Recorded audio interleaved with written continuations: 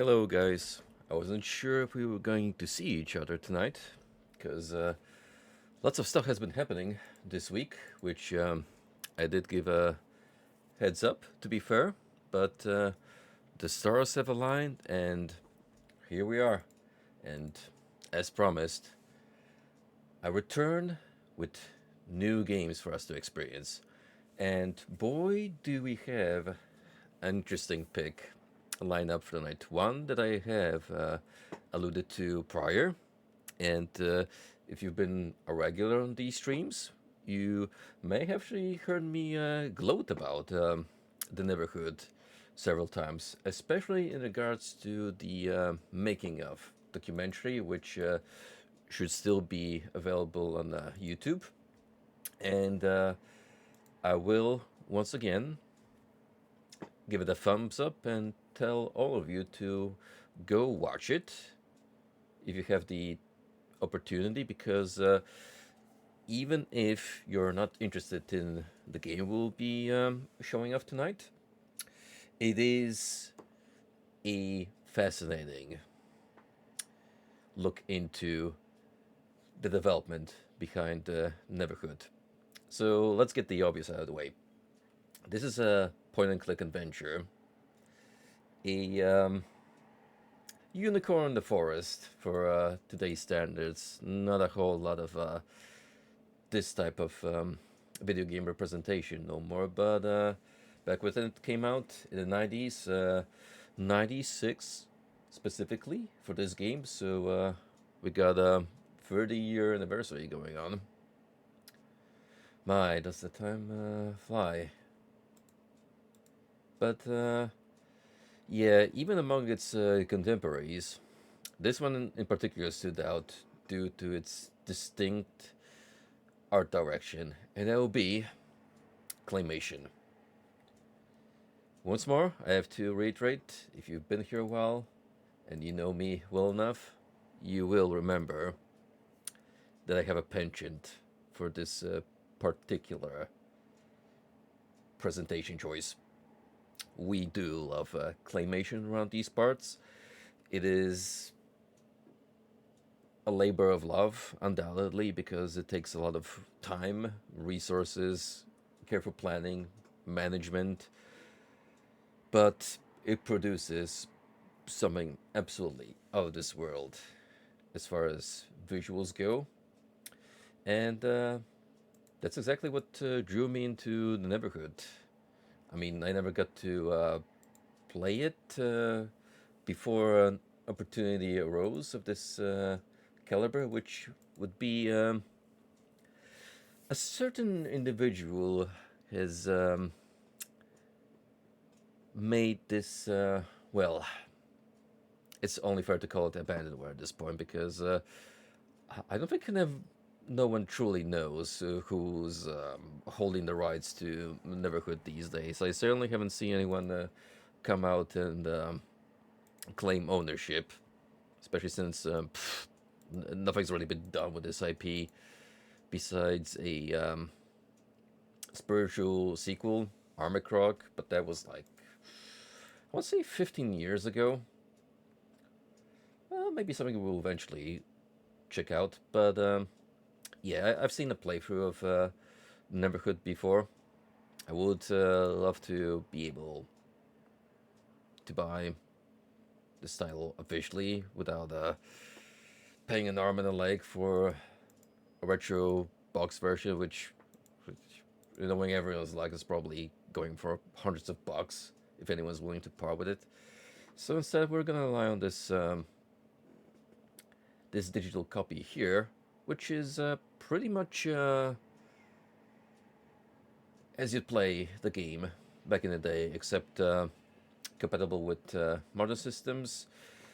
640 by 480 resolution, so it is going to be a little squish, fair warning. But from what I've tested so far, seems functional.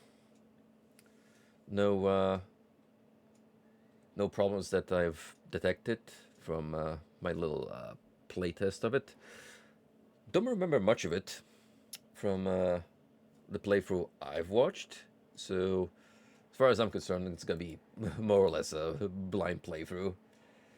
And yeah, I mean it's been a while since I've actually played a proper point and click, especially on a stream. What was the last one we checked out? Harvester, I want to say. Yeah, probably, given the passage of time. So this is certainly gonna add a little bit of variety to what we usually experience around these parts, and I hope all of you will be excited as me on this journey that we're about to embark on. So, without further ado, I'm gonna prep this up, and let's get to it.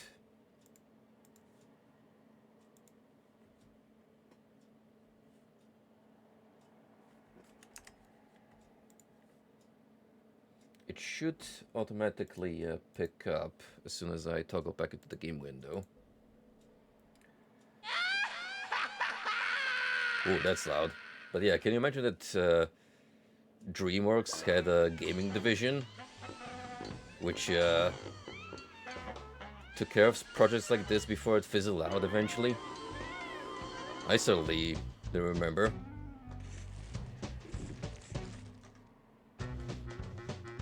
It's gonna be very pixelated on my end, given that I'm playing on full screen. But as far as the OBS window goes, and on Twitch, it should look serviceable. Much more so than what I'm seeing.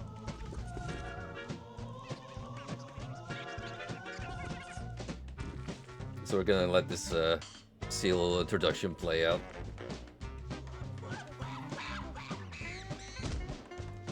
Who knows how many years exactly Neverhood Inc. had to spend working on this style, so let's let them indulge a little bit. So we're thrown already into the deep end, unprompted, and this is our intrepid protagonist, Clayman as he's known. In the in-game universe, not much can we deduce so far, besides the fact that he has a magnificent strut, he's made out of clay, and he has a certain goofy demeanor about him. I mean, that's dance alone should tell you all you need to know.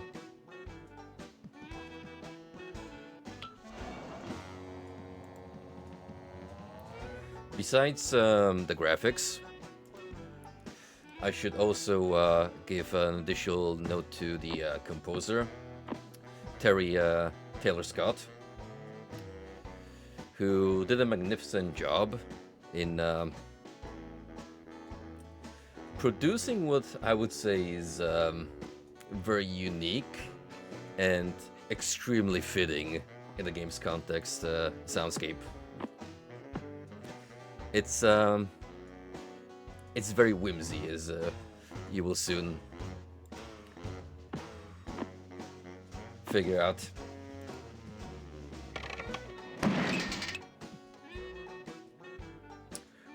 Well, I'm sure glad I'm nowhere near close to that.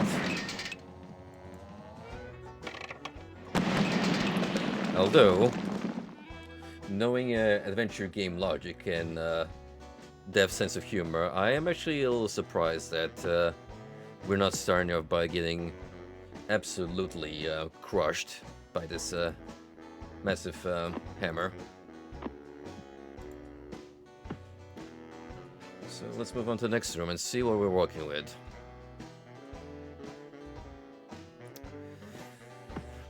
We get ourselves a Half-Life-esque barnacle down there. And a couple of rings which may or not open this door. I have very limited trust in this button. But let's see if we can actually swing onto any of these. Nope. Clayman figured that it would be best to just jump into the Venus flytrap instead. Good going. So, how about that alluring red button, huh? Okay.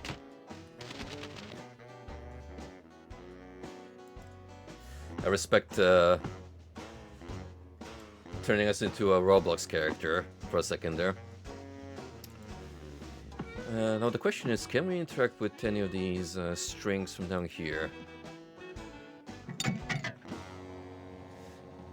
We can. That one does nothing, so let's go in order.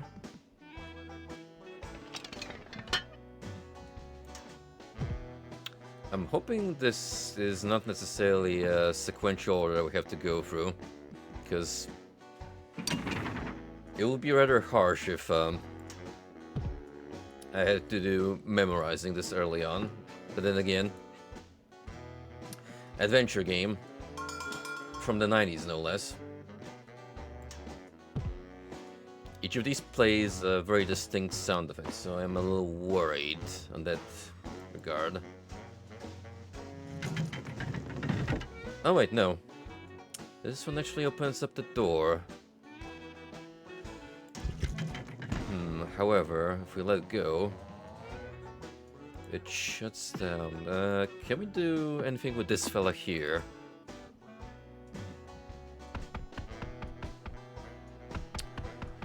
We can move him around. Oh, bots? This early on? Get out of here.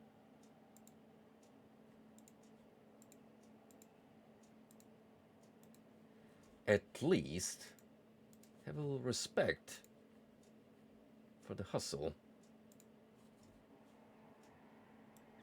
Anyway, if anything, that reaffirmed that I am indeed live, and at least the adbots are noticing this broadcast thus far.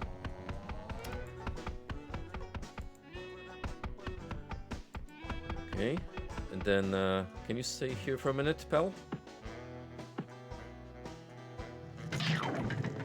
Hey, there we go. That was pretty easy. So we could go outside. Or, does this go down?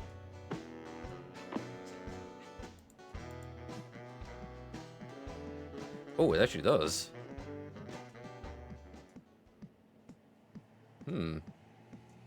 Interesting. Well, we appear to be out in the void. There is a save system, as you can see, and we do in fact have one here that I made as a test one, just to make sure that indeed we can capture progress and return at our convenience. Oh, speaking of. Oh, okay. Is this the documentary I referred to earlier? If so, we might save that for the finale, whenever that occurs. But if it's included in the video game itself, then I might not even have to refer you guys to any HD YouTube uploads. We could watch that in the original bitrate as intended. Absolutely squashed. My Pie Clayman. Have you seen my cool music box? Be careful when you play. Sincerely, Willie. Who's Willie? We already have lore here we need to uncover. Also, before penis music, these were the jams your parents would dance to on a Friday night at a house party.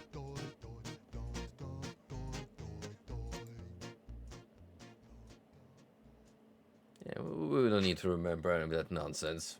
Well, this airhead here doesn't need to, but myself, I should take note of. Oh, actually, I should have probably checked if there's anything else in the mailbox. No speed up feature, so you will get to see this awesome ladder climbing animation once more. Sorry, I should have thought about this earlier.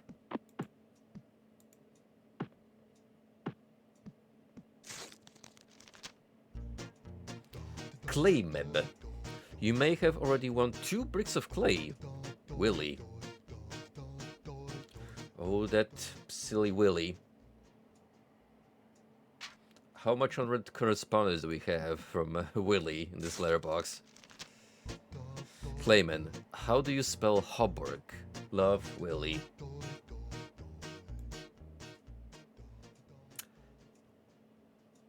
Ah, Willy. Whatever will we do with you? Clee! Send this letter to 3 friends or you will fall ill. Willy Dewin. Ooh. Extra bit of information. We have a full name now that we can totally dox.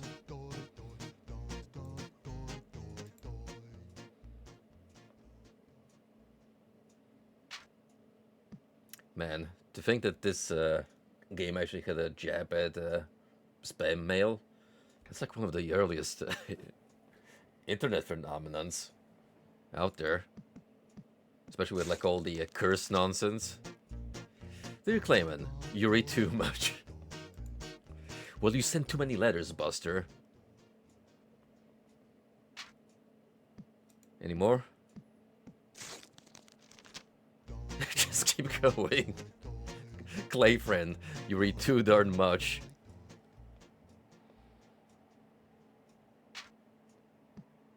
If this had a proper Steam port, you know there would be an achievement associated with me just going through all of these. Dear Clay, at first this was fun, but now you're being a baby.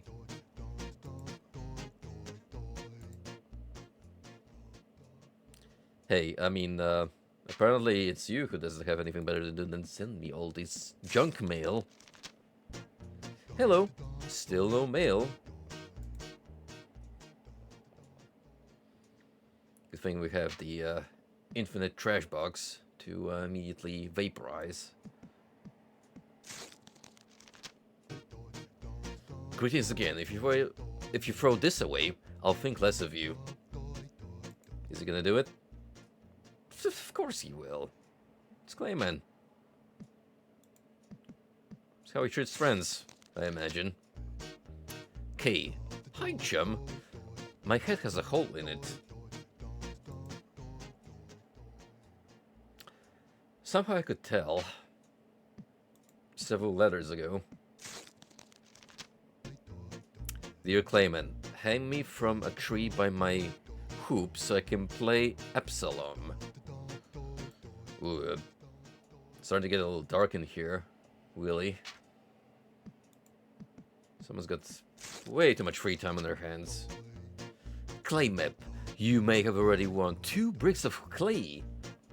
Holy smokes. 2 bricks of clay. It's gonna be worth a fortune in this universe. Clayman. How do you spell Hobart? Oh, we're looping now. So I'm guessing it's gonna be only repeats now? Yep. Still, that was like, what, 10 different interactions? You get the idea. Most importantly, we do in fact know that there is at least one more quote-unquote intelligent being in this universe, and his name is Willy.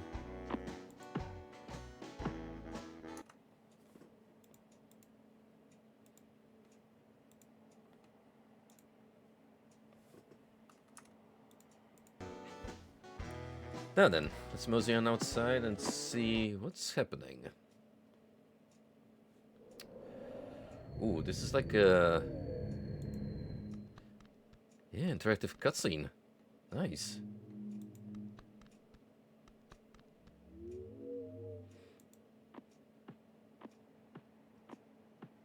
Oh, memories of playing Myst. Not that long ago. I know. You're all anticipating with bated breath for Riven. It will happen eventually.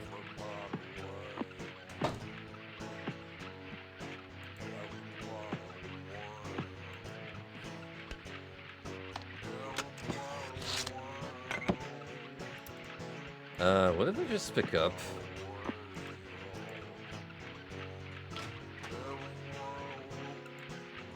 Do we even have an inventory system here? I'm not sure. Let me try pressing some keys around.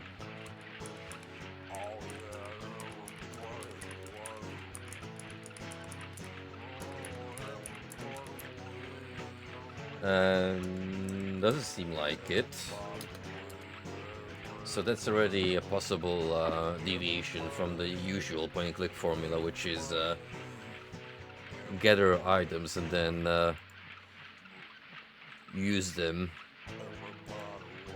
either in combinations or just whenever the situation requires. However, potential puzzle. So, how are we liking this drunk guitarist spouting nonsense? Oh well, I'll have to solve a block shifting puzzle.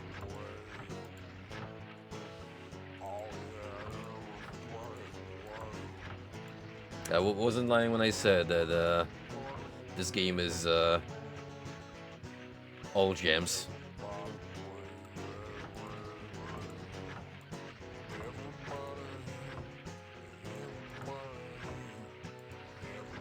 I imagine this one has to be here.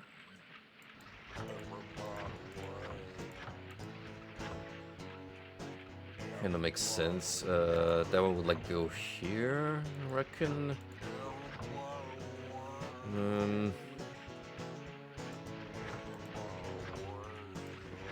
Not too sure actually, because I don't know if I have to be looking at the patterns and the brick colors at the same time. Probably. How long do you think I can last without going insane from this smash hit worming its way into my ears?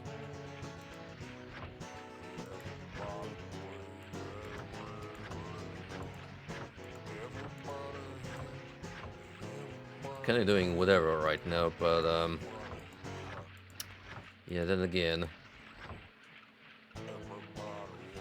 not sure. Not sure what's the end goal here. We do have a blank rock. I mean, this one is kind of the biggest mystery to me so far. Because I want to see that this one goes like either here or here. So like we would have that one here and would connect to this part, possibly. So we gotta figure out how to move these blocks the way we need them to be.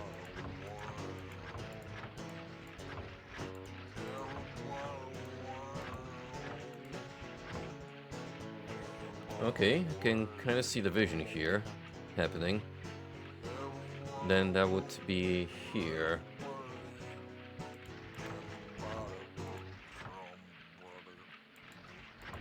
So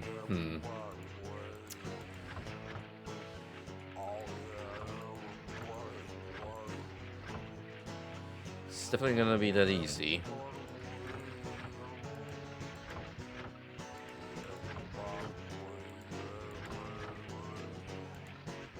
As you can imagine, it's very easy to get locked while working on a particular combination. I mean, already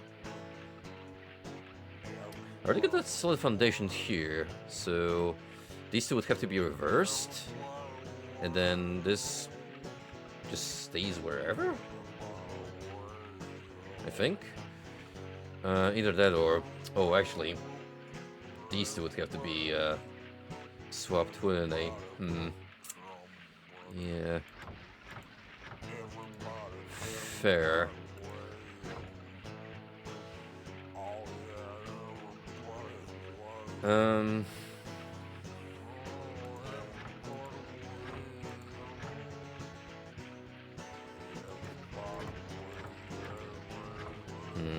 How do we get you here down there easily?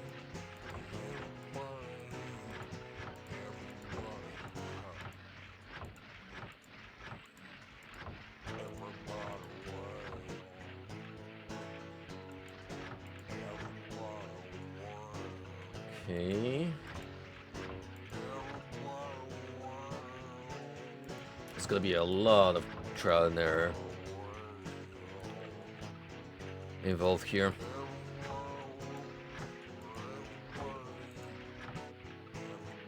It's kinda working out, but then again, you're absolutely nowhere where I want you to be currently.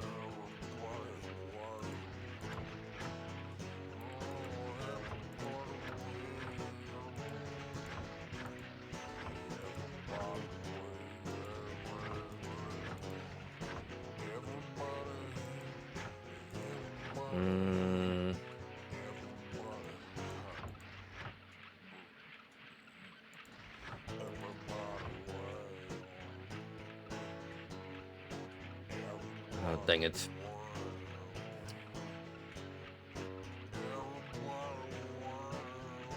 I can't move these conveniently enough in the current setup.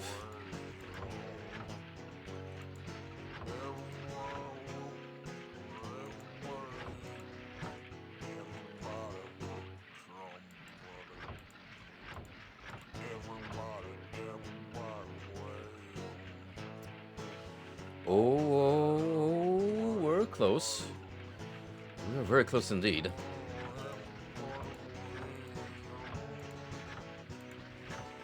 Just need to get these two moved around, and then should be jackpot.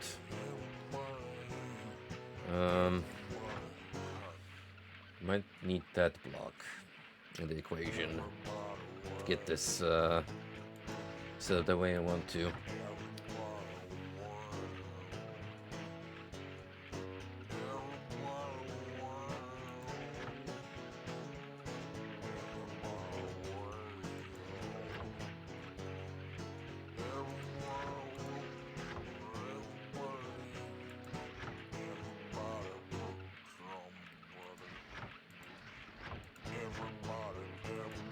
Hope I haven't screwed myself.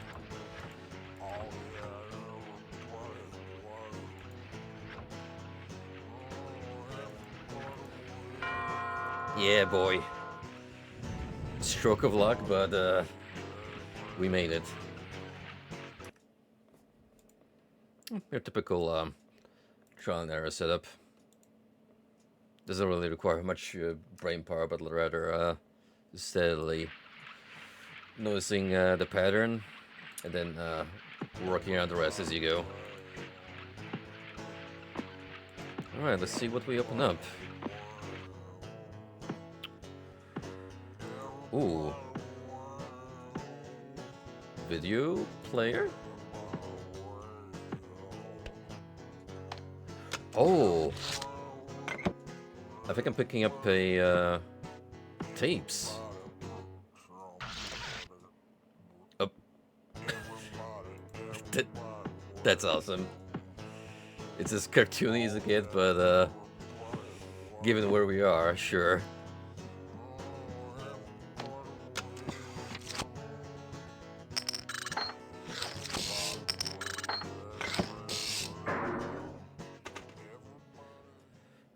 Okay, neat. So, we can play what we have. Hello. Me Willie. Hey, Me Willie Trombone. it's our friend. These discs tell a story. Story about good. Story about bad. These discs are all that are left of the true story. True story of the closing of the third age. Willie know that once you know this truth, then you know what to do. Listen, I tell you. But unfortunately, we have way more many discs to retrieve. It could be 1, 2, 3, 4, 5, 6, 7, 8, 9, 10, 11, 12, 13, 40, 15, 16, 17, 80. So there's 20 total. Okay, fair enough. We're a long way to go. But hey, that was like the most direct storytelling approach we had shown to us thus far.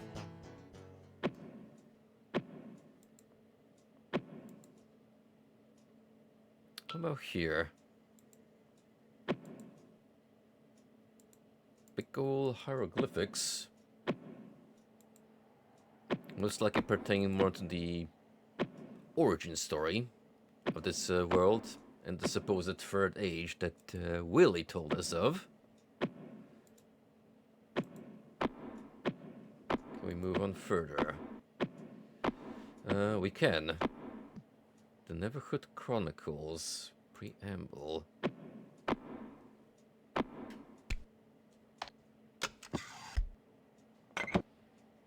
What we just picked up looked like an ambule. Ooh. Okay, how long does this go? Oh, goodness gracious. That has a lot of text. Man, who would have thought that I'd walk into the archives this early on? Can you actually, like, read through all of this? That'd be pretty insane. I do remember from the playthrough I watched, but...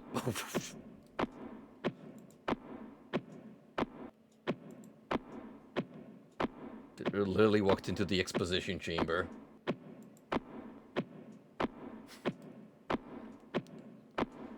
Just doing the too long didn't read thread right now. If this is actual lore you can interact with, imagine how long this could potentially take us if I were to read through all of this text. Anyway, here's a king-like figure. Can't really click on the guy. It's still going. It's still going.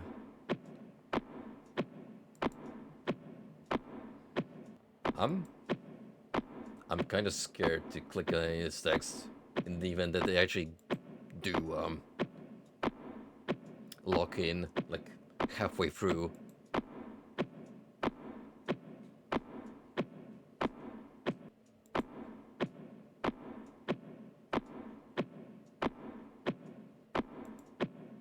Okay.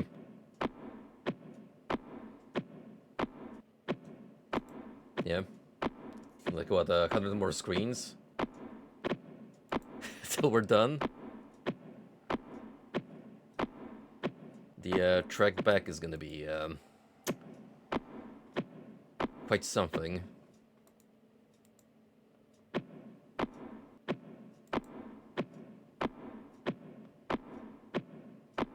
You know, I could have probably just jotted this down in a book.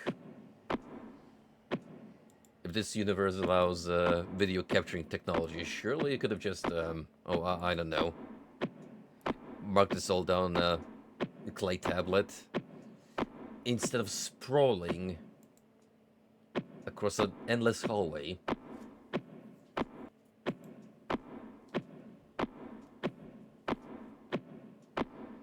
I was beginning to wonder for a minute whether we're looping or not, but no.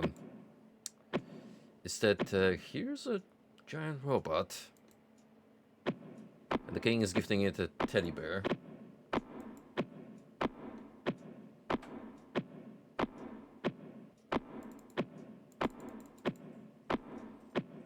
It's not letting you, like, double click to pass through a screen. No, you gotta do this the old fashioned way. Walk through every single shift.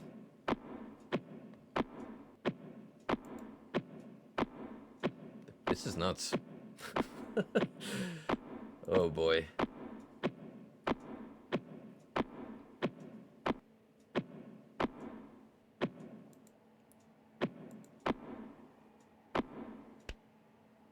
But hey, we got another videotape out of it. What's happening out there?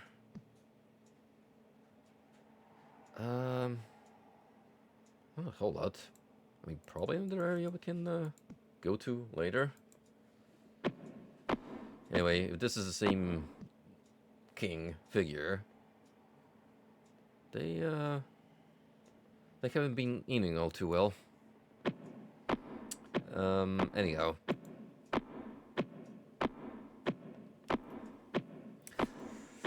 That was a lovely stroll. Now, for the return trip, and possibly 2 more rounds, depending on whether you can click the text or not.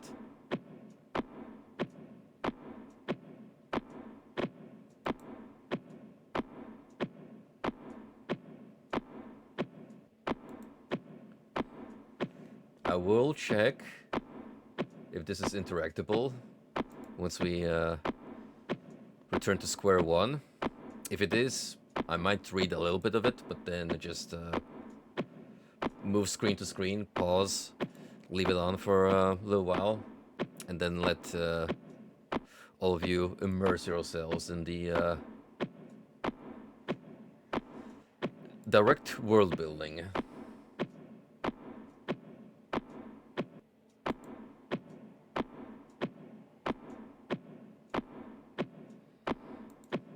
Considering how we started off, I generally thought that it was gonna be more vague. But no, possibly we have the whole picture right here in front of us. Unless this is more of a show and not tell kind of situation, where I still have to rely on the video logs instead.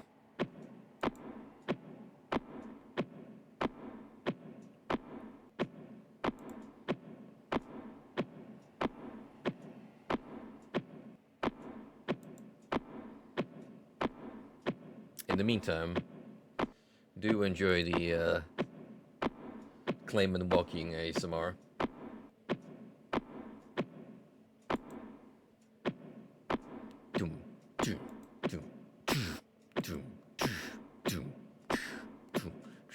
This would be a sick beat if you drop some bass over it.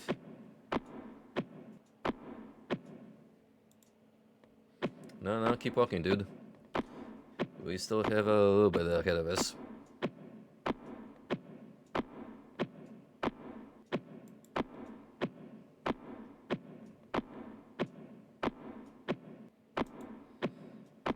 Now, more importantly, what is our silly little gooses here role in all this? Could he be an innocent bystander, or perhaps a much more important figure than what we would derive from his appearance alone?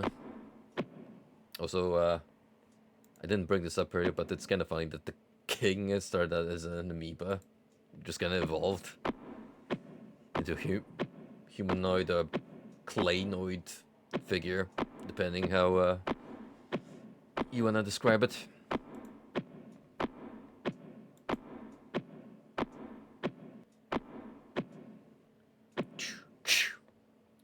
Yo, what's up, Frosty Man? Welcome to the Neverhood, the hallway walking simulator. Because, by goodness gracious, this library goes on forever.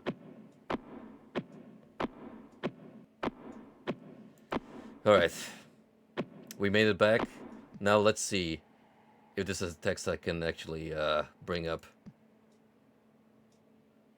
This wall automatically records the activity in this world and in any other world containing one of the other walls. Oh my goodness gracious. I actually think you can click on each of these individual text lines. So I am a quarter, read my words, and be my friend. Father commands me to record the truth of history so that readers will learn from those who went before. Therefore, I give each of my 7 sons one of these self-engraving history recording clay walls. Now, think about the several dozen screens that I walked through over the course of picking up that one audio log. Holy shit, we're gonna be here for like an hour at least. But you know what? I'm down. Surprise me, Neverhood Inc. with the narrative. This wall automatically records the activity in this world and in any other world containing one of the other walls. Behold, anyone who tampers with the records on these walls will be considered the enemy of Father. I will not like you much either. This wall is given by Father. It will teach you... by the way, Frosty, my condolences. I too wept at the new vampire game announcement trailer. That IP... it's not doing good, man. Just put a bullet through its head already. Yep. They're going the Disco Elysium route with the latest one, and oh man, I actually saw the isometric third point view and was like, Redemption? Possibly? A throwback, if anything, but no. It's gonna be more pretentious, holier than thou slop. Exactly. The worst thing imaginable about this one is going to try and put up a facade of a deep game with much storytelling and possible branching directions, but it's not gonna mean much. As if Bloodlines 2 was already bad enough, but they're stripping RPG elements and making, I don't know, a vampire walking sim in the first place. This wall was given by Father. It will teach you to acquire wisdom, integrity, and skills for solving problems. In each of our lives, we must make decisions. When these times come, be ready to make the right choices. Continue what you know is true, though truth is often hard to see. These walls may hold the only truths you will know. Oh, you can actually just scroll for these. That's handy. Quater? Okay, so I don't have to click in and out every single time. Anyway, this is cool visual here. If you ever read Terry Pratchett's Discworld, it kind of hits those vibes of wacky depiction of the universe. In the Pratchett's case, it's flat Earth on a on 4 turtles riding a giant. No, it's a flat Earth on 4 elephants on a giant turtle cruising through space, And in that setting, the apocalypse is meant to happen when the turtle finds another partner, because then they're gonna make love to each other, and that's gonna spell the end of the world. Father is a kind being whom no one has ever seen. Father is beyond their comprehension. All folks know is that he was here before there ever was a here. He is happy, enjoys existing. He is said to be great and powerful, and as far as anyone knows, there was no one before him. He is from the other side. No one has ever been to the other side, but it's supposed to be a great place where there is peace without death.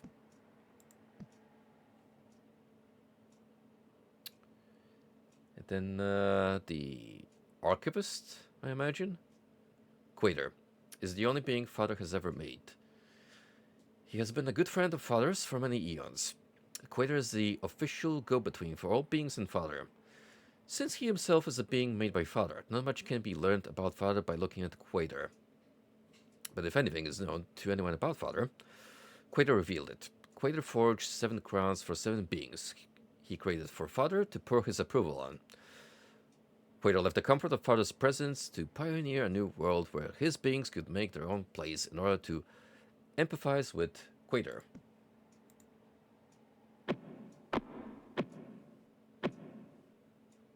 This is just a taste of what we're about to absorb. Ogdilla. Quater made Ogdilla as a kind of test subject. He gave Ogdilla a crown, although he did not have a head to set the crown on. Ogdilla is a mass of blue gas that is barely self-aware. It is said that Ogdilla is the spirit of adventure. Since the day he was made, he left Quater's homeland traveling in a straight line without stopping. He has picked up many particles from space, which have made a happy home for themselves on Ogdilla's back. Ogdilla is now 1,000,000 times the size he was when Quater made him, and his inhabitants include the specks of rhylonate. The specks of rhylonate were in constant conflict with the specks of rod. The specks of rod cultivated food on Ogdilla's back using their own spit. The specks of rhylonate had no spit, but occupied most of the surface of Ogdilla. The specks of rhylonate were disgusted by all the spitting that the specks of rod did, and they did not like stepping in it either. The strife between the specks of rhylonate and the specks of rod carried on for centuries.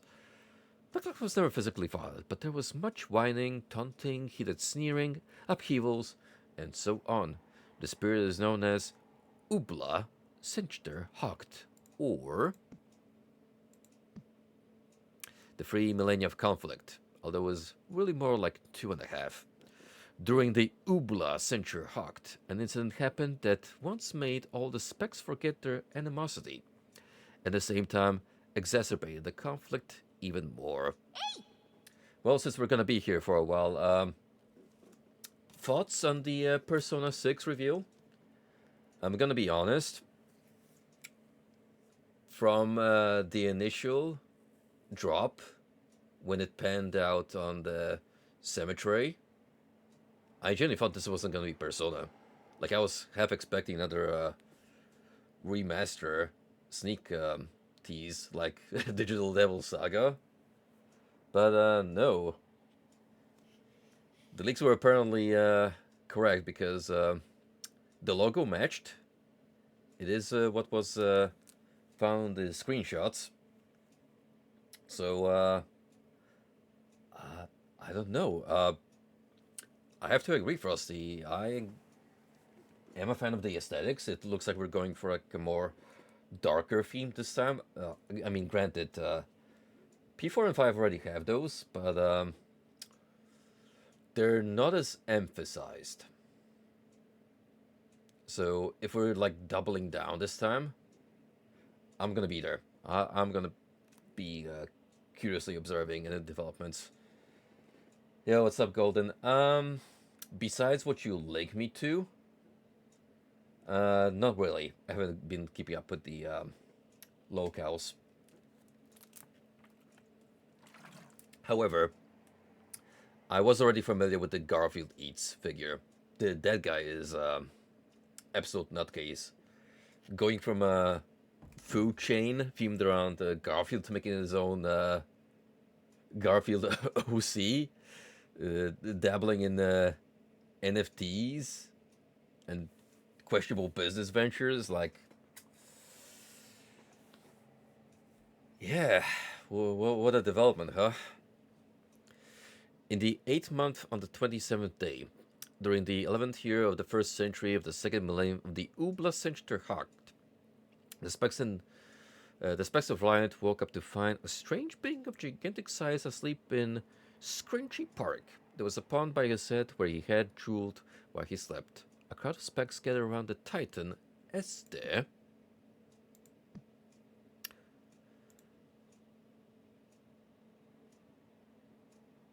Hold up, we gotta scroll.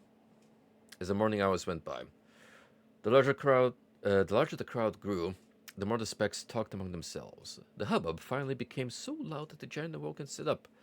The giant showed his great teeth and growled at them from deep within his huge body. The specks fed him for fear of being eaten alive.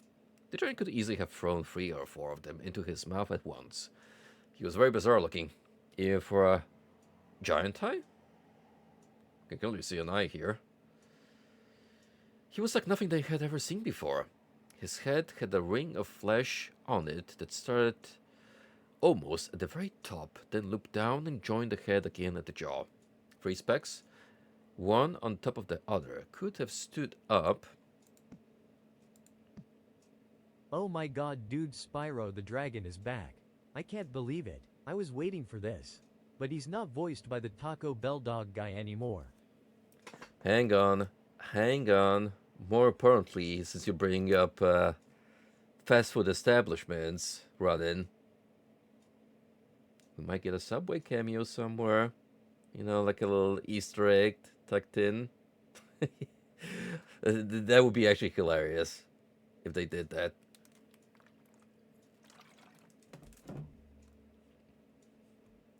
Inside the ring, he had huge lips which he had covered his enormous teeth. I am 30 or 40 years old and I do not need this. Old enough to be playing this game, by the way. Because it is 30 years old by now. While the specks had no lips at all. Above the lips, almost to the top of the face, were 2 ball-shaped things that had 1 dot within each of them. The giant seemed to use them to observe things. Since the dot moved and pointed at whoever was speaking to him, his torso was short for his size, while his legs were extremely long. Out of his chest stuck 3 spiked horns. For days upon end, the specks tried to speak to the giant to find out if he was friend or foe. To no avail. This form of speech sounded too low down, deep,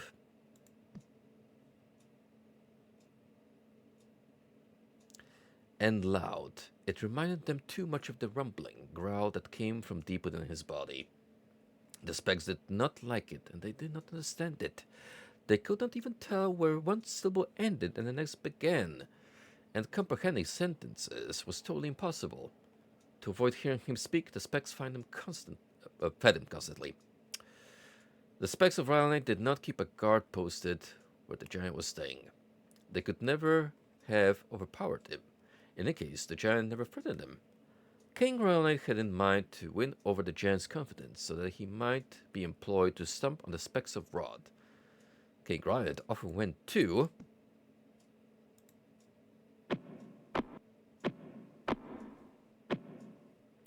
like I said, we're going to be here for a while. There is a lot of text to communicate with the giant. Once he saw that the giant would not harm the circus performers as they climbed and swung upon his body. Day after day, the king came out to where the giant was to try again to communicate his desire for the giant to walk over and stomp on the specks of Rod. The giant smiled a lot at the king. He nodded his head when the king nodded his head. He shook his head when the king shook his head. When King Rylane slapped his own forehead, the giant slapped his own forehead. When the king mimed walking and pointed in the direction of the kingdom of Rod, the giant stood up and did a dance. King Rylane was furious. While the giant was still dancing, the king ordered all the specks of Rylane to throw things at him. Since they were feeding the giant all the time, the only stuff they had at hand was food, so they threw that at him. The giant tried to eat as much of the food from him as possible, but he could not keep up with the furious pace with which the specks were throwing it at him. This feels like a Smiling Friends episode right now, with what the Scrimlows are doing here. He turned and walked away from them and headed in the direction of the Kingdom of Rod. Since the specks of Ryanite had thrown so much food at the giant, no matter where he turned, he stepped into it. With each step, more and more food gunked up on the bottom of his feet. The specks of Riley cheered and clapped and jumped up and down when the giant continued in the direction of Rod. The giant turned back to look at the specks, so they stopped their cheering and got ready to throw more food. But the giant did not come back. He continued the way he was headed, toward the Kingdom of Rod.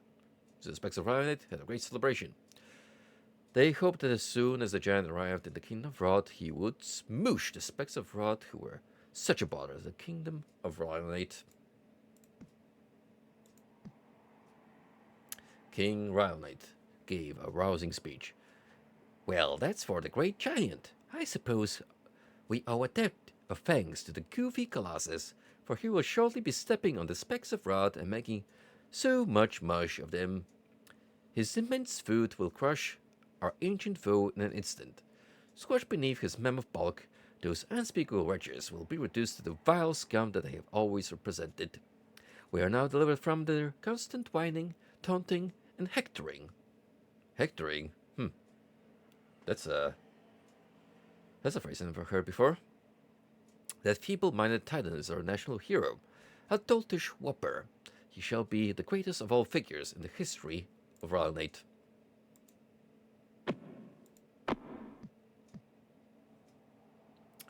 In order to not get lost, I'm just gonna step under every new wall of text. There is none equal to his blockheaded enormity on all of Octilla, but he did finally come through for us. It's Saturday night and I'm alone at my house. So I lock all my doors and I take out my laptop. And I open my email in case someone comes in. But then I open another tab. And on that fucking tab is... Oh no, what could be on the tab? Don't leave us hanging here, brother. Tell me. But he did kindly come through for... Oh, there we go. Pornography, sexy little shrimp. Swimming around, taking off their Why shells. did we get an A Wait, prompt? the shells are a part of them. They keep on their shells. But they're still pretty naughty and they're swimming around. Pornography, dirty little shellfish. Feeding on bottoms if you know what I mean. Yeah, the shells are a part of them. They keep on their shells. But they're still pretty naughty and they are swimming around. Well, if anything, this does give me an opportunity to catch my breath. Well, we have two separate narratives going on here.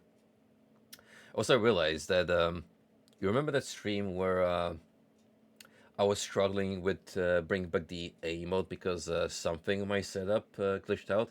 I may have accidentally turned the text-to-speech visual to be cheetah.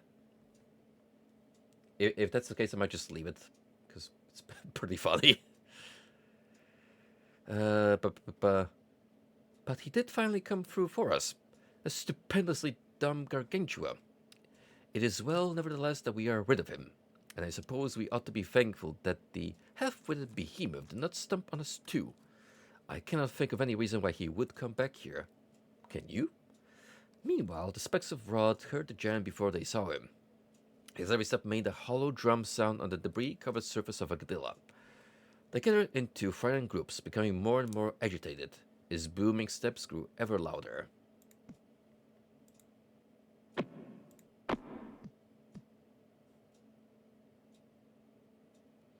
Maybe if I click on the top, it will start from here. I'll try that next time. Finally, they saw him. They saw his big ring head, his big lips, and the spikes sticking out of his chest. But what most impressed them were his feet. Actually, what most impressed them was what they stuck to the bottom of his feet.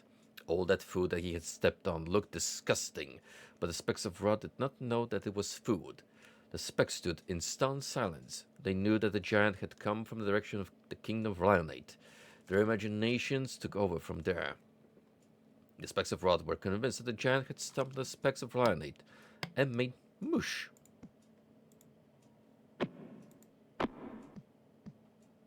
of them. As the giant got closer and closer, word went through the crowd that the giant had finished off the specks of Rylate. It was now coming to their kingdom to stomp on them. Some of the specks ran away screaming, but most stood still, knowing they could not outrun the fearsome giant's feet. Then, one speck of Ross started clapping. At first, the specks next to him thought he was crazy, but then they started clapping too. Soon a small group was clapping. Then most of the crowd was clapping and cheering and jumping up and down as the giant approached. They had figured that if the giant thought they were glad that the specks of lion had been stumped to pudding. You know, since this is running at a lower resolution and we have those two black sidebars, we could have a little fun with those. Like, let's see what we got here. Yeah, sure.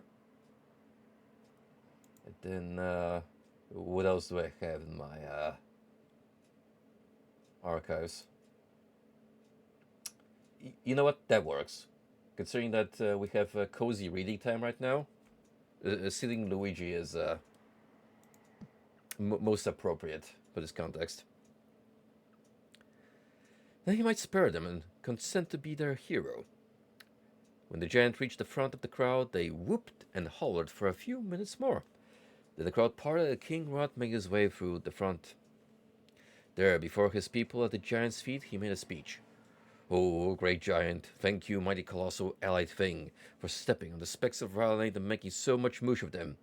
Your immense foot has crushed our ancient foe in an instant. Squashed beneath your mammoth bulk, these despicable idiots, hideous idiots, have been reduced to the evil scum that they have always represented. We are now delivered forever from the constant whining, taunting, and bantering. You, magnificent Titan, are our national hero. O necromaniacal whopper, you shall be the greatest of all figures in the history of Rod. There is none equal to your fabulous enormity on all of Ogdilla. You, tremendous Gargantua, shall be second only to myself, unless, of course, you would rather be number one. By the way, we thank you, phenomenal behemoth, so very much for not stomping on us too. I can only offer our humble kingdom to you, amazing monstrosity, as compensation for the wonderful deed you have accomplished today. It is so before I went live today, we tuned into the Xbox showcase, where, well, easily Persona 6 was the highlight. But also we got an extended showing of Gears of War, which I know Frosty here is excited to see more of. It was your time, my dude. And then, against my better judgment, we decided to peep the PC gaming show. An hour of nothing before the surprise FIFA Remastered reveal. Courtesy of Night Dive. Given the company's track record, I am cautiously optimistic. Not a kingdom worthy of your monumental grandiosity. Of course, you won't like it much. You will probably not like anything we offer you, since it's all tiny compared to your gigantine size. But of course, anything you have is yours, but I don't know what you would do with it. I say, do you understand me? The giant smiled at the specks of Rod, who smiled back until he spoke to them. To the specks, his voice sounded slow and deep and slurred. They looked at each other and shrugged their shoulders. The specks of Rod decided to go back to what they were each doing before the giant arrived. As they left, I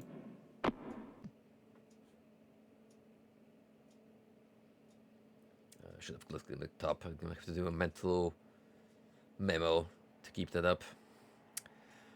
They kept looking over their shoulders to make sure the giant was not lifting one of his big feet to step on them. He did not move from where he stood and maintained his smile until they were out of sight. The next day, the giant was right where the specks of Rod had left him. Only he was sitting. So the specks went about their daily chores, and occasionally they would look over their shoulders at the giant just to make sure he not stood up.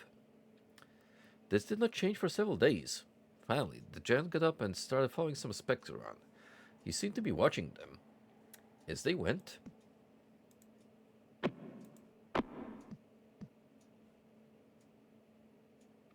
now how does this all track to the current events of the game? We might never figure out. Maybe eventually we'll build up after several more of these exposition screens. Who knows? About their everyday tasks. He still smiled as he watched them, but not as much. Day after day, month after month, season after season, he watched them tending their fields from planting to harvest. At harvest time, many specks noticed how much thinner the giant looked and how little he smiled as compared to when he had first arrived in the Kingdom of Rod. As they talked about it, they realized no one had seen him eat while he had been there. Some of the specks got together and brought food to the giant. When he saw that they had brought some food to him, the giant looked horrified. He got up and ran off, far away. From the Kingdom of Rod and Ralanate. There is no official record of when the giant was seen last or who saw him, but a few specks from both kingdoms insist that they saw the giant ascending into the heavens early one morning a few years after he ran away from the Kingdom of Rod. About the time the giant ran off, spies from the Kingdom of Ralanate came to the Kingdom of Rod and saw that the specks of Rod were not obliterated. They noticed that their enemies were not even bruised a little. This report went back to King Ralanate, who was shocked and upset that, once again, the specks of Rod had followed his own speck kingdom. He ordered a delegation to go to the Kingdom of Rod and meet with a delegation of the specks of Rod. When the delegation of Ralanate arrived at Rod, there was much shock and agitation. "You are supposed to be squashed," said the representative of Ralanate. "Well, you are supposed to be squished," said the representative of Rod. Tensions rose and accusations flew.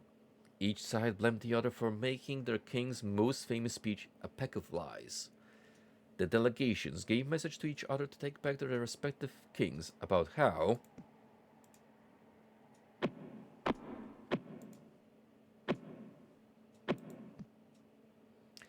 there could never be peace between the two kingdoms. As they left the meeting, they all fumbled their noses at each other. The Ubla Senchterhakt was back in full swing. King Ralanate grew tired of the thousands of years of bickering between his specks and King Garah's specks. In a desperate move to bring about a day of peace, he asked for a secret meeting with King Rod at the center of Agdilla. In the 34th month on the second day, during the 89th year of the 5th century of the 3rd millennium of the Ubla Senchterhakt, very important, this is going to be an exam, write it down, the kings met.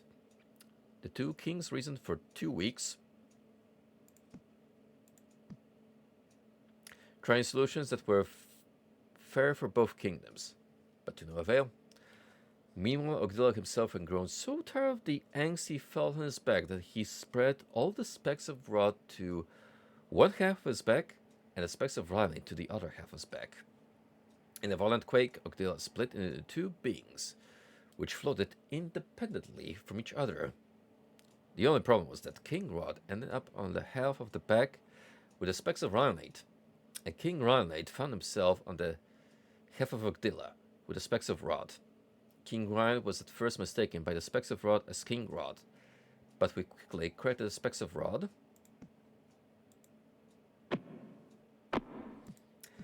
Honestly, I think I can only keep up for wherever this part of the story ends. In that case, we're probably gonna leave this room because, oh boy, I'm gonna destroy my vocal cords otherwise. Announcing that he was King Ralanate, the specks of Rod immediately cut him into tiny pieces and fed him to their young. King Rod, however, told the specks of Ralanate that he was indeed their king, and since few specks of Ralanate had ever seen their own king, they believed him. Eventually, King Rod had the specks of Ralanate build him a large castle which housed his children, who were half speck of Rod and half-spec of Rhinelite. King Rod, posing as King Rhinelite, lived to see his specs harmoniously blend where it was previously thought impossible. The specs of Rhinelite did not cultivate food on Ogdilla's back using their own spit, like the specks of Rod. Instead, they rubbed their heads on the fine, hairy grass-like particles that had attached themselves to cover Rhinelite portion of Ogdilla's back. The rubbing caused static charges to build and build until small arcs of lightning flashed off the specks' heads. Ogdilla's blue gas in the immediate area of the arcs of lightning reacted by turning into bite-sized cubes of lime-flavored finger snacks. This was the sole source of food for the specks of Rhinelite. Every 247 days, this was 1 year for the specks of Rhinelite, chosen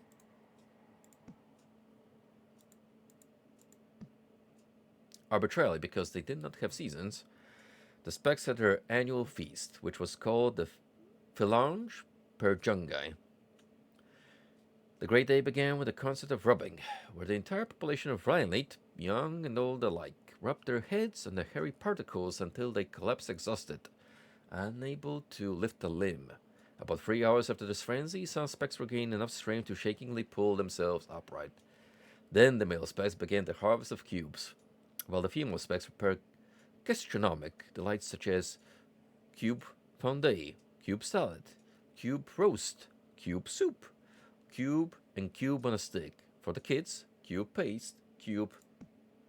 Very apt considering cube is now so closely associated with the latest God of War. We got our wholesome Chungus cube companion to fill in the quirky quota.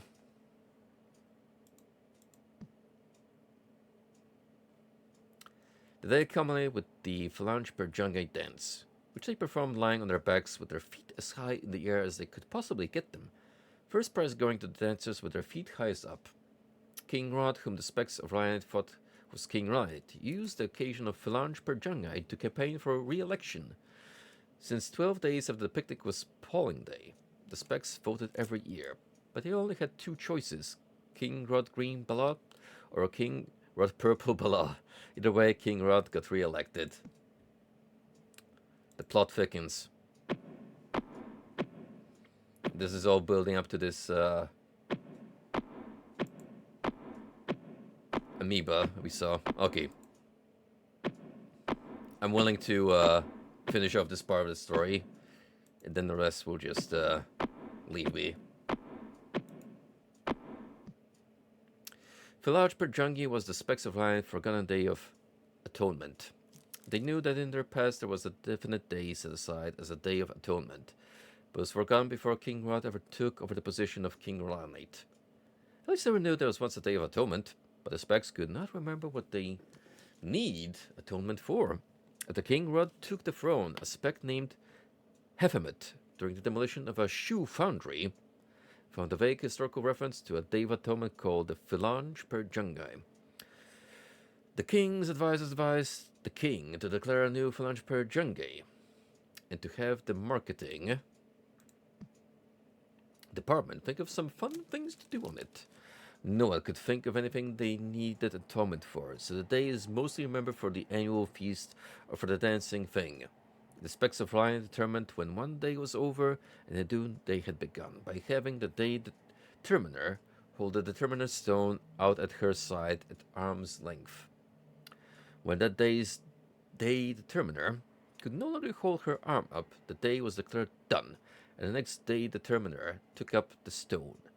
Being day determiner was a prestigious honor, but no she-spec was allowed to do it more than once a year. Rhinelite specs married in 3 years, 2 grooms and a bride, or 2 brides and a groom. In their case, the spouse with the 2 counterspouses had to alternate every day, being spouse to one and then the next day to the other. Man, this sounds like a very progressive society. You already had the whole open relationship thing going on. Each spec here, the sequence is renewed, starting with a spouse who was shorted by 1 day the previous year. The marriage ceremony of Rhinelite was short and simple. The three specs went before the king on the assigned day of their marriage appointment. Each stated their vows, which consisted only of a promise to abide by the custom of spouse alternating, and a promise to never get ugly. The vows were repeated in this way. The king said to each spec, in turn, "Do you, blank, promise to never get ugly?" To which each responded in turn, "I do." In the case of one groom and two brides, for example, the king said to the groom spec, "Repeat after me. I, blank, take you, black, to be one of my wedded wives, and you, blank, to be the other of my wedded wives." Annulment usually stemmed from one of the two brides or one of the two grooms, in the case of one bride and two grooms, being slighted because she, was not the first one named in vow. The divorce usually stemmed from one spouse being cheated out of his or her fair share of marriage days on leap year. One extra day went to the spouse, who then renewed the New Year sequence. And that's just chapter 1 of this universe's history. That's already better storytelling than a lot of AAA games in current era.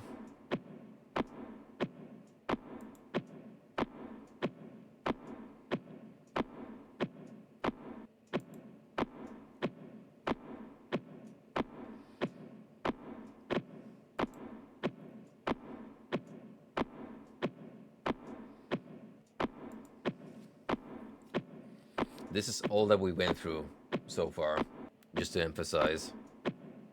And we had at least 3 or 4 times more. Okay, that seems like another passage that we can't access right now. Maybe if we get all the tapes eventually, we can make our way there. For now, we have 3.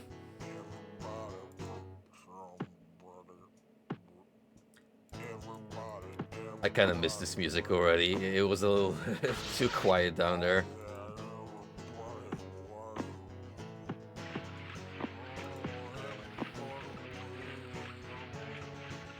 Please, no further impact. Don't do me like that. Is it really? Oh my god, it is. It is the 7th day of the 6th month. I had to make a double check, Matt. How you doing, buddy?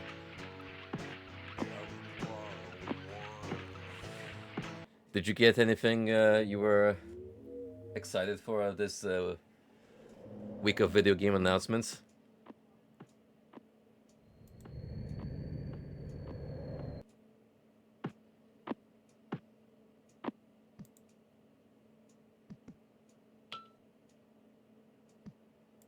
Okay, that does nothing, seemingly.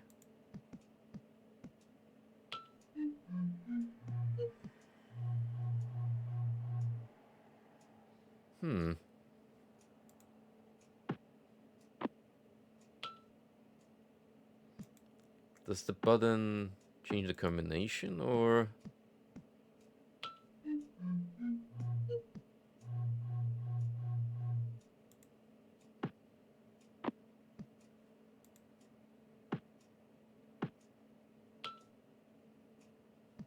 Let's give it another try. Can't really tell right off the bat.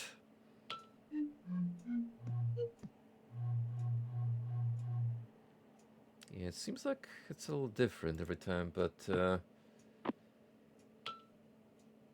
don't know if I can actually gain something from just doing this over and over. That would seem a little too simple.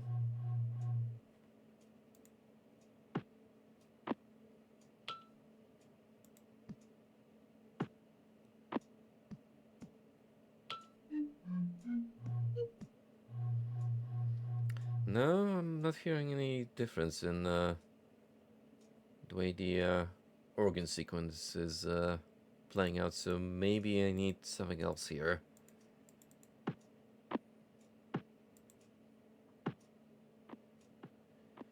so that's the let's call it the library for simplicity's sake. That I believe is where we started off. Our own house. Cave?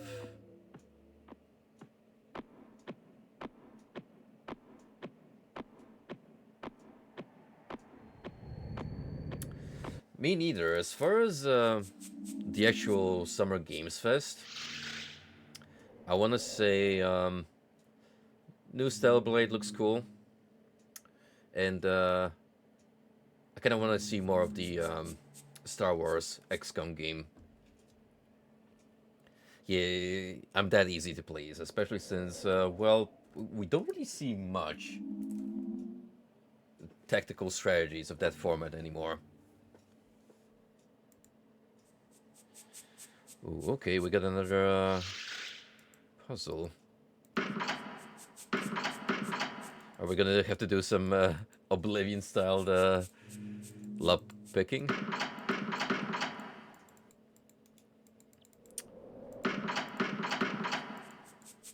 Thing is, besides clicking the buttons, can't really do a whole lot here. And even like turn these knobs.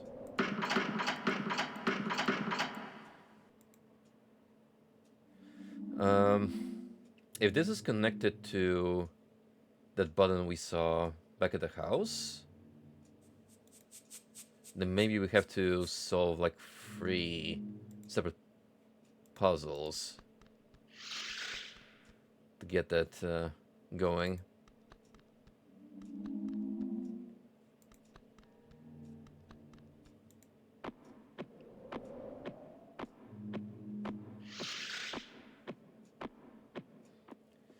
No, I don't expect Souls-like gameplay. If anything, it's going to be closer to the first one, which was more Automata-esque.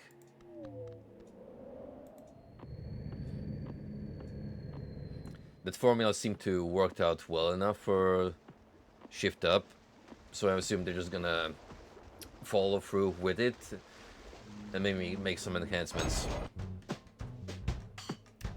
Ooh, hey, another tape.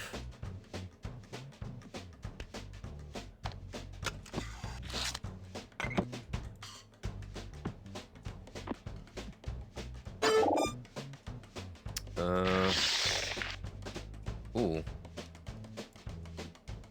Okay, that seems to change around the actual mannequin. So do we want all duds or full TNT? I would assume the latter.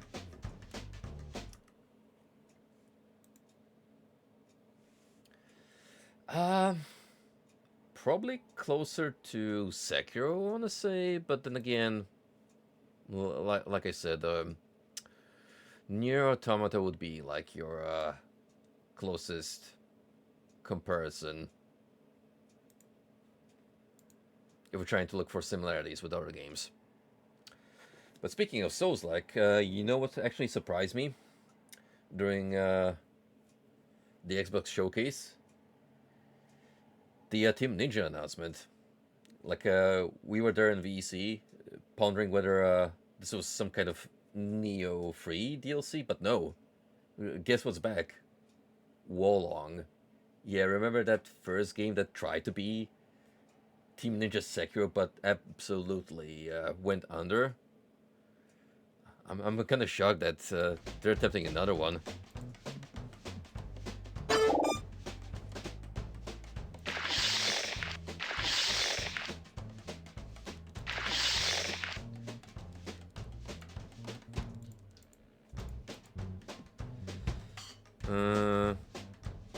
Okay, it's moving these things around the shelf.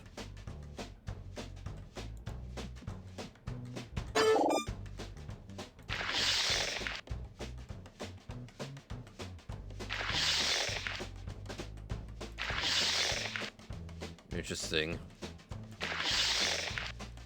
So I guess I gotta match them here, and then I'll be able to move them on the dummy.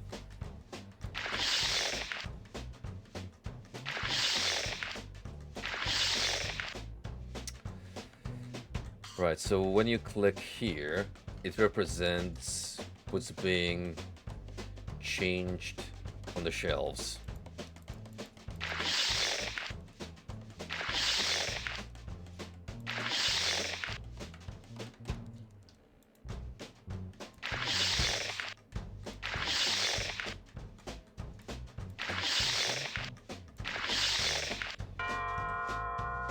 That was easy.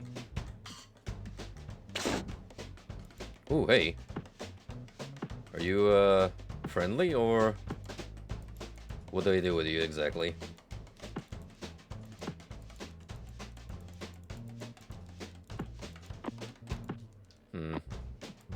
Can't interact with the dummy.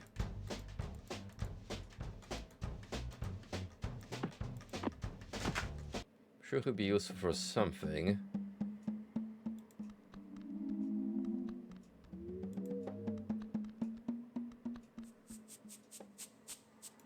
This is such a sick combination of visuals and audio. They knew exactly what kind of soundscape to compose to match the otherworldly aesthetic, and I'm all about it. That's also why Mad God is one of my top movies of all time, because it follows a very similar idea. Disturbing claymation visuals with unearthly soundtrack to match it. Not really. It's kind of a whimsical in terms of tone, point and click actually.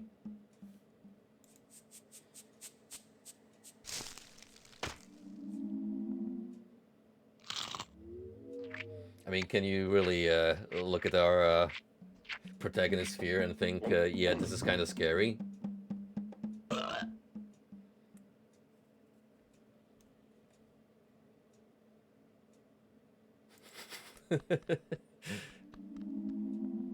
Well, I suppose to some folks, claymation can be a little disturbing. Especially if you come from, what was that movie with the very creepy use of claymation? Oh, Pee-wee's Adventure, where he stops to hitch a ride, and it turns out that the lady driving the truck is a ghost, and she does that, like, super exaggerated, cartoonish expression. Yeah, I could see how that would mess with kids.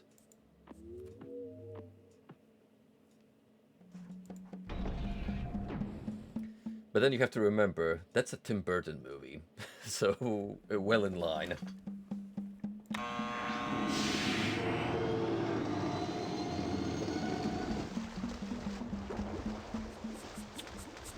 Okay. We have clay water, apparently. Or just liquid clay, depending how you look on it. I do remember a Triceratops head being by that organ sequence from earlier. So that might be our hint for future puzzles. What's going on here?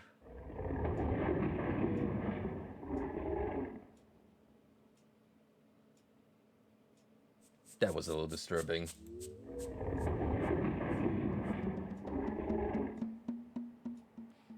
But maybe there is a little bit of horror here, you know? Like a smidge.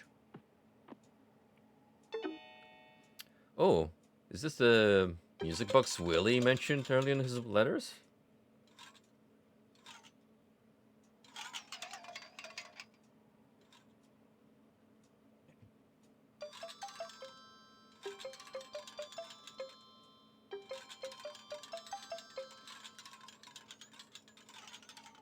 Seen better days.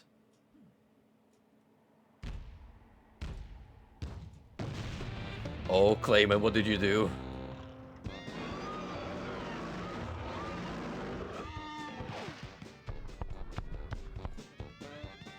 That's a Half-Life monstrosity right there.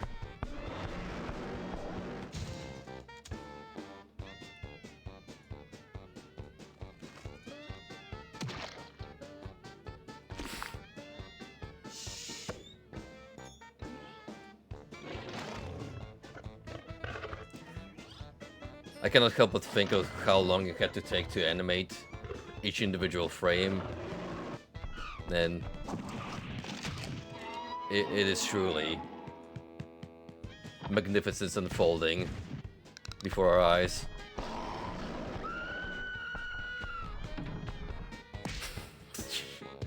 Okay, Wally Coyote.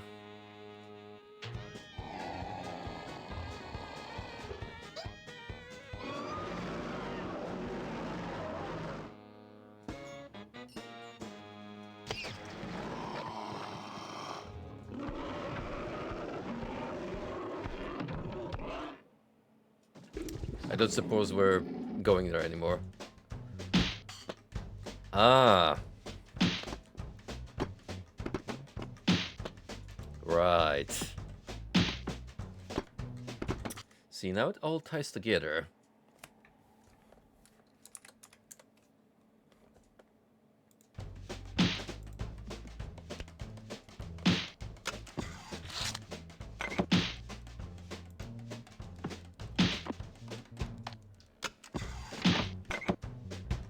Out of curiosity, can we just leave this thing? And it's gonna explode in our face? Like, am I gonna get an actual game over out of that?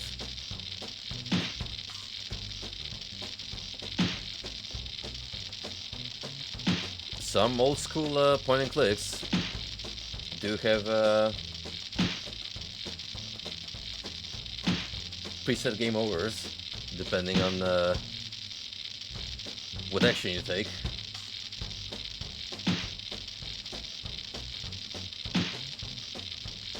Though, maybe not this one. I think if the dummy was meant to explode, it probably would have done by now.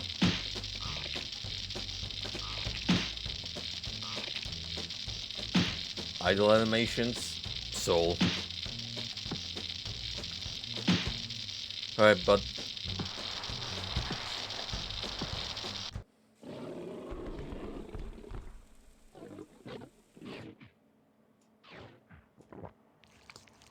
Enjoy your last meal.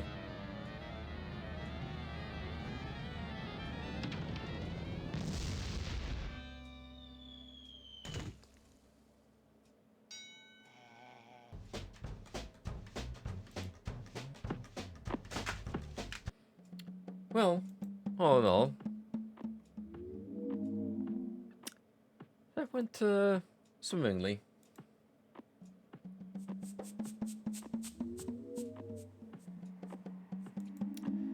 You know, I tend to complain a lot about puzzles when it comes to these type of games, because in a lot of instances, the difficulty is absolutely arbitrarily. It depends on how much logic you can actually apply to them and what is someone's like personal view of what will be like a logical sequence to cause and effect. But so far, these have been pretty intuitive. Can I not click on the thing anymore? I guess.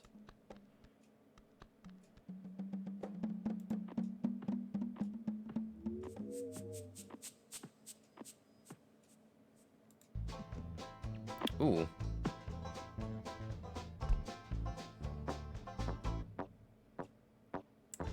Okay, I guess we can, Huh.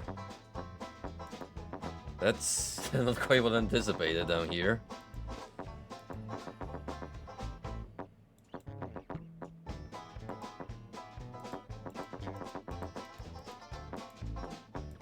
You actually have to manually pilot this thing along the spiral.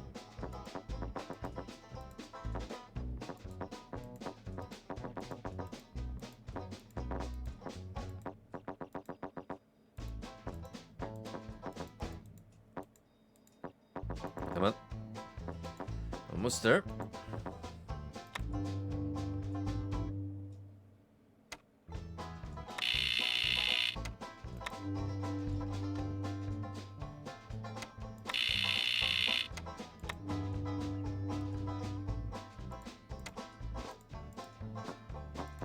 sure that it's something, probably. To what effect? We don't know yet.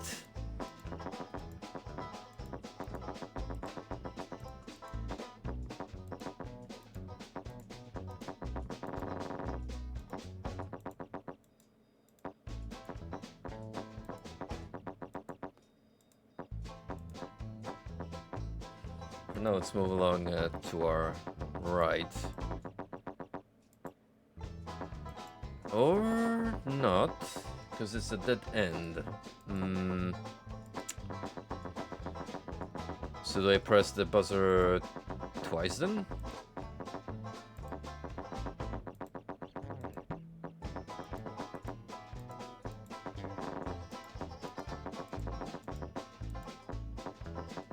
Or maybe I just have to be quick enough. Even though there doesn't seem like I have a lot of time.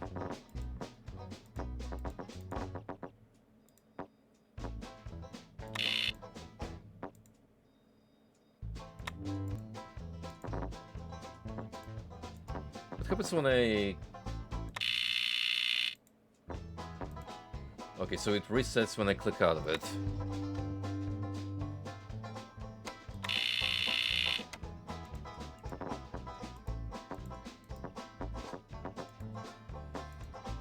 I wonder if the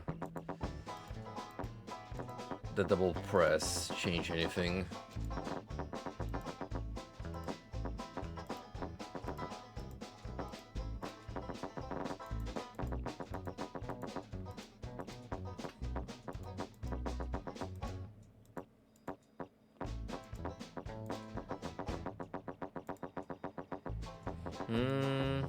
Not really. So unless there's more to this place that I'm not aware. Let's leave it be and check if we have other places to explore.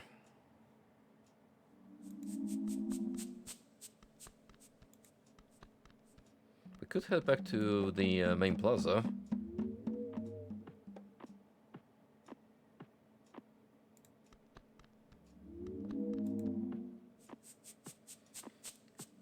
Because I think we did everything out here.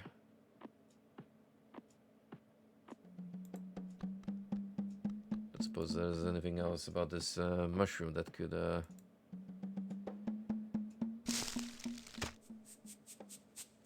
We could look at this wacky cutscene again.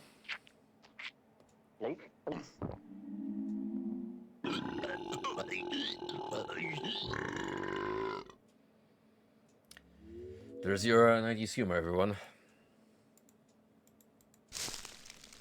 So good that we'll do it again. Because I misclicked.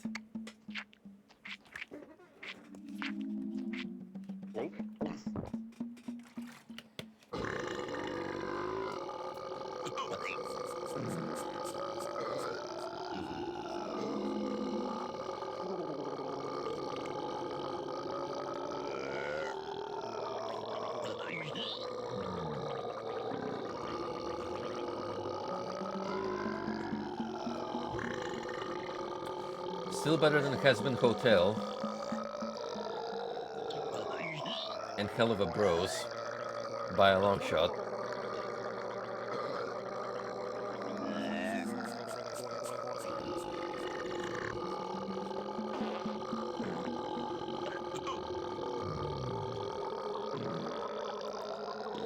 I have no control over this, by the way.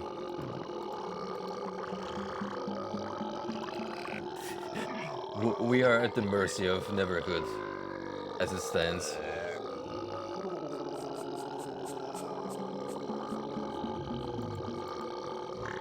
Clayman, please. Thank you. Oh boy. Let's make sure that we don't interact with the shroom again. Right, this is where the Triceratops was.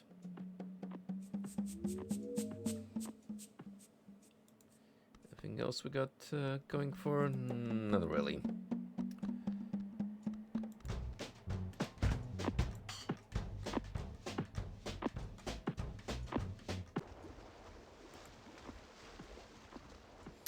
More importantly, did we check everything we could here?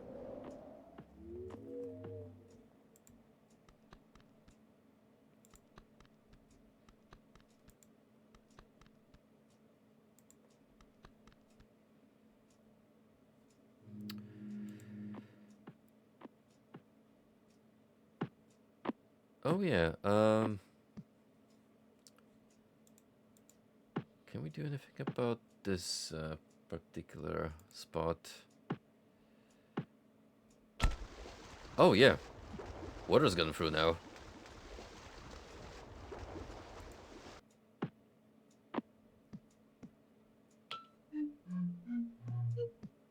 Maybe we gotta play the sequence once water is flowing?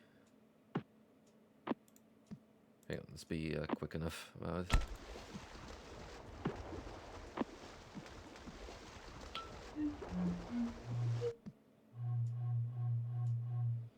No.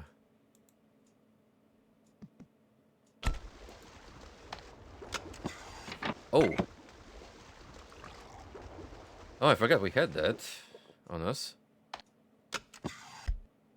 Okay, we drink the water, but now what? Oh, wait, do we fill the tubes with it?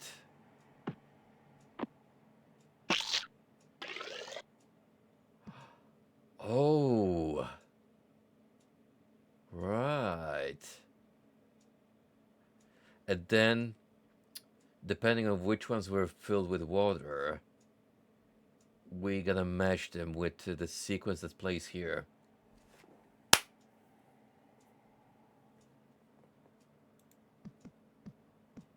Got him.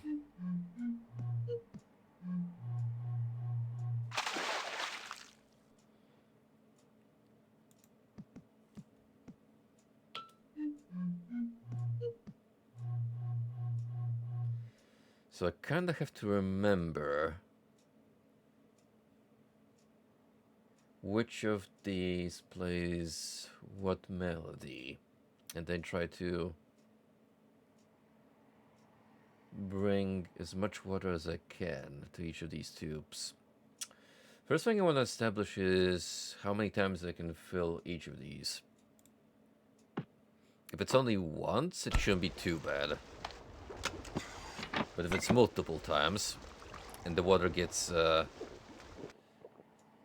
dumped after every attempt, this might actually take a little while.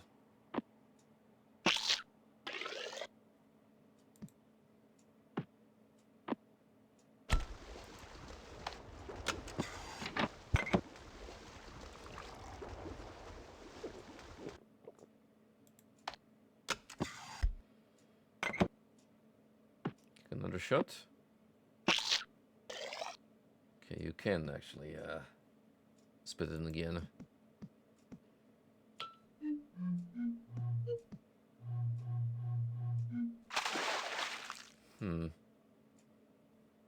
So it's gotta be like a very high pitched note at the end.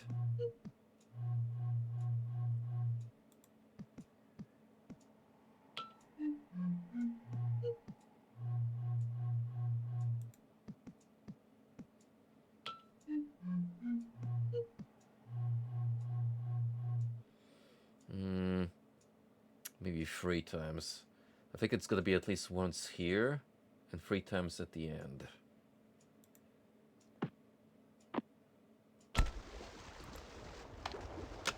Let's try that.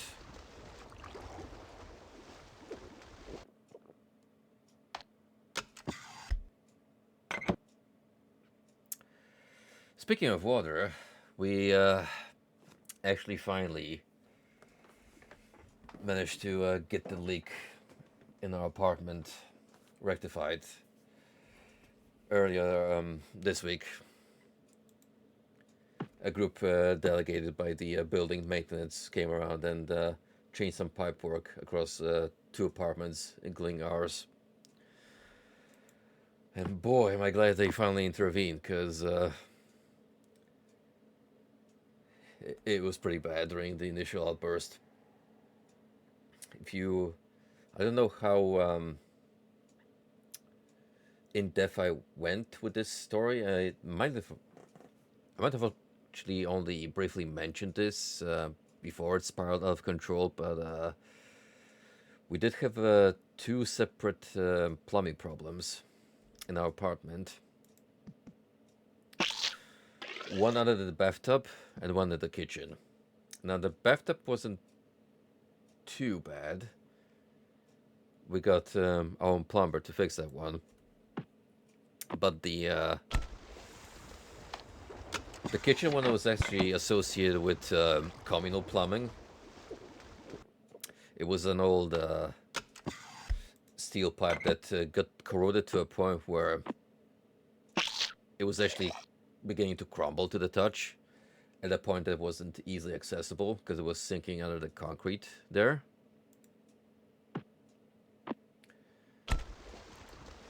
Now this happened during the weekend, where we had to lift the flooring ourselves in the kitchen, the wood paneling, because it was all soaking wet, just to be able to find the cause of the problem on our own.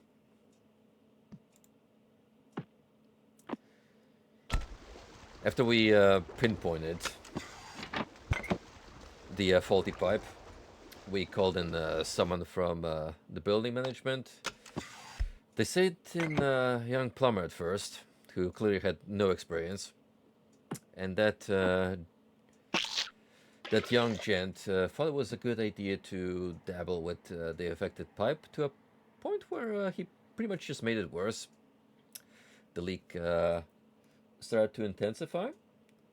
We had to start grabbing buckets to pour it all out into the bathroom. Now the dude said that he called water management.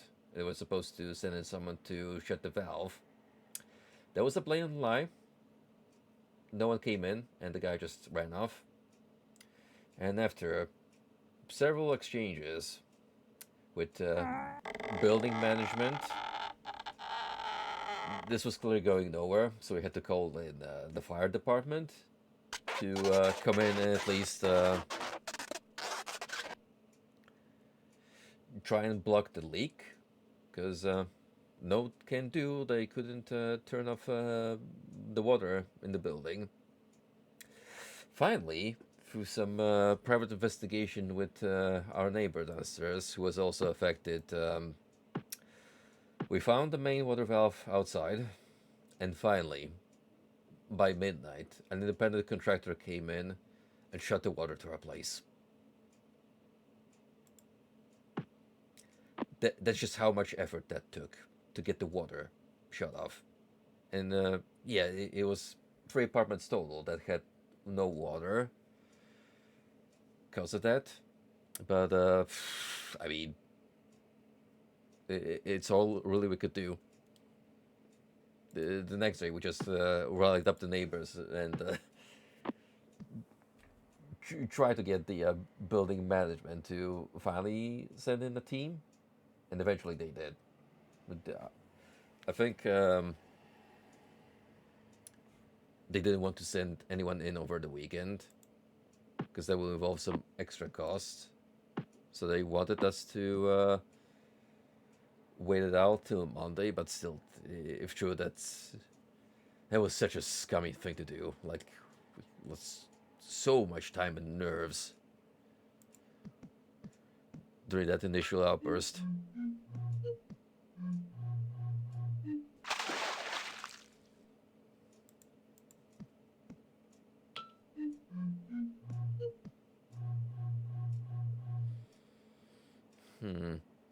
I think we'll have to find a sweet spot here.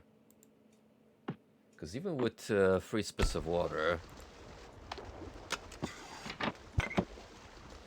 it didn't seem to play a high enough pitch.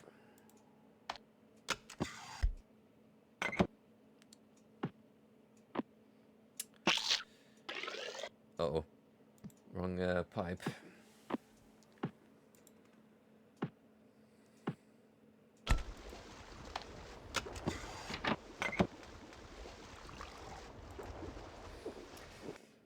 One problem I see with this puzzle is it takes a while to build up. Also, that was a double spit. I wonder how you... Maybe you can, like, store multiple shots and then fire them at the same time.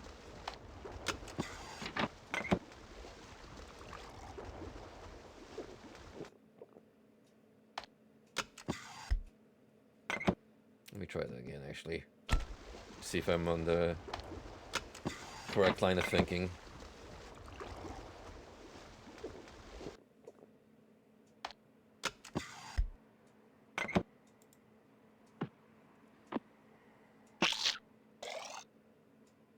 Oh, that was still one spit, as far as I can tell.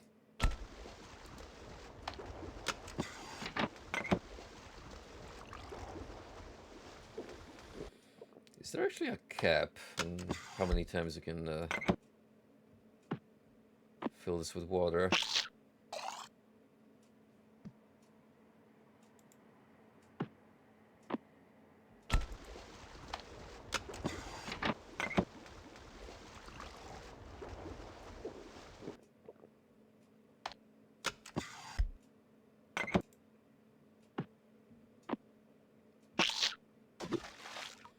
Oh, so that's how we know it's full.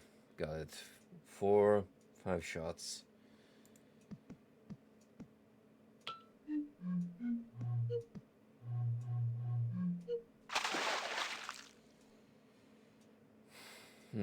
Alright.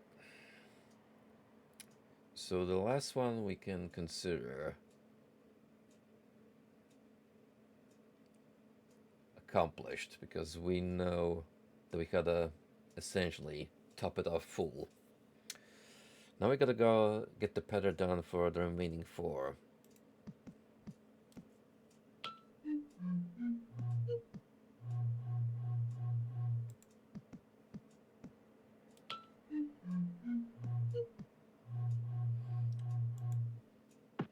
I think I might just have to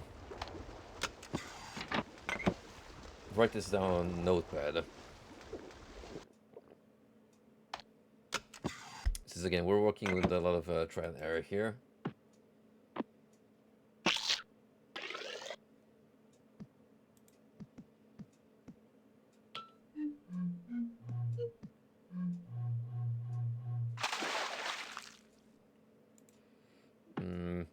I'm gonna say that's like 2.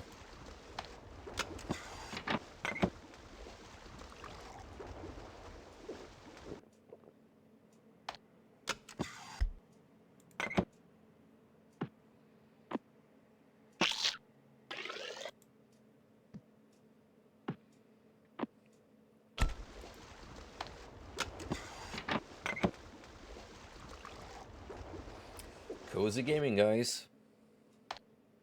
Not a whole lot is happening, but that's just the way these games go.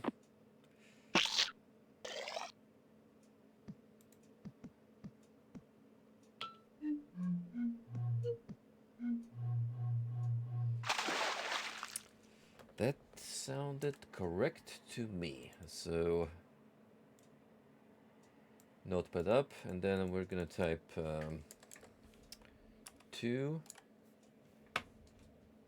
Rest is to be determined. So I'm just gonna put underscore second, underscore third, underscore fourth, and then 4 on the final pipe.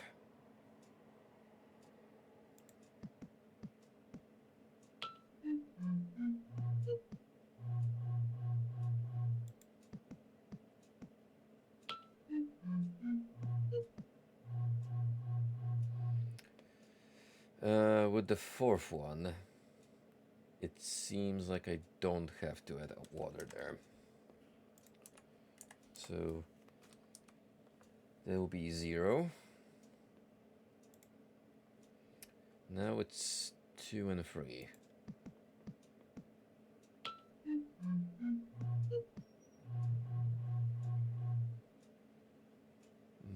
probably one.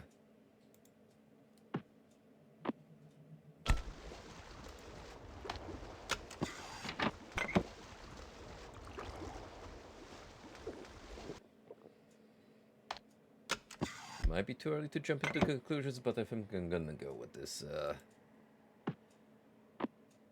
combination. So it's gonna be 2 on the first.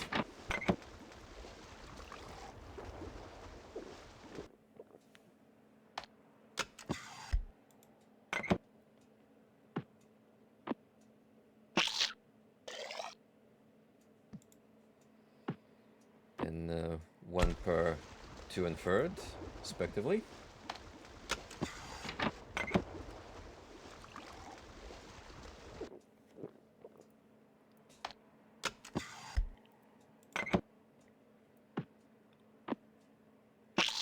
How can she spit? How can she spit?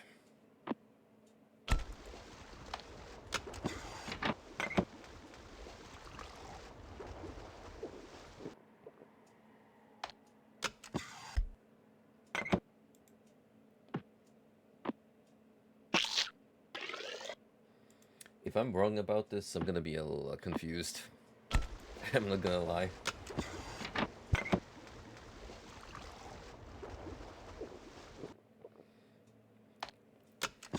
Because at first glance, it doesn't seem as obnoxious and super specific like the missed music puzzle. But it's more so this lengthy procedure that we have to go through in order to make sure that we got the correct amount of water per container. I mean, I could just keep clicking on it until the animation plays where it's full. Then we'll all know for sure.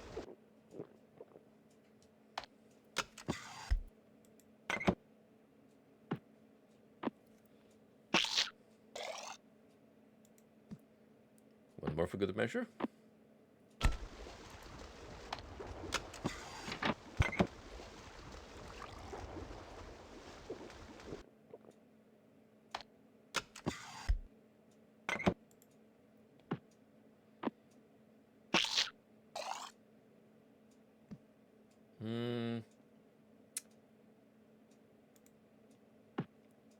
Just to be on the safe side. I'm pretty sure I did this 4 times already.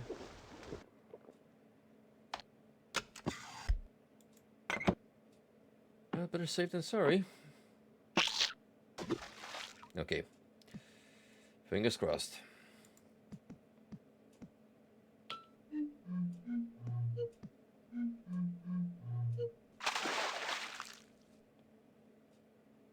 Fuck.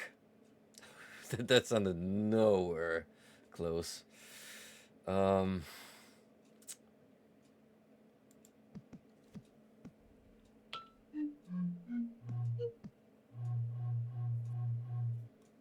wait, what do we have to do?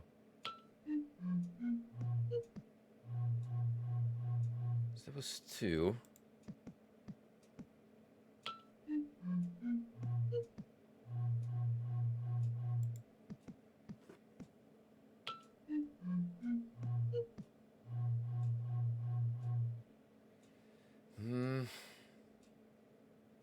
Maybe it's like 3 per 2 and 3 instead of just 1.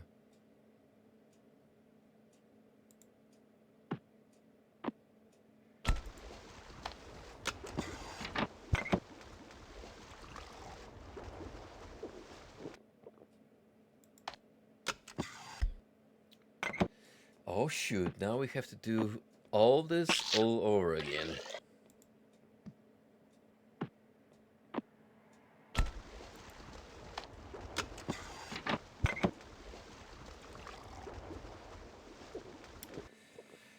Well, while this is happening, how about another life update from yours truly? Unfortunately, I didn't pass the driving exam on Friday. I got too stressed. It ate me up during the actual drive-through.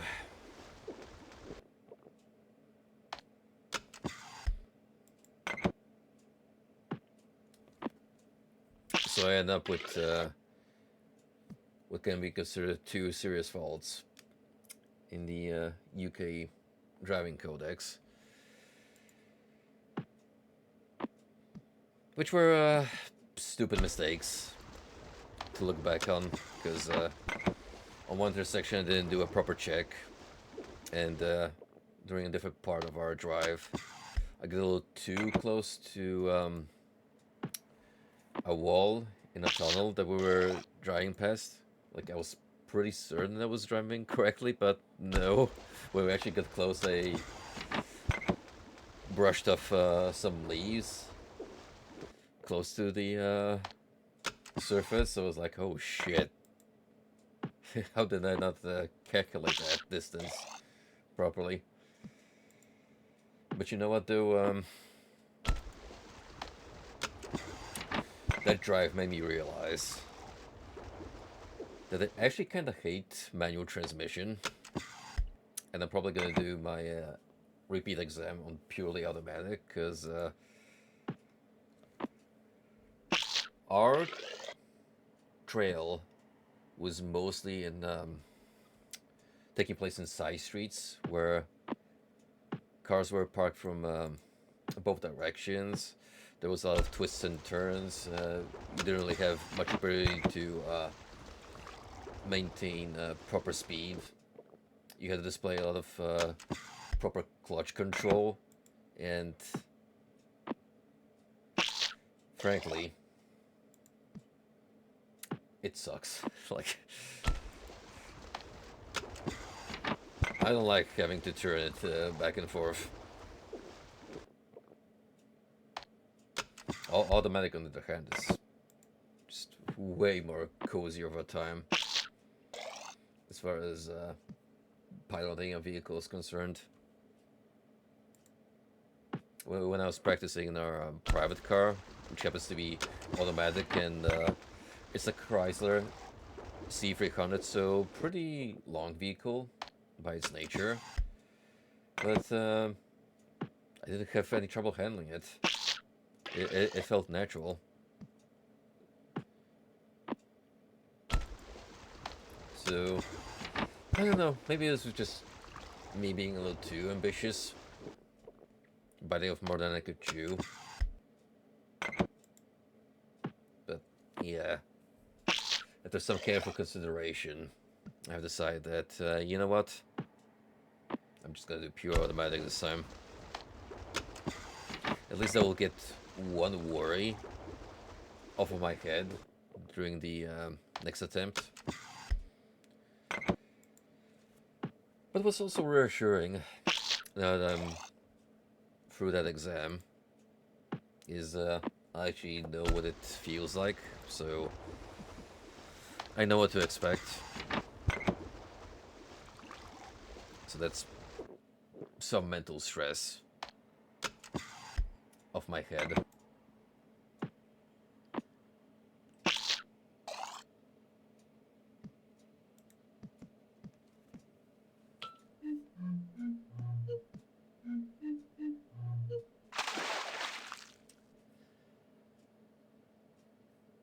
Hmm.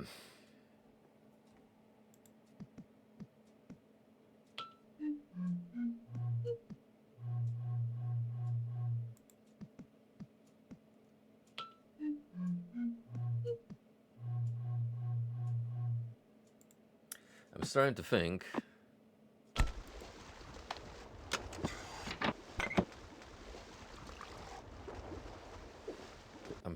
think that perhaps I don't quite understand how much water I need to plop per pipe in order to get the correct sound.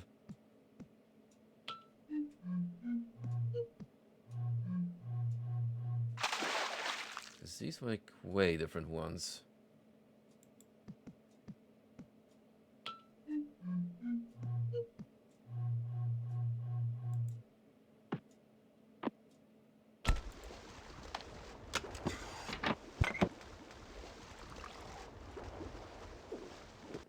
should try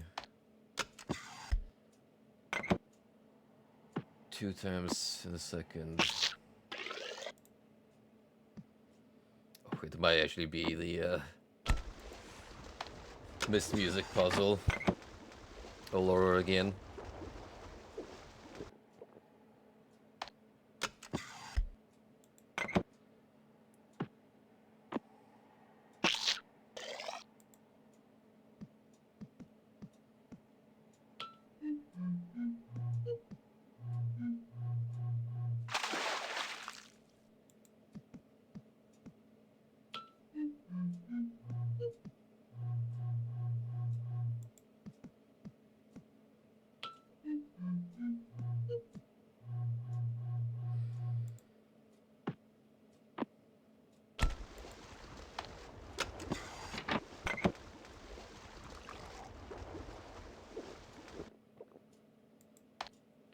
Right, shoot one here. And I want to hear what kind of sound effect that produces.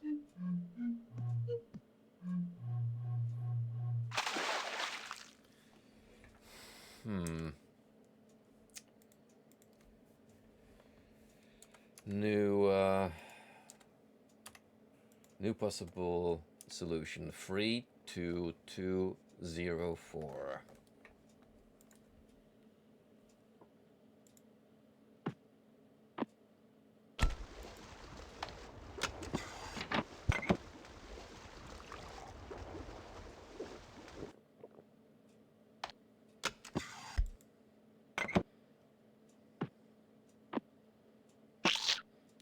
You know what? Maybe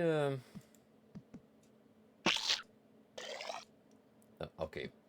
My mistake was assuming that I can't do this multiple times after drinking water, so apologies for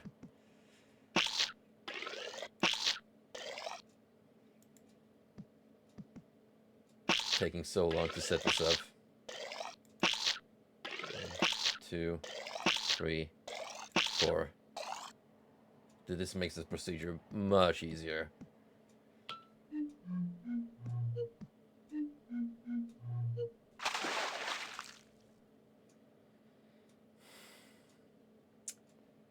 Dang it.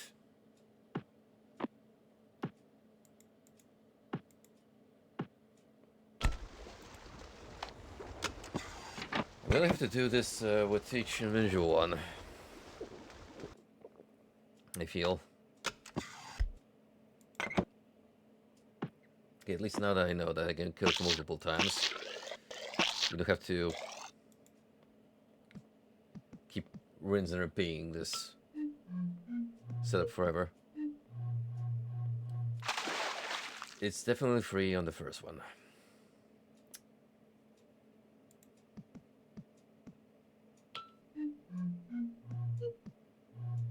And 2 and 3 sound the same. So maybe just 1?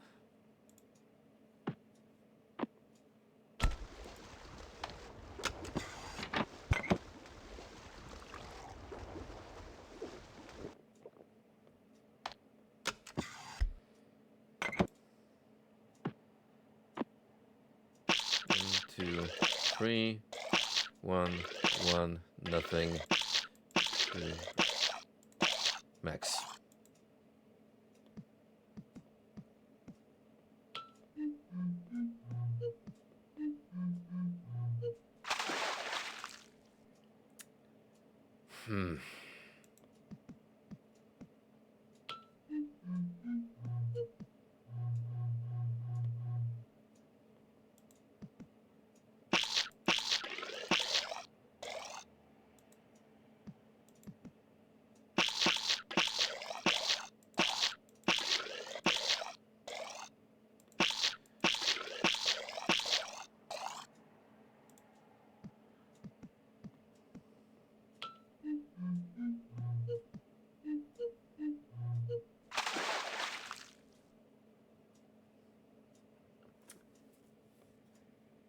can't be too high pitched, because the more water is, the more high pitched it gets.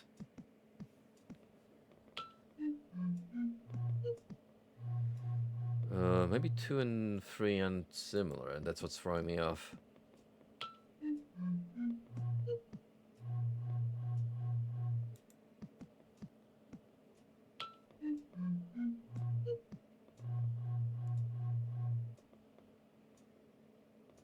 So maybe like 3, 2, 1, nothing, 4.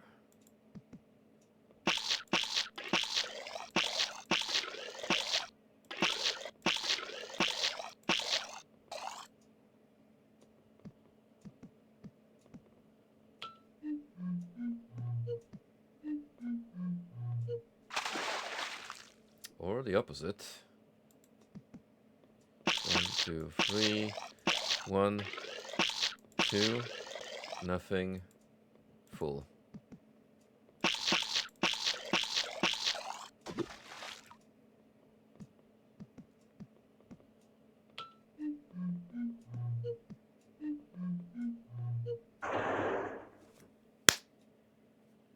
Got it.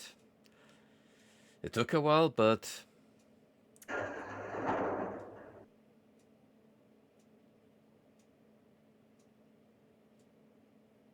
oh.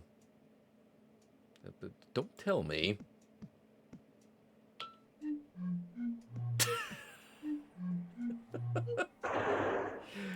Oh, if that actually required me to do that all over again, that would have been vile. Hey, claim it. Say knock knock. Knock knock.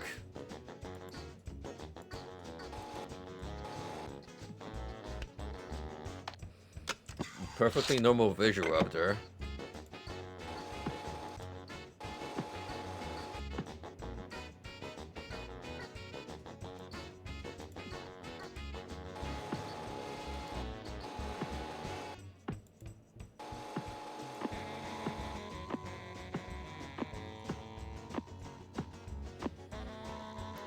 Oh, we get 2 tapes? How generous.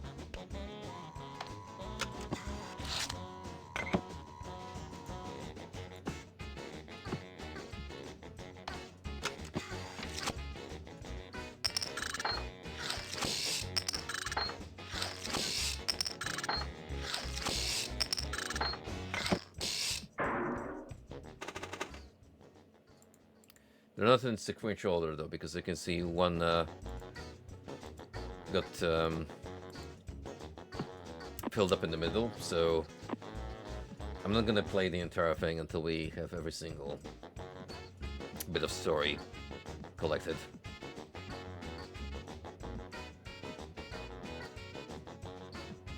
Speaking of,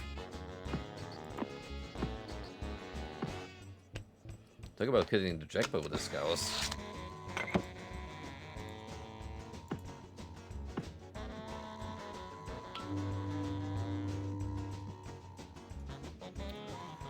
That's the same effect, sound effect that plays when we press the button on that spiral ride. Oh.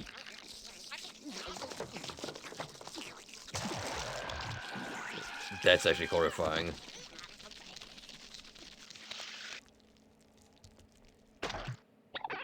And here I tried to tell Nofer that this is not a horror game.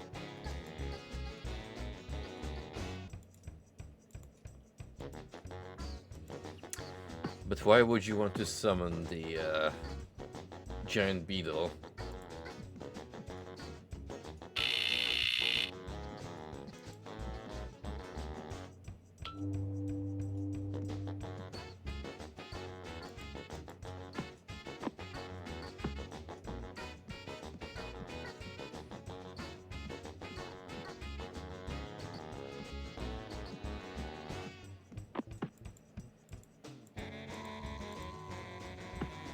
Can we speak with the television man over here, or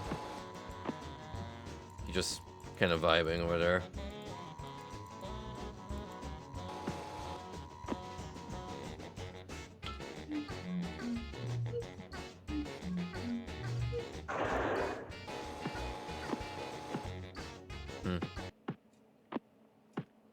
book he's just there to be a strange lad. Well, anyway. We have a possible solution to our Cartwright dilemma. Now, what if I go down that tunnel again? Has anything changed here? Refresh my memory what color of buttons we have.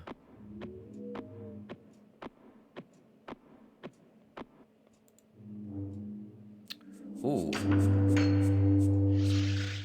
Okay. So I was right. We have to progressively open this up.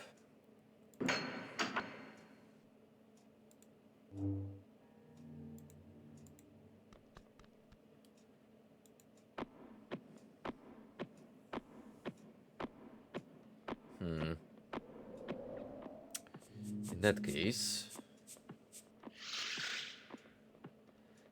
I'm gonna go back there, press the button once, and, well, see if anything changed.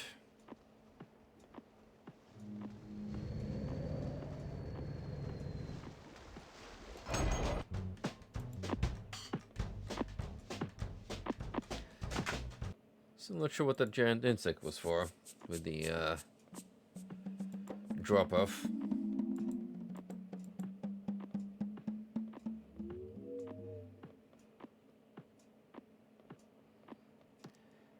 I'm sure we'll find out eventually. Probably.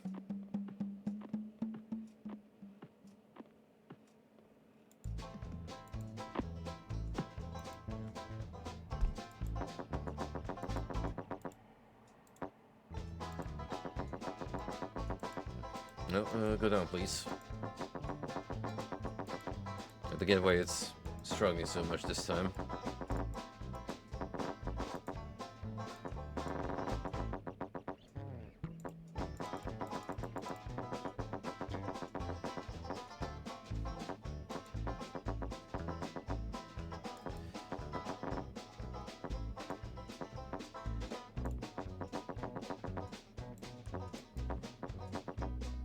It would have been awesome if you could just keep holding left click and then move in the sequence of a spiral, but the game doesn't register as such.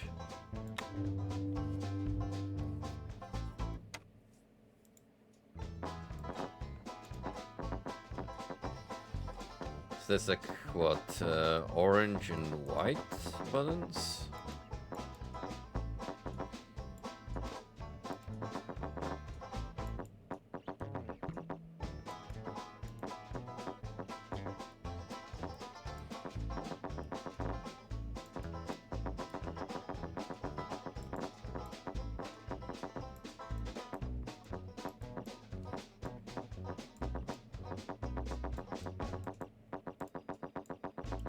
Nope, nope. Keep moving. Yeah, no dice.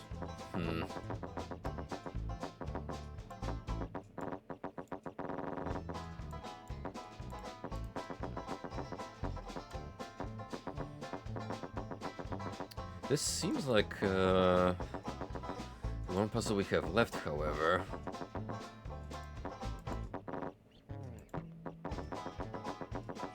At least that I came across while exploring.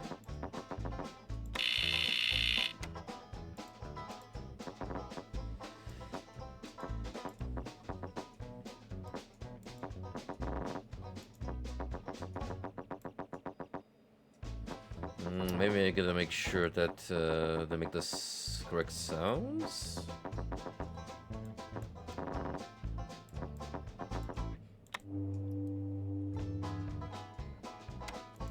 Let's try with the humming first.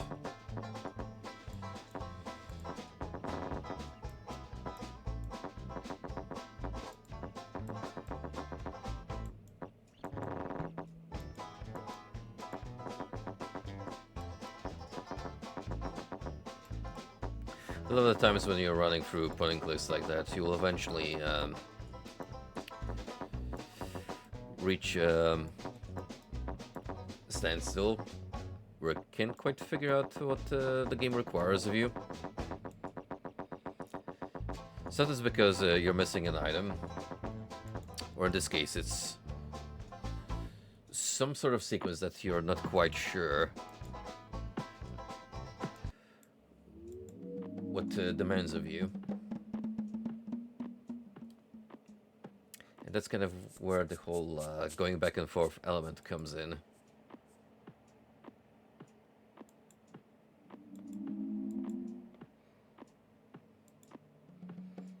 Right now, the only clue we have that we did indeed find two buttons that seem to serve some kind of purpose, so syncing them together is my best bet.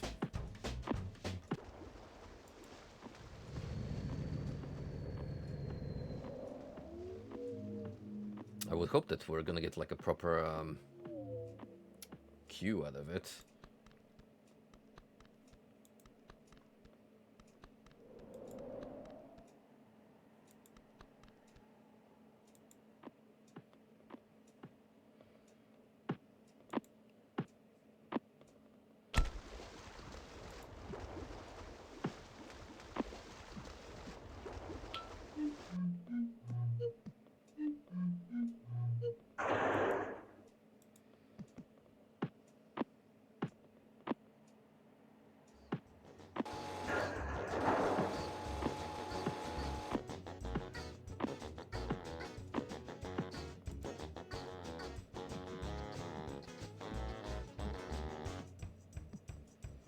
Maybe I have to play around with the giant bug again, and that will do something.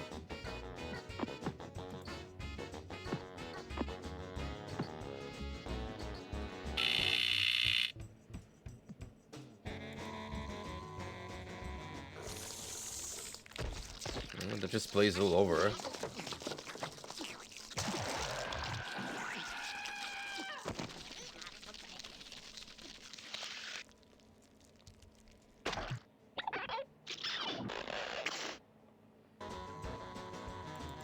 Well, until proven otherwise. Can't do nothing here.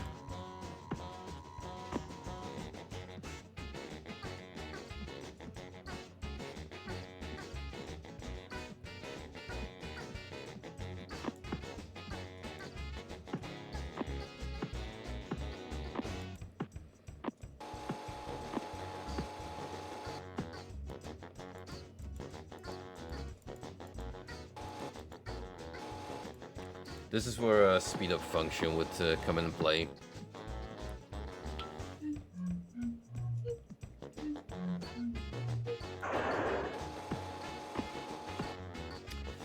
Supposedly you can get Neverhood running on the ScumVN engine, which is perfect for old school point and click adventure games.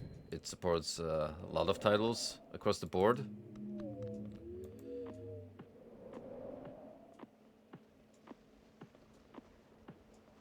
But I don't think it's got like a built-in speed up function.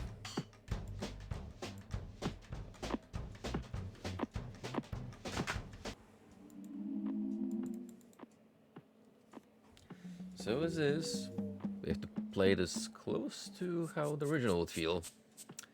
And that is to say, very slowly and deliberately. Yeah.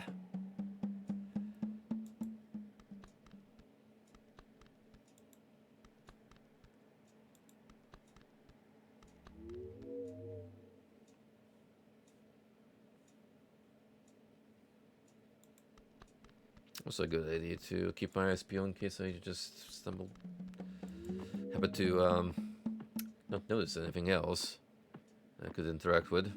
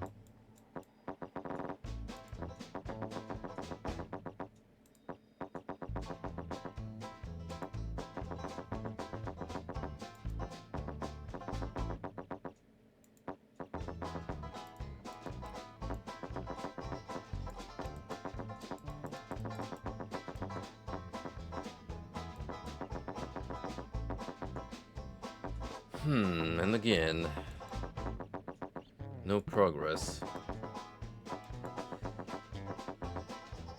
The trick with where we are currently is I don't believe we had any kind of indication whether you're meant to press this in particular order and how many times, and if there's more than 2 buttons.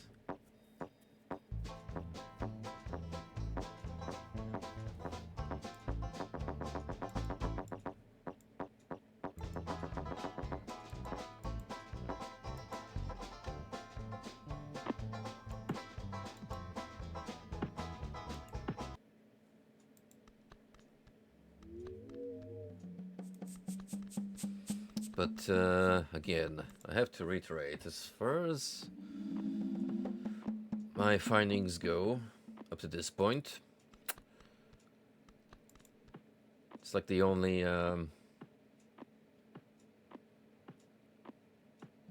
visually distinct clue that we have.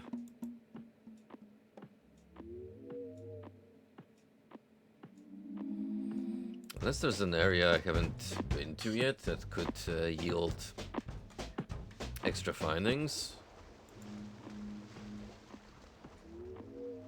I thought it's the library, because for what it's worth, we've been there everywhere.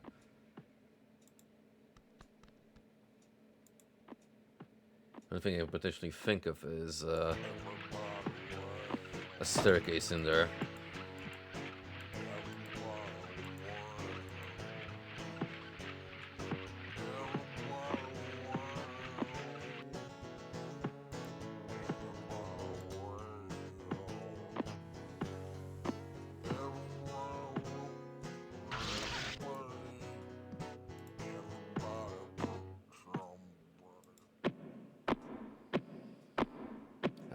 The sweet silence.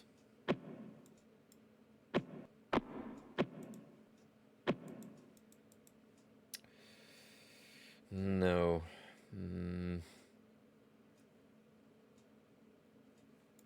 Like I suspect, that's likely gonna be only accessible once I get all the tapes.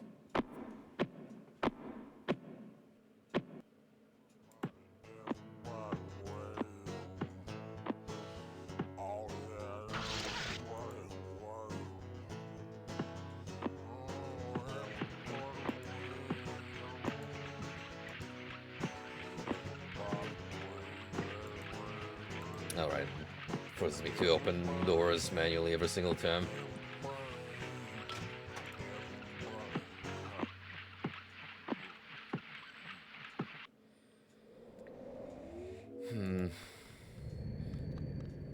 Are there any environmental clues here that could give me an idea of what it wants me to do? Maybe I should be looking at the windows to see if there's anything it's like pointing me towards?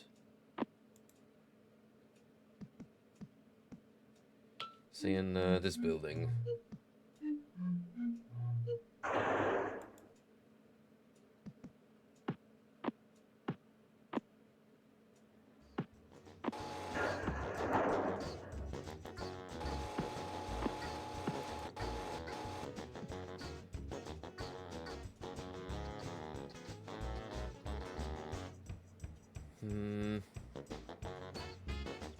Wait, maybe if I click the buttons and look at the windows, it will tell me what's going on in the environment.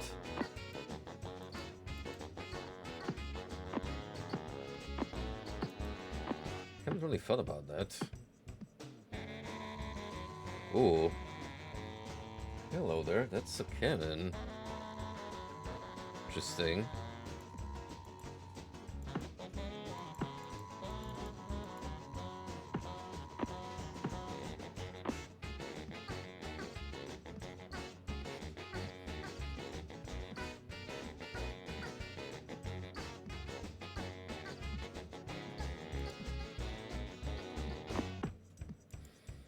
Okay, am I on the right trail?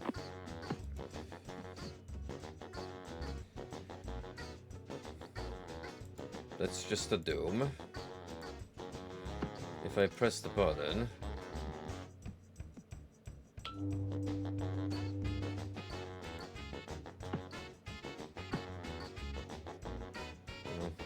changed about it.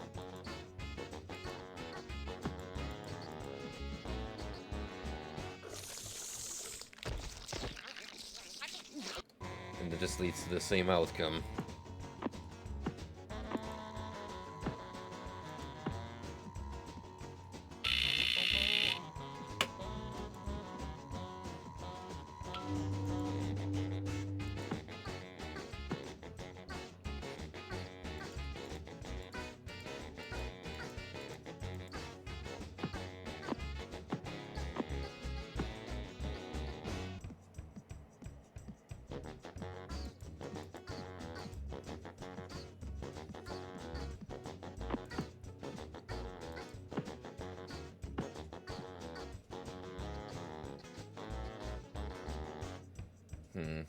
Seems about the same.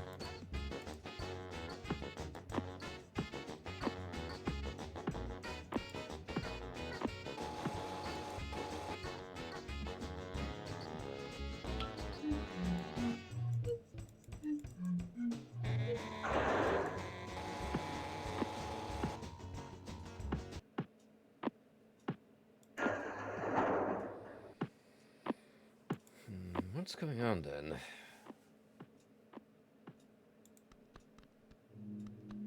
What are we short on?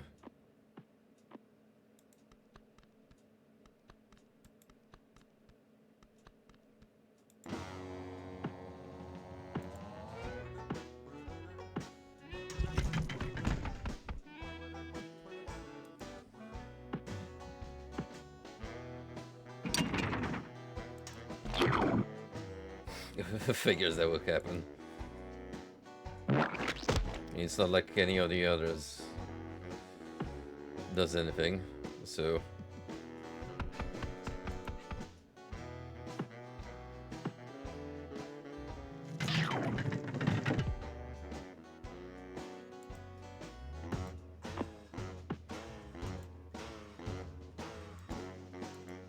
I think I can't even go back to the starting room, so there's absolutely no point in returning.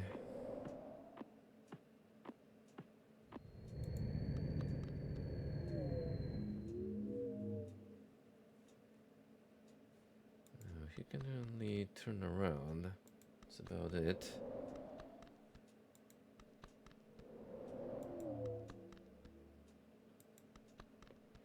Right, it's gotta be these two buttons then. Something about them is eluding me.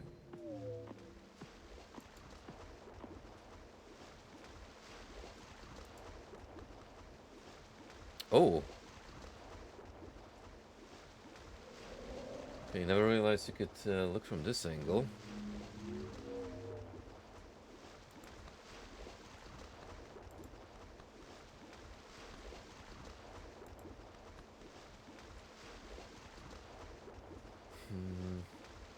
How do you get to that cannon?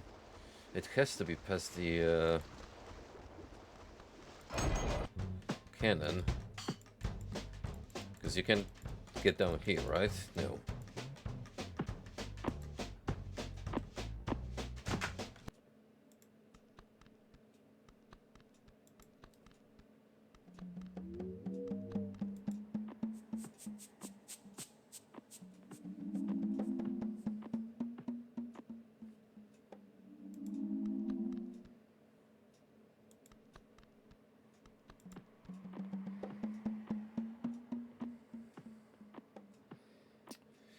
No one resort looking through walkthroughs that can be helped.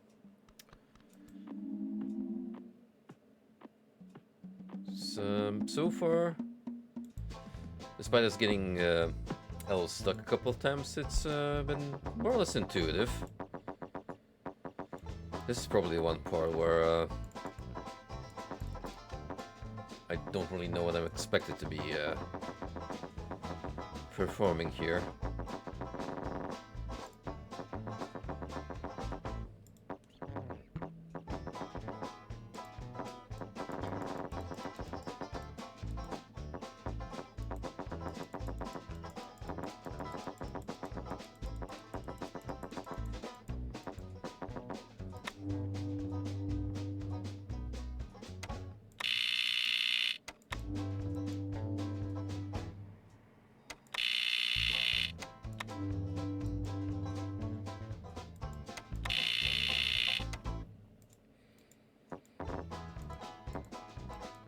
tried aligning them with these two sounds that play, but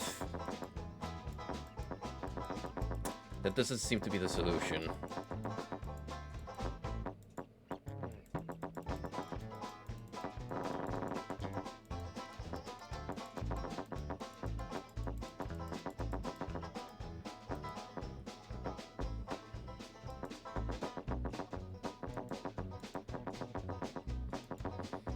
Maybe we should head back and look at the can in case gets some sort of mechanism for it.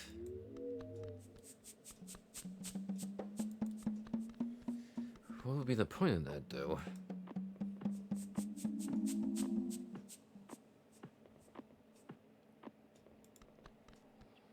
Unless I'm Unless I'm overthinking this, and it's actually for the door in the cavern. Because, well, yeah, I would be missing 2 buttons, right?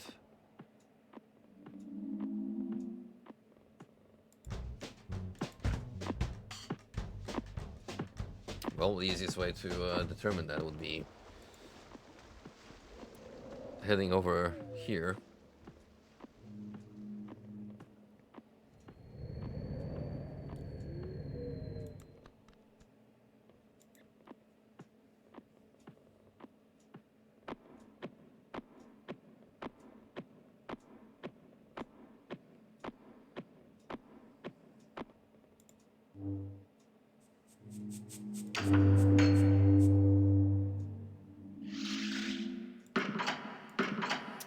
Only one of these flashes. And it does a similar hum to when the buttons are pressed once. Yeah, maybe that's my cue that I haven't connected. Hold up. Let's run back here because it's close by and see what happens once I fiddle around with orange here in the building.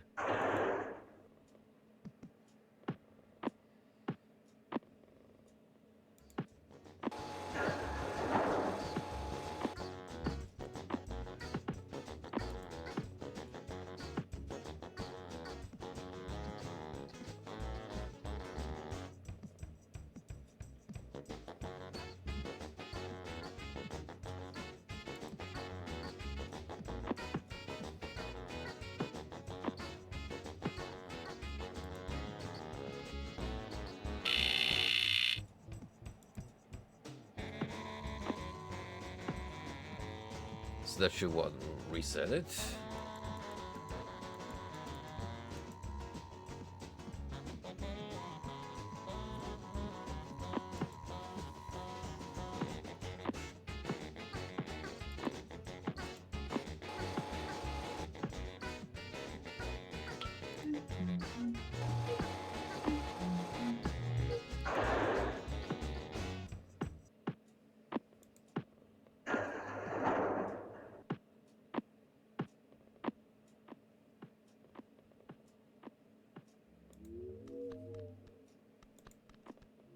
No, don't go back to our humble abode.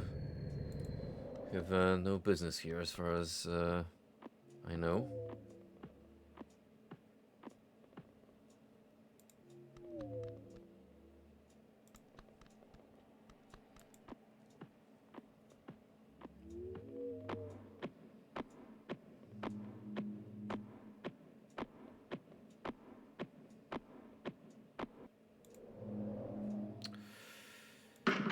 Okay, I get it now. They are in fact connected, so...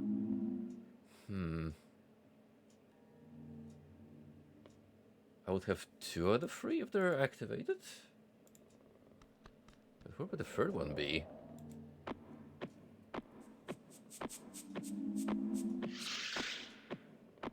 Huh. Well, at least making some progress.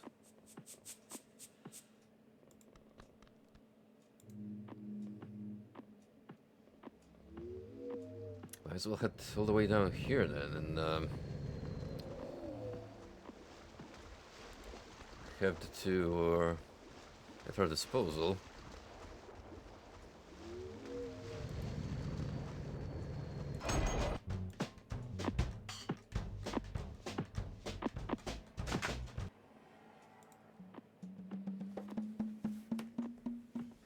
Then I can potentially scratch my head in confusion in the central hub area.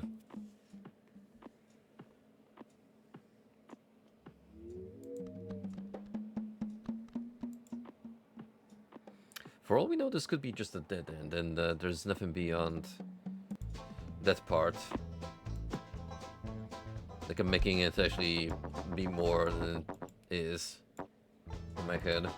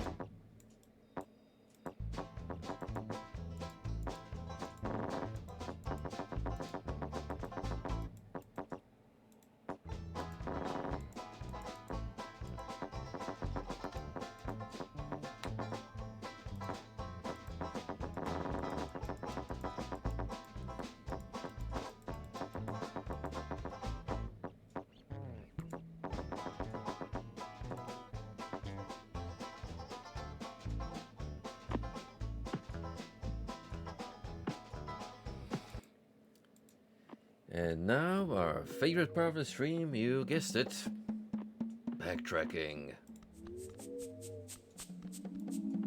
We love retreading the same environments over and over until we either hit a breakthrough or I hit my head on the wall and look up a guide.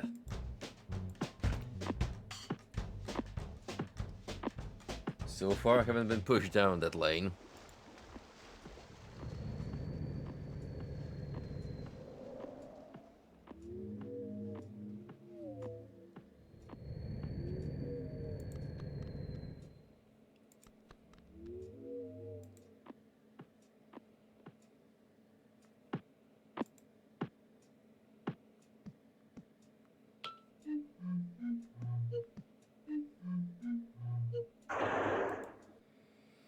What if there's actually a secret button in the library? They didn't happen to pay enough attention. That'd be kinda evil. But, not unheard of.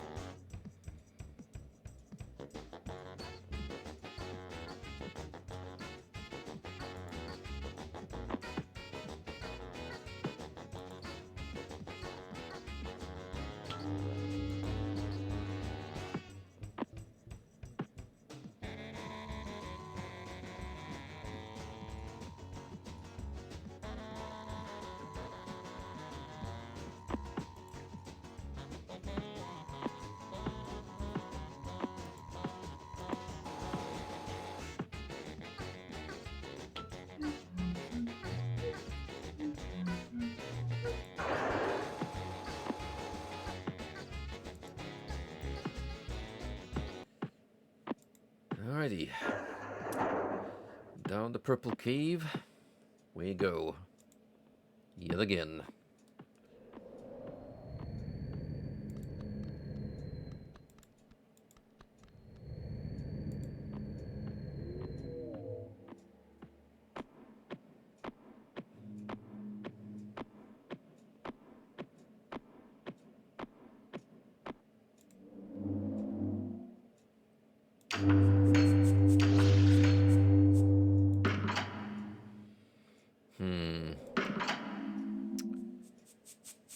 Okay. Even the color coding matches.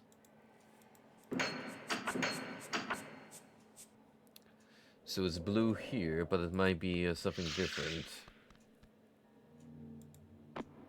in the game itself. Well, on the environment. Hmm.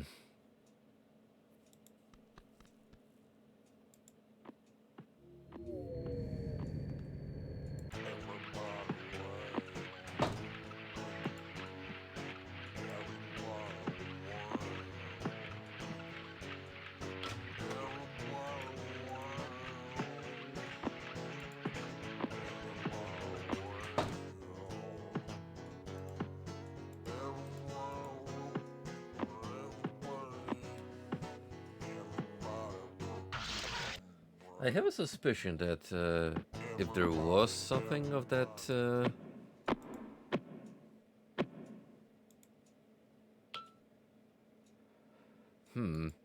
well, I didn't think about turning up the lights.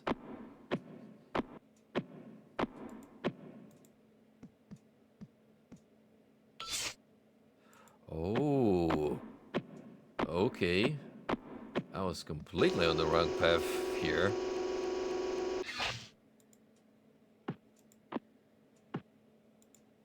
Right.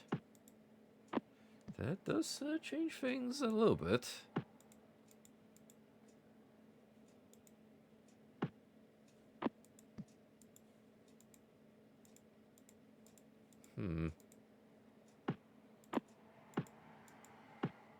Can't go any further than this.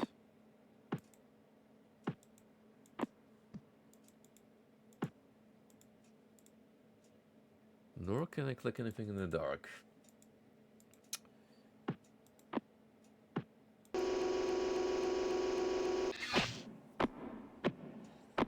Maybe I have to remember where the button is? Or now that I've switched it, doesn't really matter.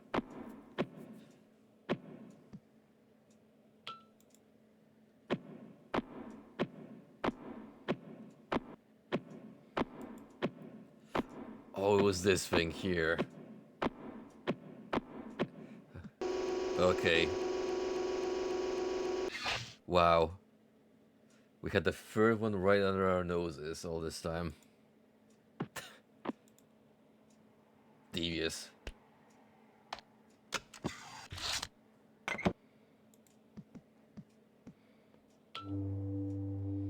Well, that ought to do it. What about the lever?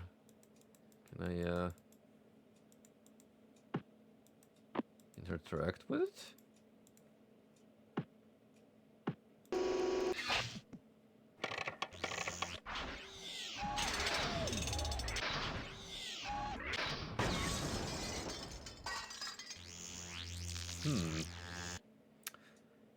Well, the robot that we saw later on in the pictograms was defeated with that cannon that's in a later area. If that ain't foreshadowing, I don't know what it is.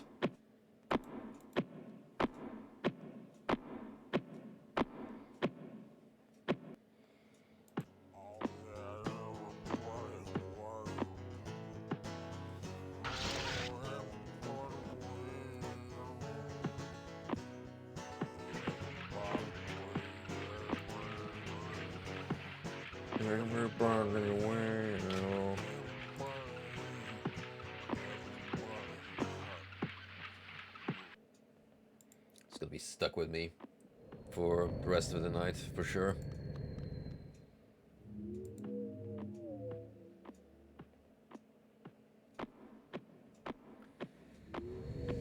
Alright, after we get through here, I'm gonna make a save, just so don't lose progress.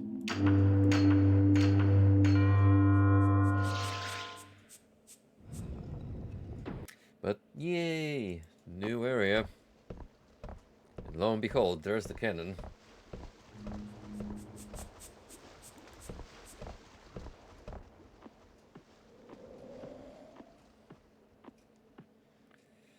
Let's have a look around.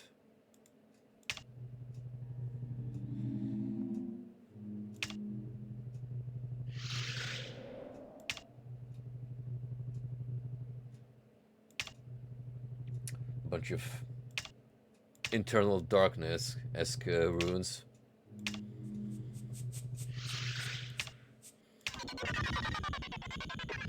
This may or not be trying to tell me how to summon Chaturga into this reality.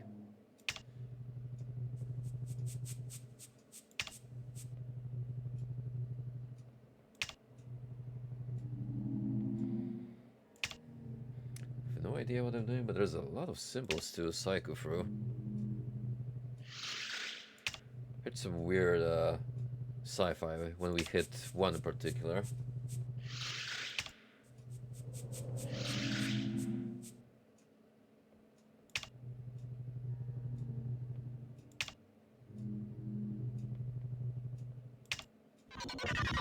Yeah, this one right here is a particularly volatile reaction. So I'm gonna assume it's important until proven otherwise.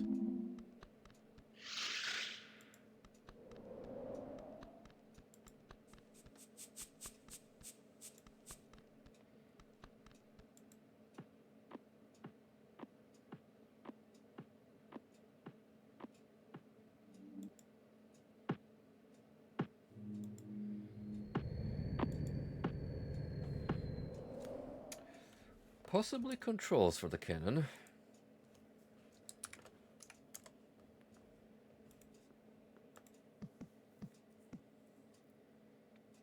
Ooh. You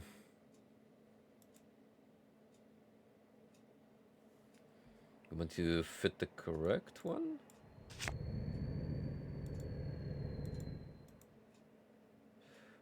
Ah, okay, you gotta do it in order. Fair enough. So that goes first. And this one.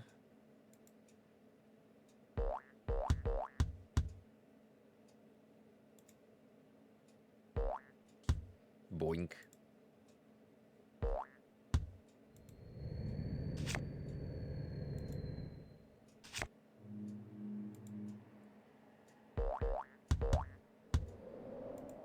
They don't end in the same spot whenever they bounce off, so like you can just memorize.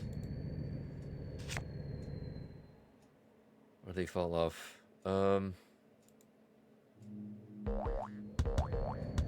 It's not exactly mirror reflections either, because of the weird perspective.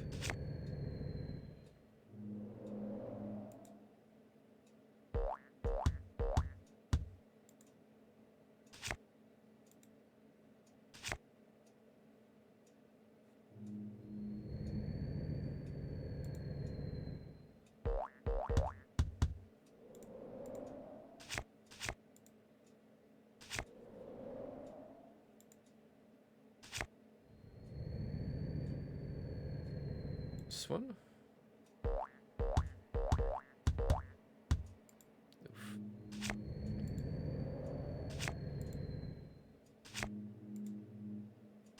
I mean, granted, you can follow the path of these claim blocks falling and then roughly remember where they wind up.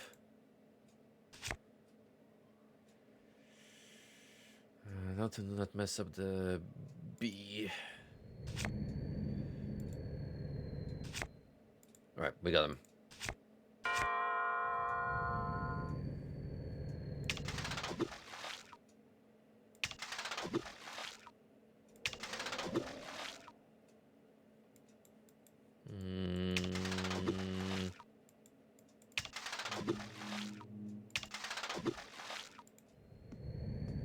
Can only move it down, but something seems to be blocking it?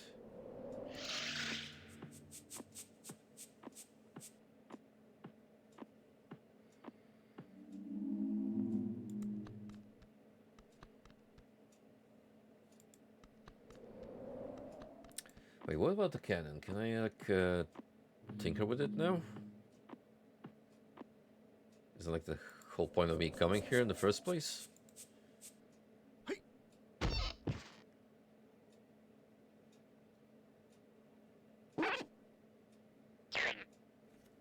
Maybe putting this guy in charge of the heavy artillery was not exactly a smart choice.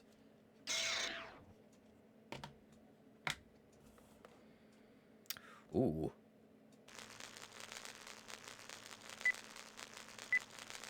Get to pick a target.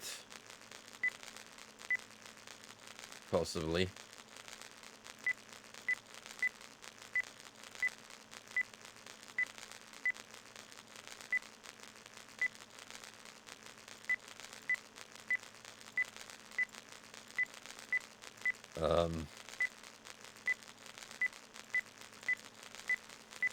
None of these ruins remind me of anything in particular.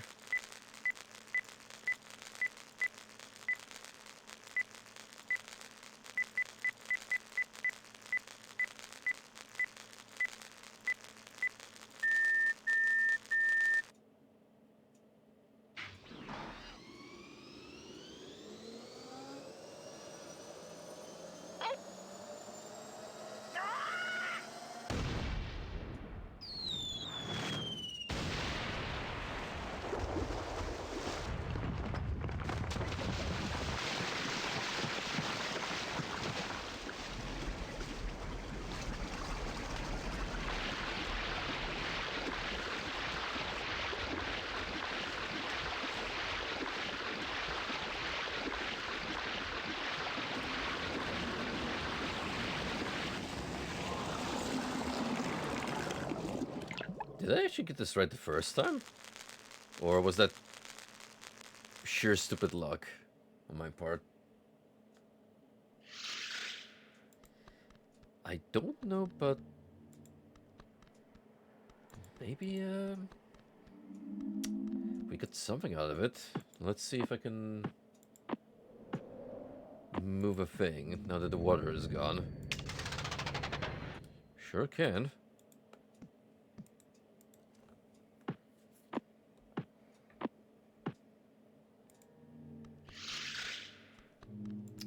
Oh yeah, we turned the drawbridge to a staircase.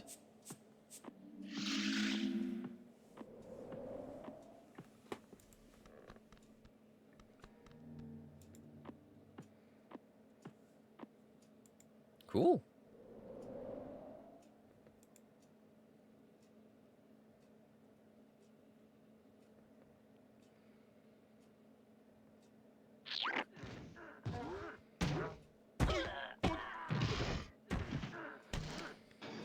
It's fine. He's made of clay. He will survive. It's like there's any brain cells in that mess down there.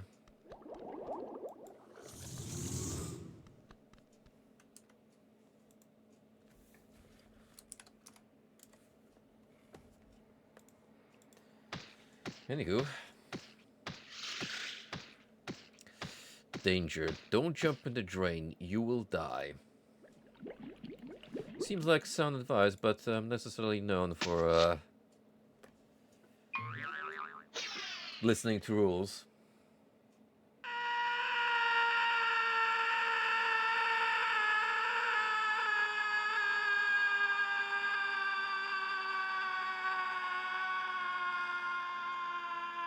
Well, that's the Neverhood, everyone. Roll the credits.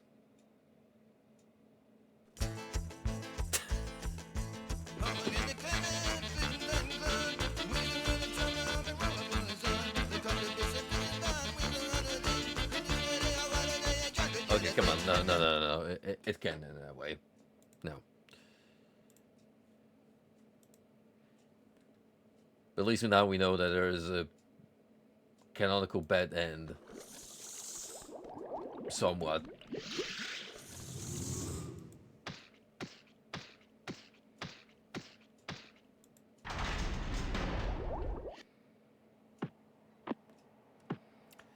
I'll take that.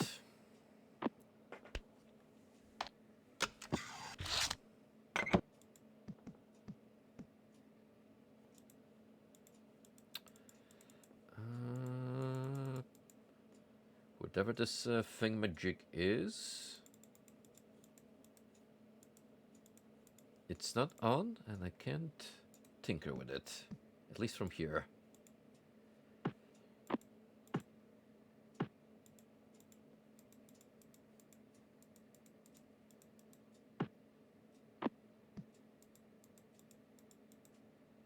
That appears to be the one prominent feature of this building, so I suppose after exploring it is.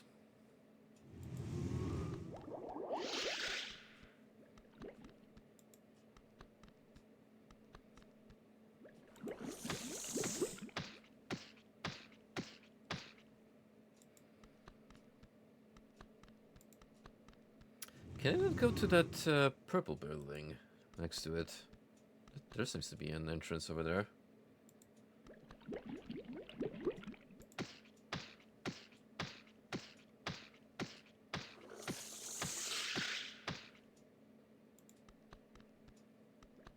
Oh, hang on, we got something over here. Another cart.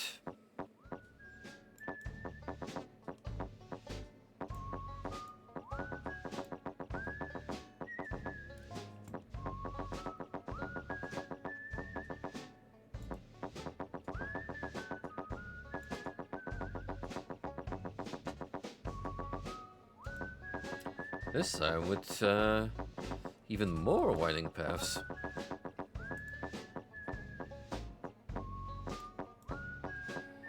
Depending which one you pick, you may not end up where you want to.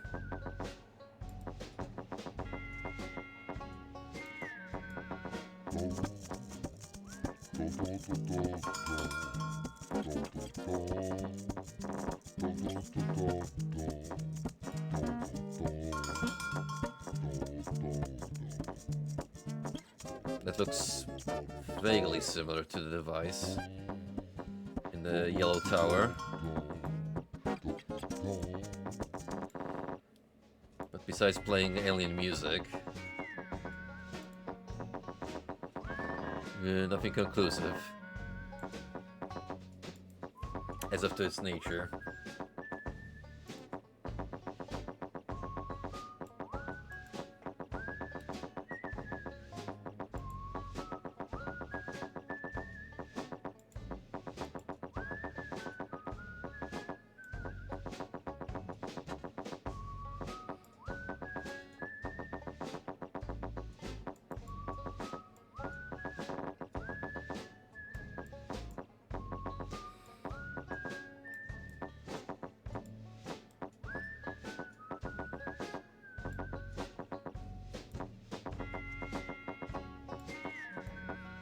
How much of this can I actually explore? Sheesh.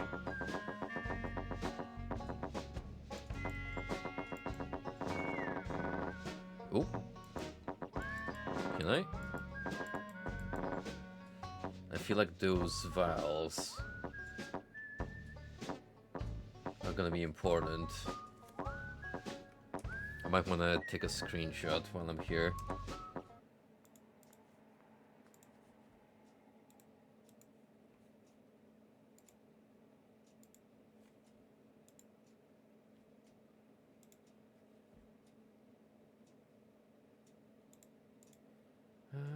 All right.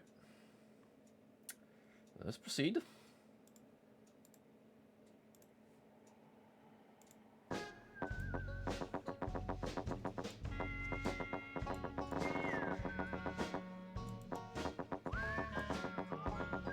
It's probably gonna turn all the way around and then I'll be able to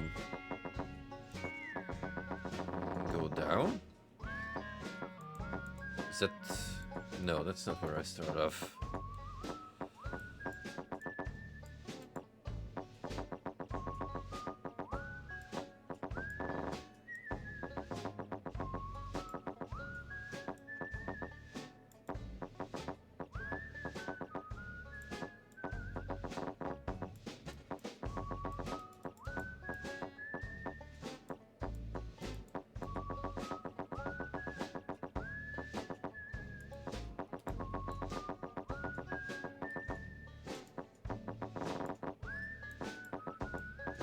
What else do we have? We go over here.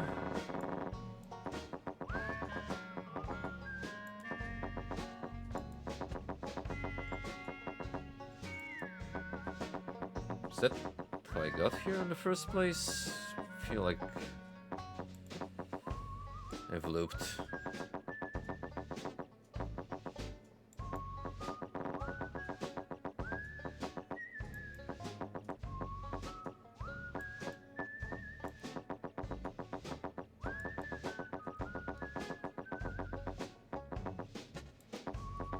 Okay, middle lane this time.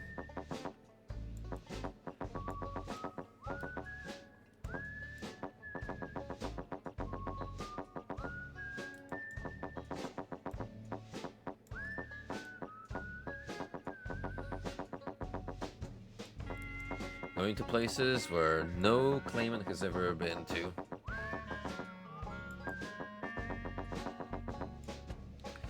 The Cannon Monument. This cannon was put here by Clog.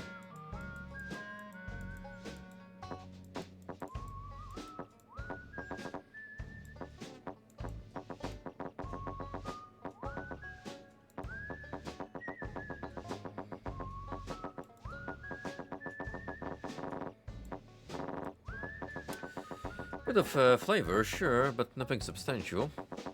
So in that case, let's mosey on.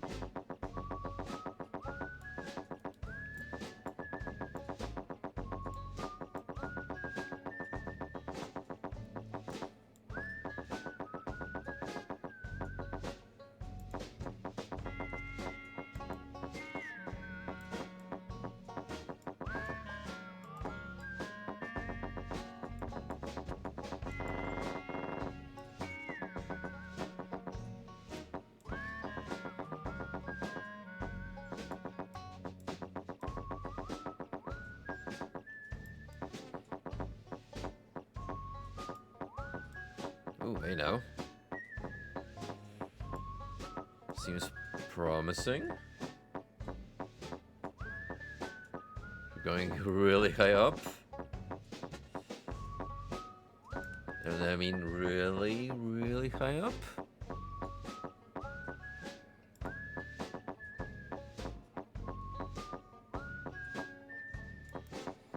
Probably that tower we saw.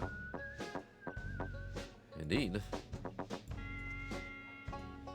Dead.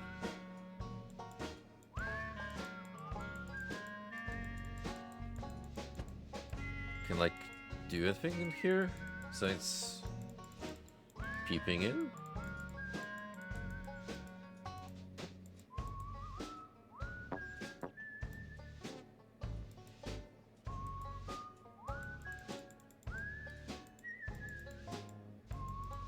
Seems kind of pointless otherwise.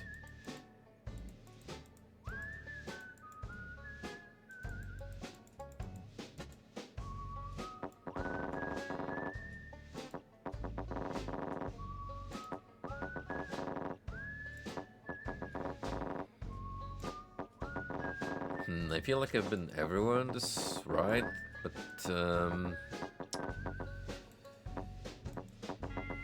didn't really get anything out of it. Besides a potential clue.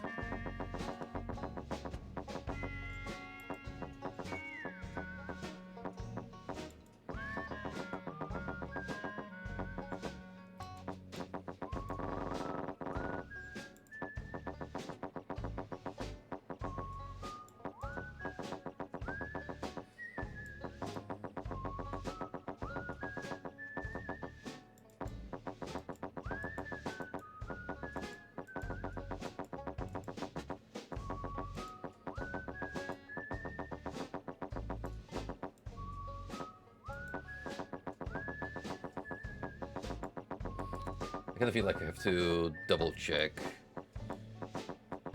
just to make sure I haven't missed any potentially important screen.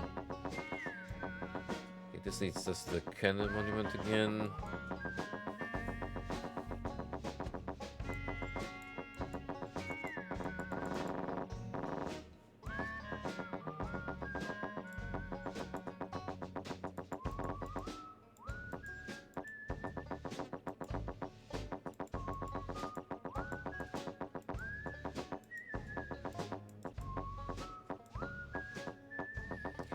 this should lead us by the purple house. Yes, sir. I want to say we've went every path.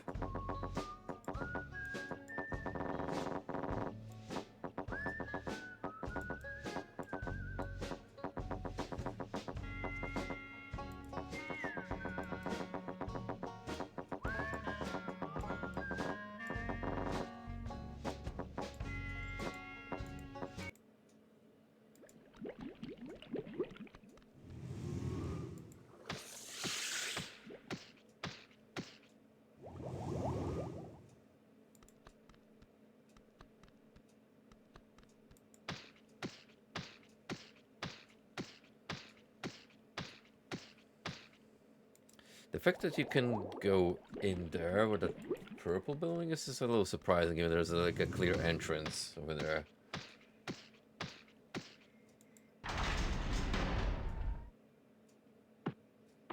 So, must be some way of making an opening here. The game is hinting at.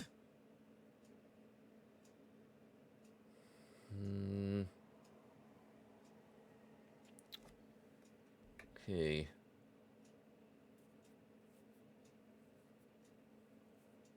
We have to turn this thing on somehow. See a couple of symbols on display.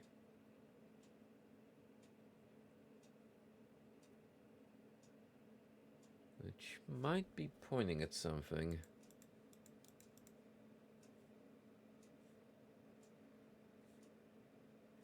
You might not be able to see them all that well on stream because of the opacity. But you do have like a cross, a circle, a triangle. 4 symbols total, which could be alluding to some place they need to be or something to interact with. There were a couple of symbols up the staircase in the display menu.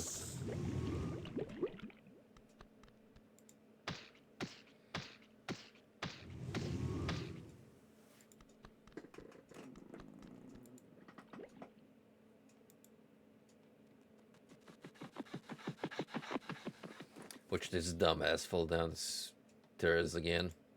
The one I asked him to walk down.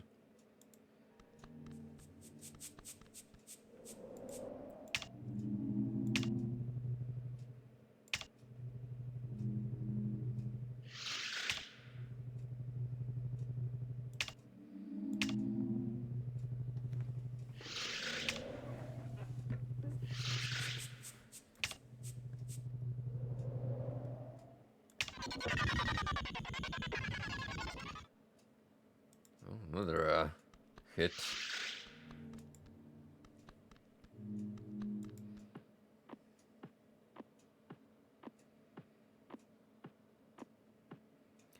Just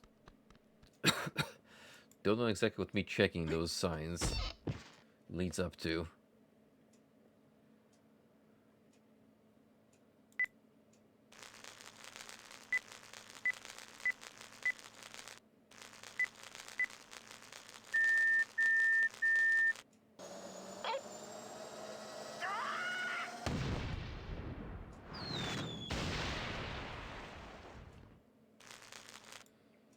Okay, no, it's not gonna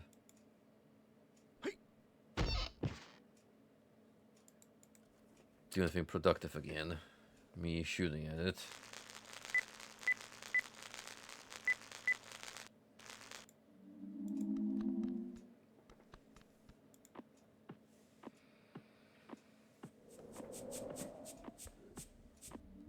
Does it want me to walk back and forth between here and the satellite dish room? Or maybe there's something on that other cart ride that I have yet to inspect.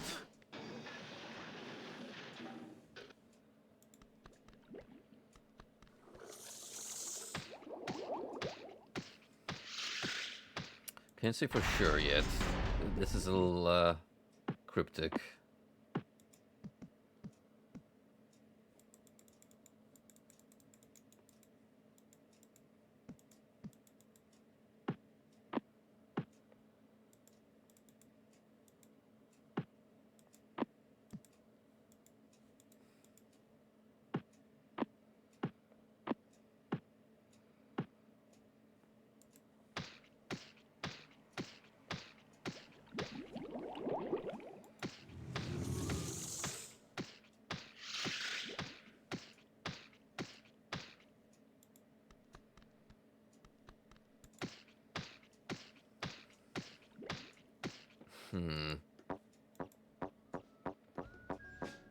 I've got no better hunch than to keep driving for a while.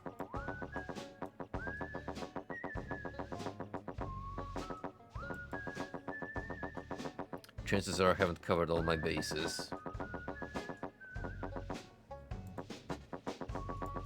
Because, truth be told, there is a lot of paths to take.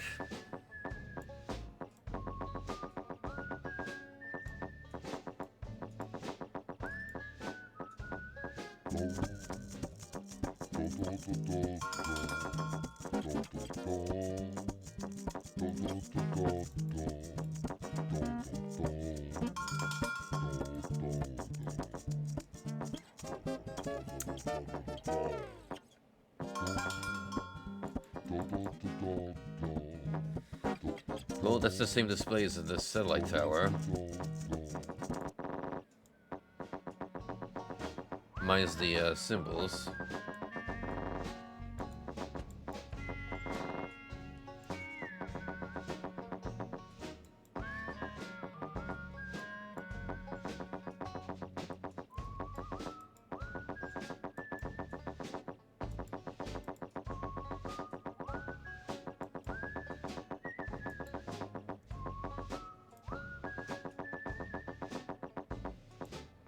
Have I been down here?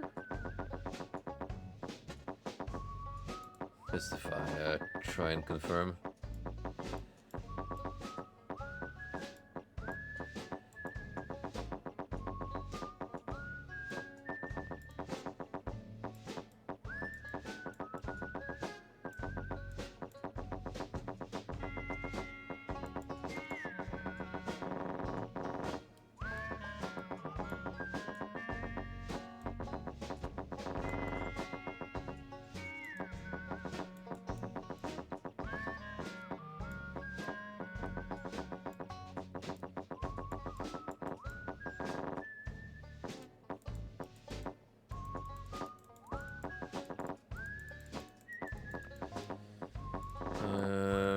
Well, definitely made it here, except it's a dead end where I can't do nothing.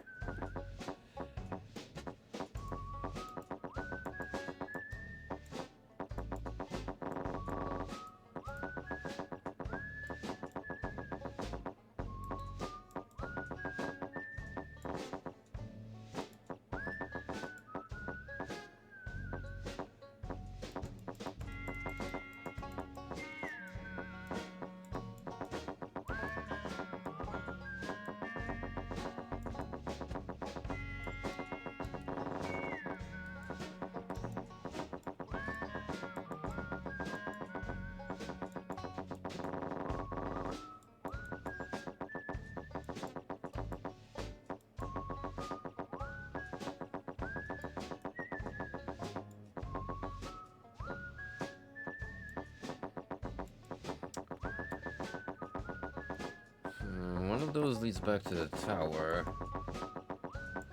while the other to the cannon monument.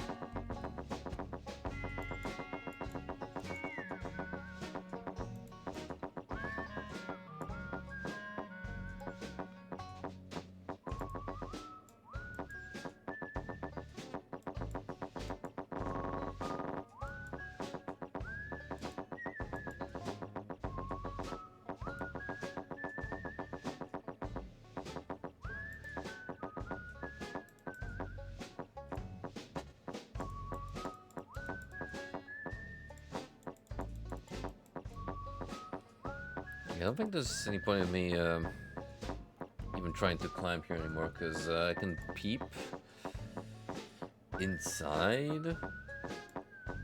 Whoever can't take anything, can't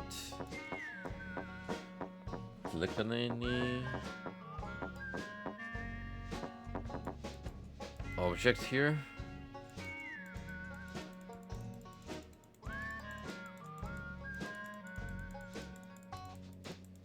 It's pretty pointless.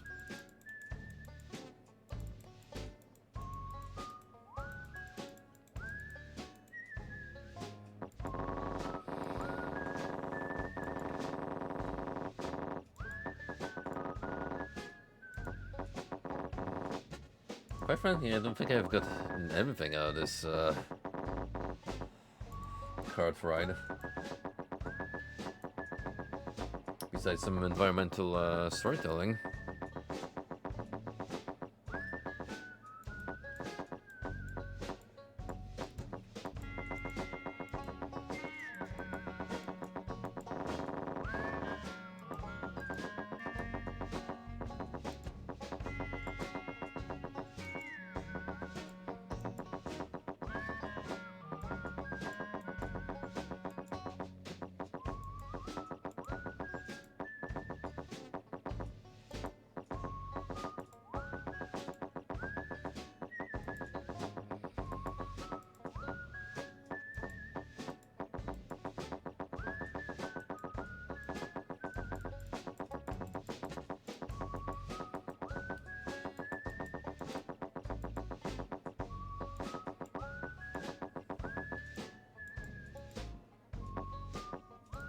Nope. One-way ticket. Anything else to do?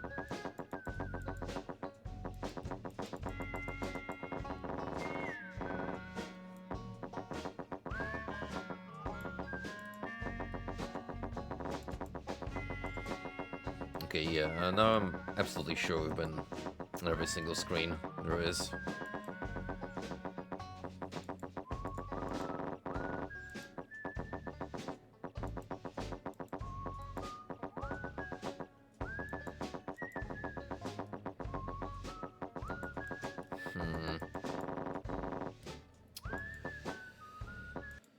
Not that it helps me much. That's the unfortunate conclusion.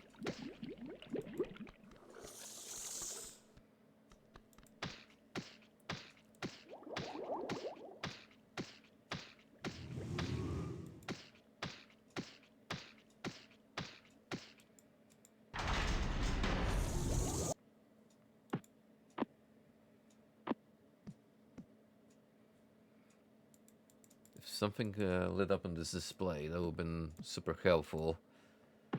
Alas, got nothing to work with currently.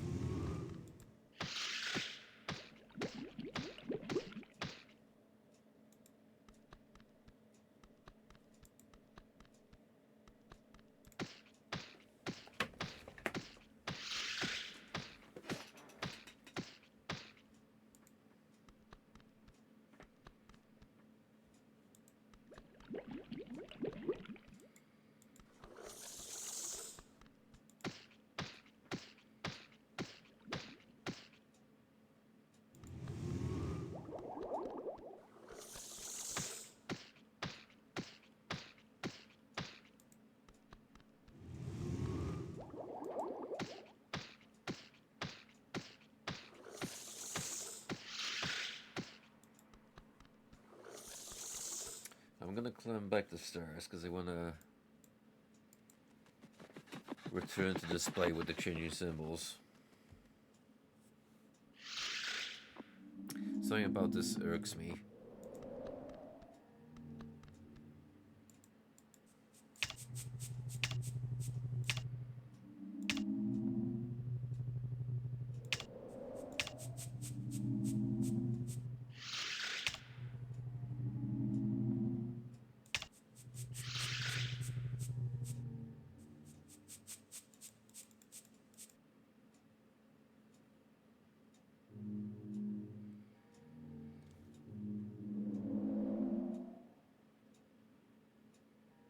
gonna wait up for a bit. I'd like to confirm whether the weird warbly sound effect only plays when I hit specific symbols.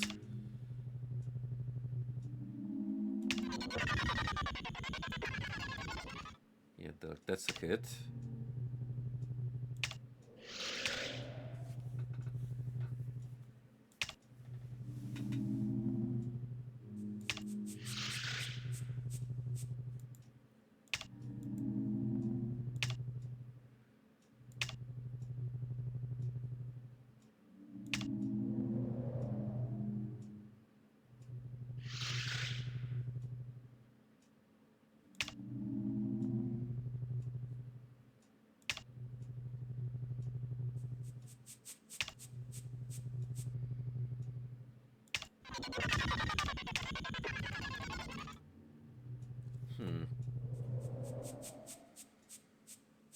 Okay, clicking on it when it comes.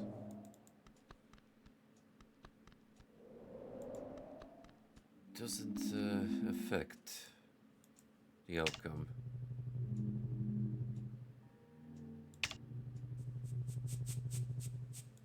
It doesn't seem to be consistent enough for this to mean anything.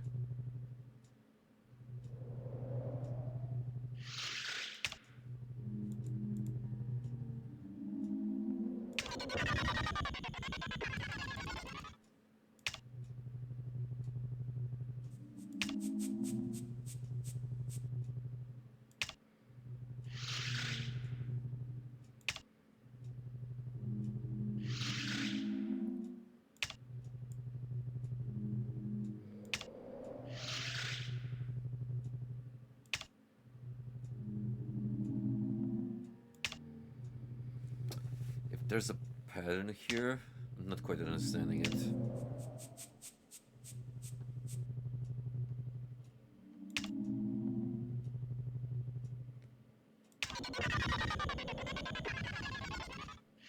You see, that happens very regularly. With no rhyme and reason.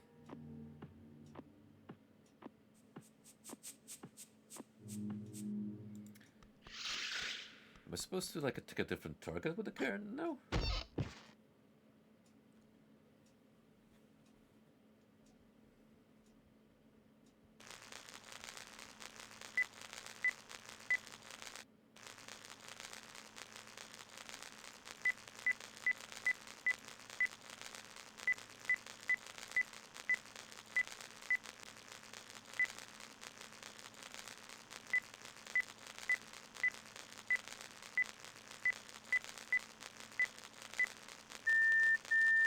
These absolutely don't mean anything, as far as I'm concerned.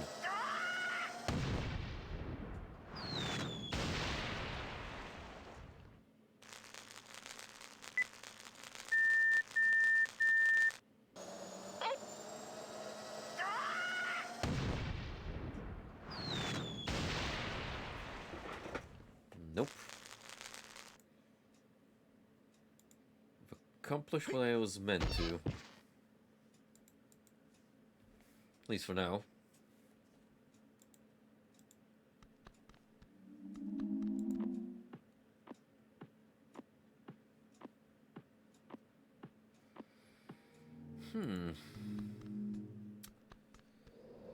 So what's the deal down here?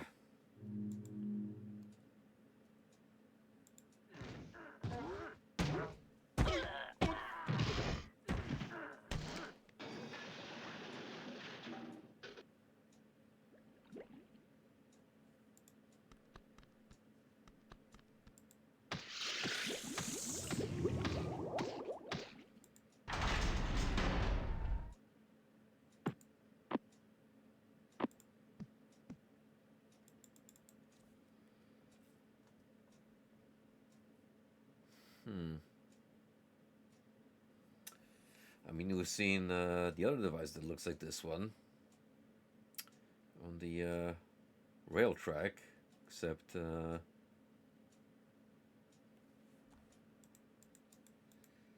can't click on that one in either way.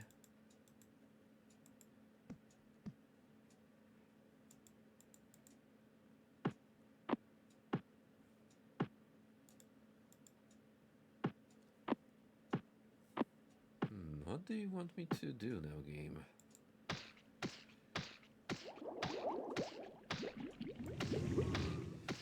That's what's irking me.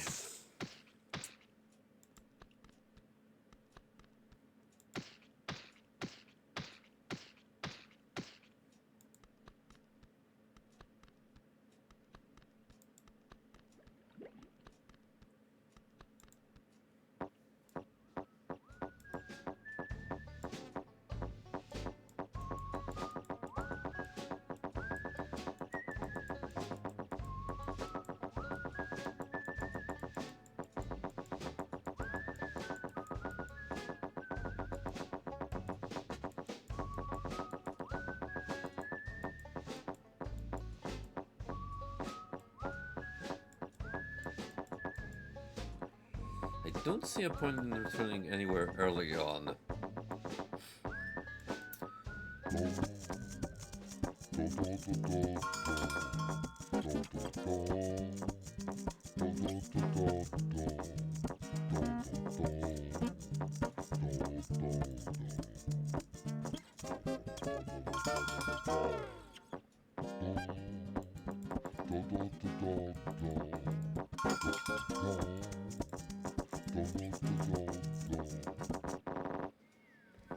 Yeah, I've been trying to click to see if there's something interactable I can do here, but nothing.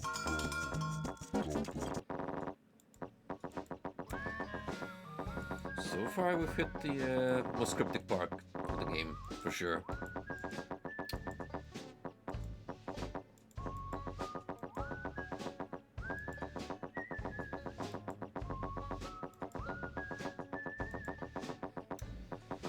No, we've also been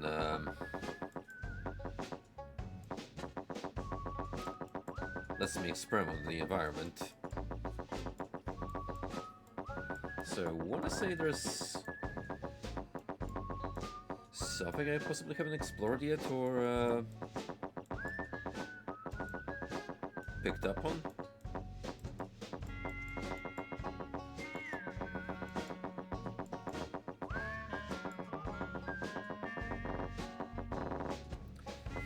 This visual here feels like it's important with the test tubes. But again, besides just moving the card around, I can't click on anything. It's not like that first venture we could do, where we could actually press the button.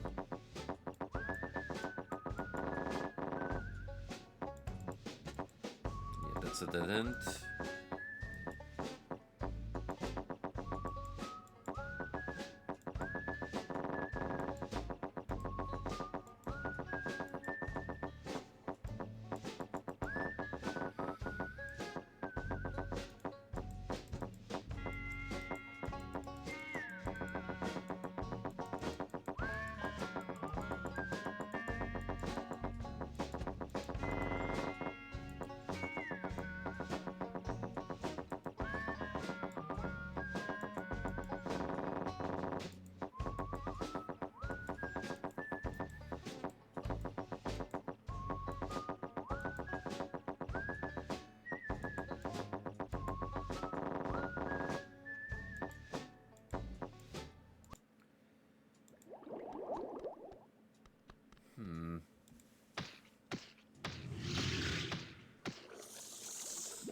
Hate to say it, but I'm kind of stuck right now.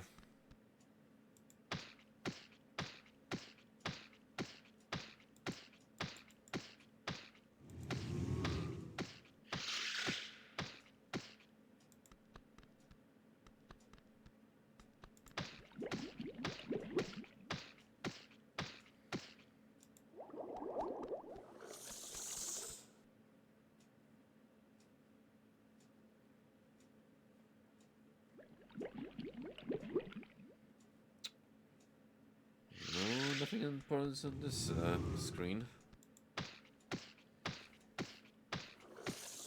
I've reached a point where I absolutely have to make sure that there's nothing obvious that I'm just walking by.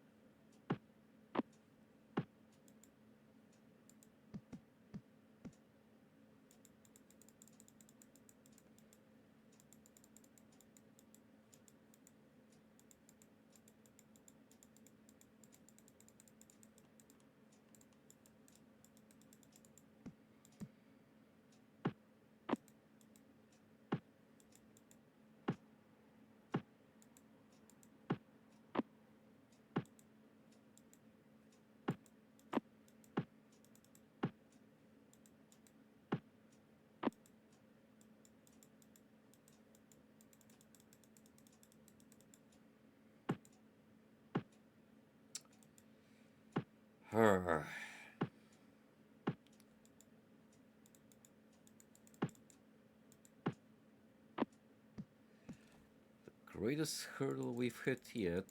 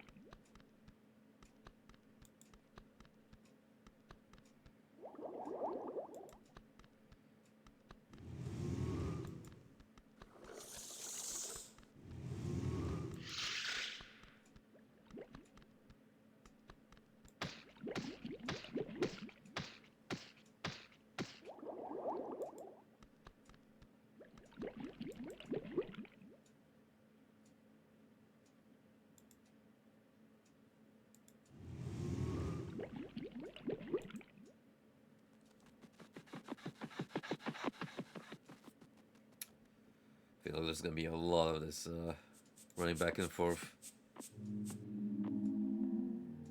whether I like it or not.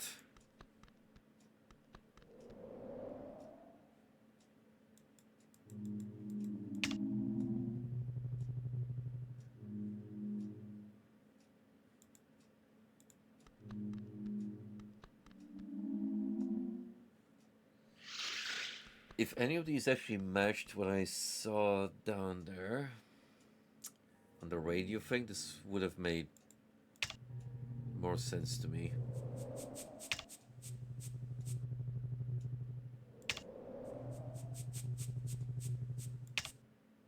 But it doesn't, and that's the problem.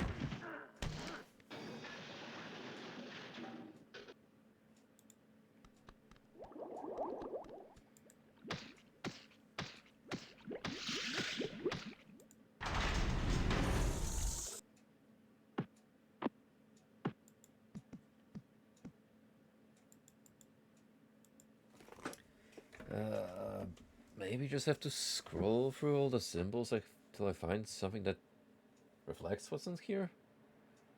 I see like one here that maybe something that pops in up there to a degree.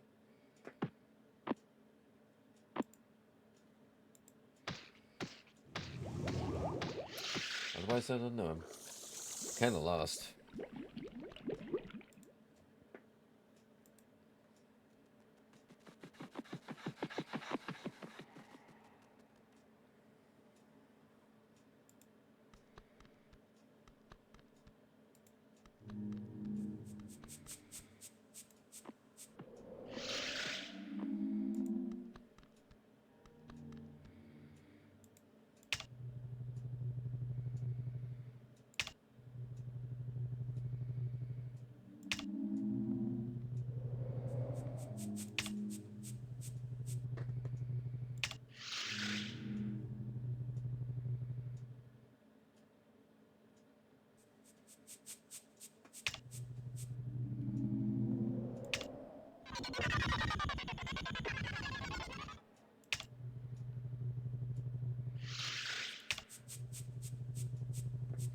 Nothing even remotely close comes up.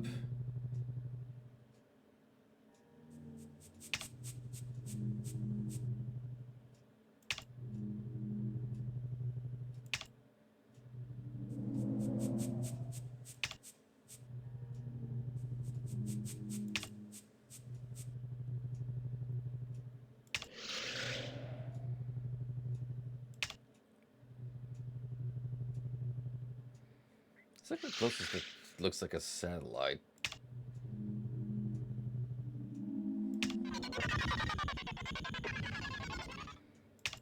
That it actually worked before.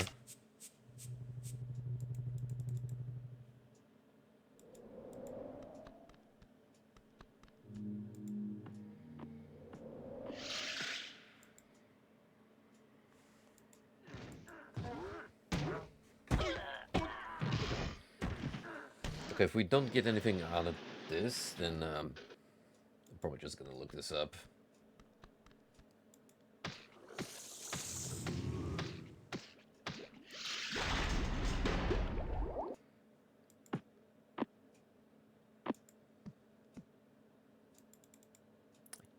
Genuinely feel like I'm just missing out on something.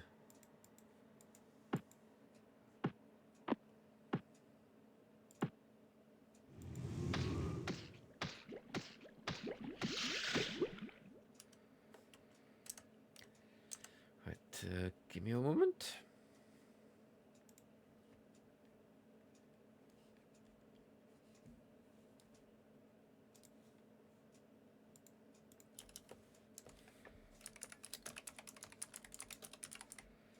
I'm kind of curious how far I made it so far on my own.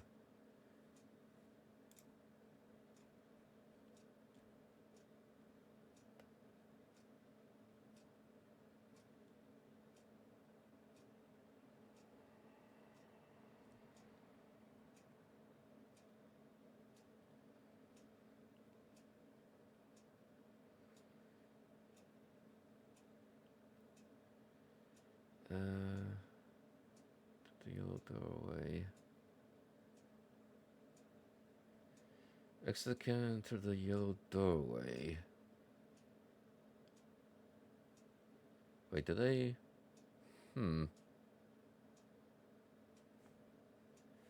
Oh, I think I missed something upstairs.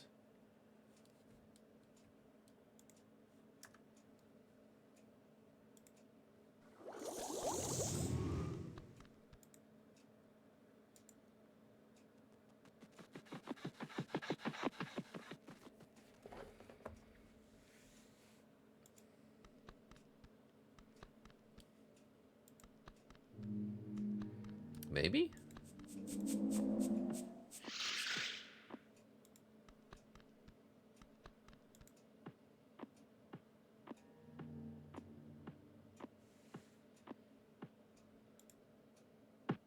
No, that's the one we already done, right?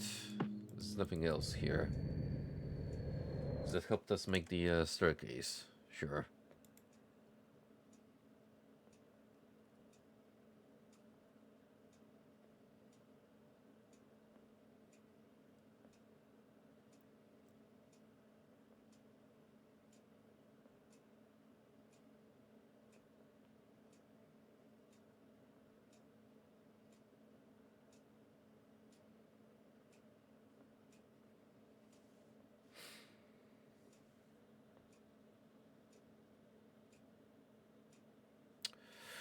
Oh, okay. The radio is supposed to be playing inside that house.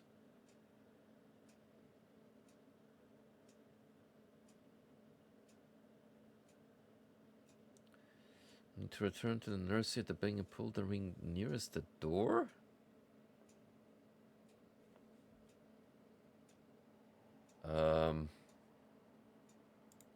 How does that make sense?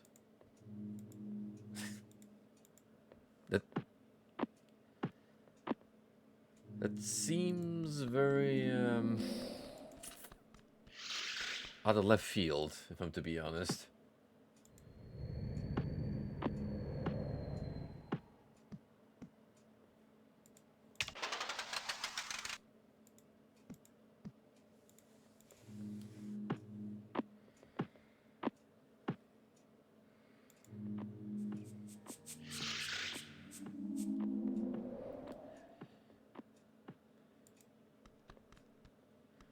Also, when you say nursery, which building do you mean? What do we wake up in?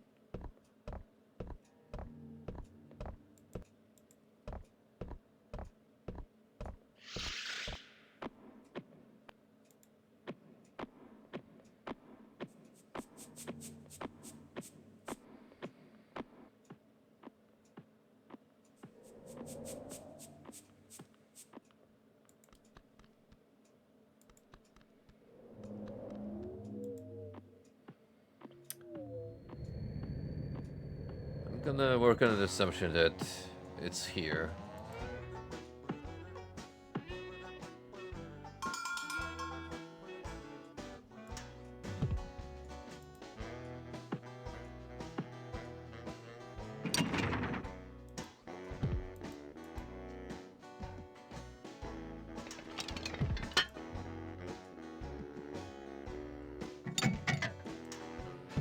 I mean, each of them does make a sound.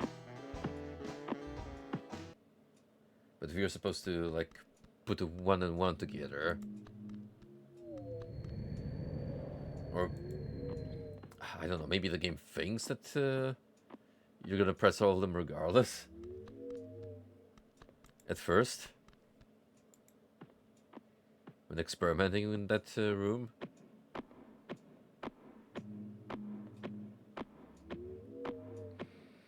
Not that it's kind of an oversight, in my opinion.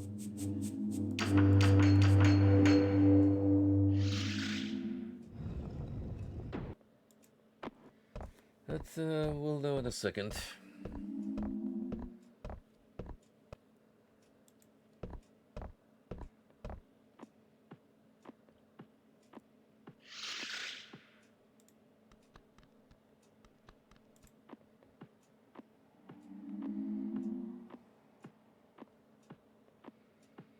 Surely it can be the other building where the moment you press this rope, you get a beetle dropped on you.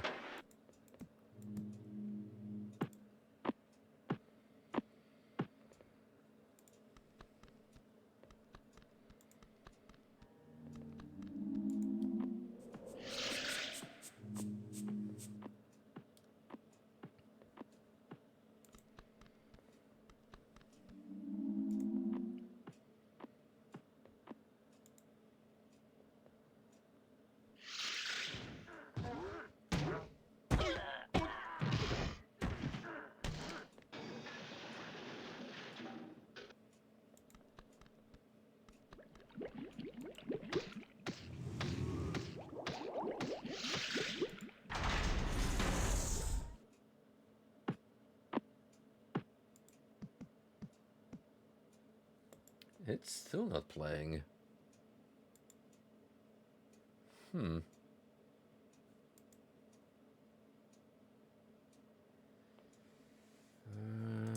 it should be.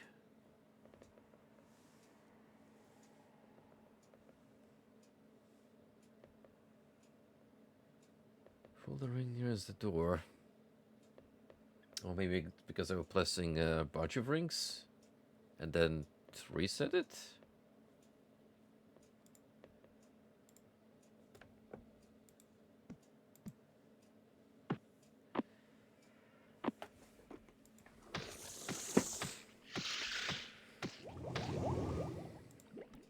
Annoying of the case. So far, yeah. If this turns out to be true, it is a serious progression fault on the game's case.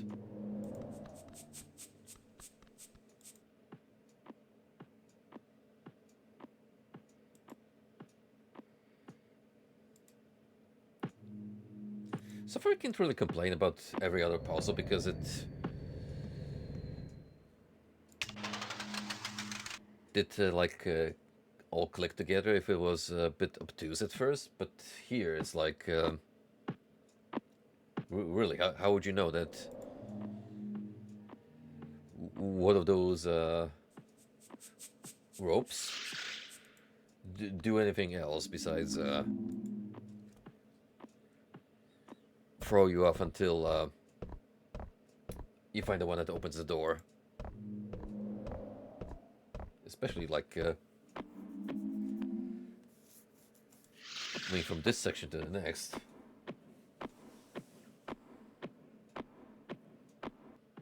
It's like thinking in leaps ahead.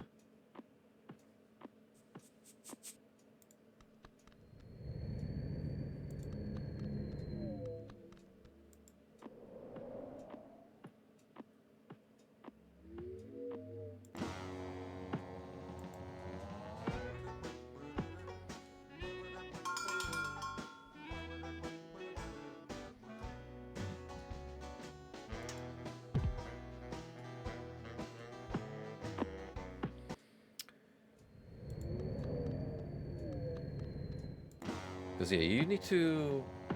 Wait.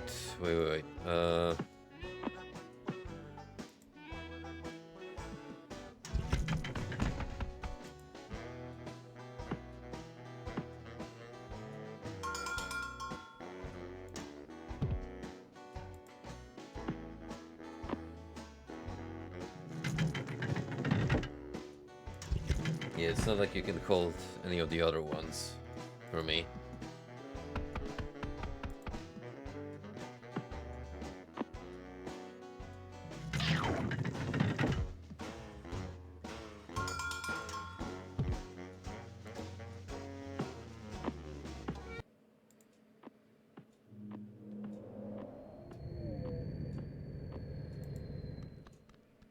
Whew, to be fair, we're close to hitting a 4-hour mark, so I'm not gonna go too long tonight.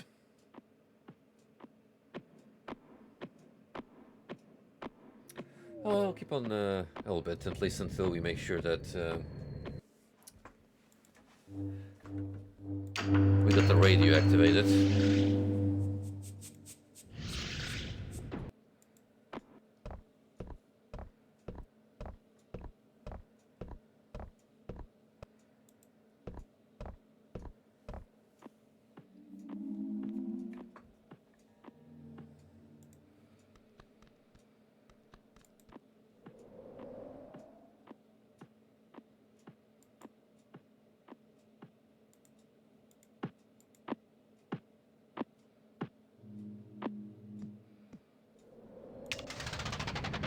It's an incredibly charming game otherwise.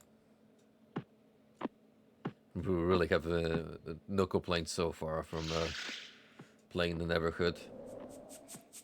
You dig the art style, sound design, and just the world building quite a bit. Yeah, even from a gameplay perspective, it's a solid point and click where it's not that difficult to put 2 and 2 together, but it's, yeah, this part here, not a fan of it.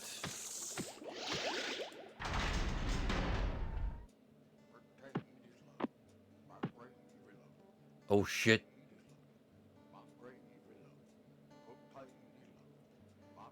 Banger alert.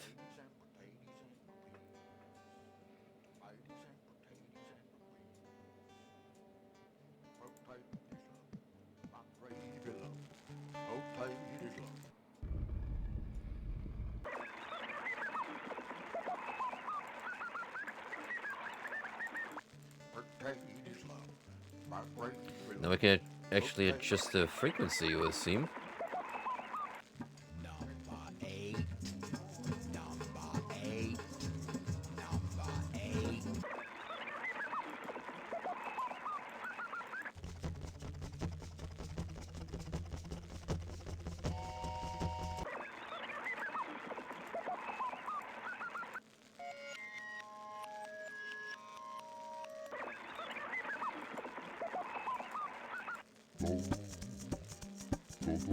Oh, yeah, that's the song that was playing up there. And hey, the door has opened up. See, if it wasn't for this setback here, we'd already be leaps ahead.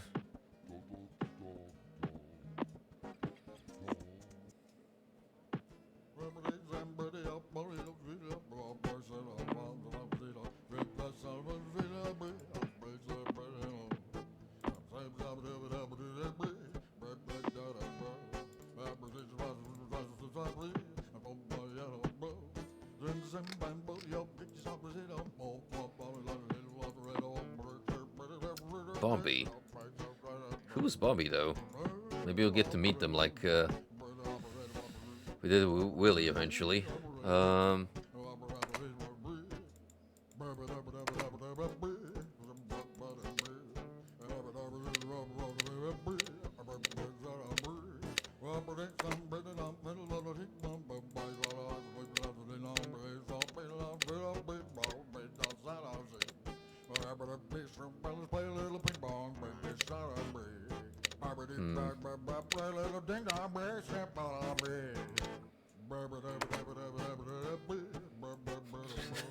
This is perfect music to be aligning crystals to.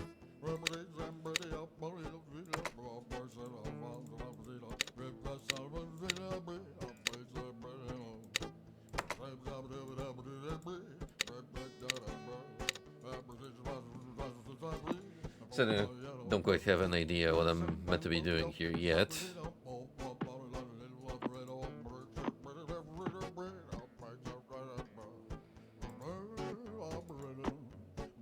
Maybe we can have some other investigation.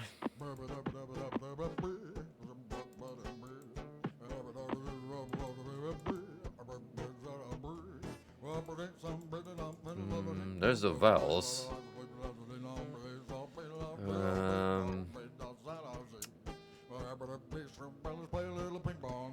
Okay, they're not quite the same. It's a different set this time.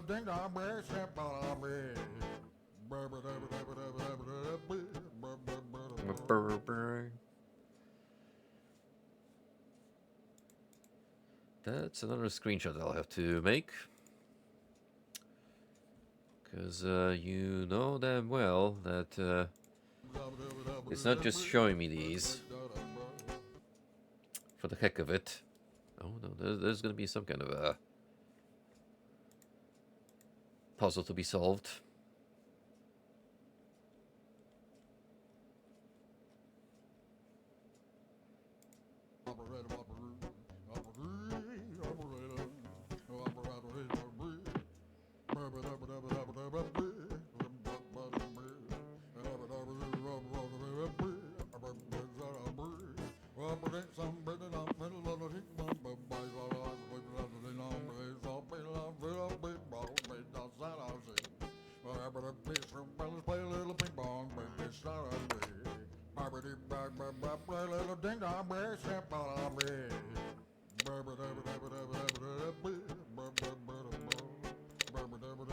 Trying to think if we saw anything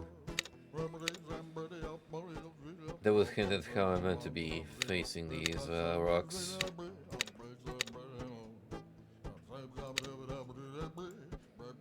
Nothing comes to mind yet.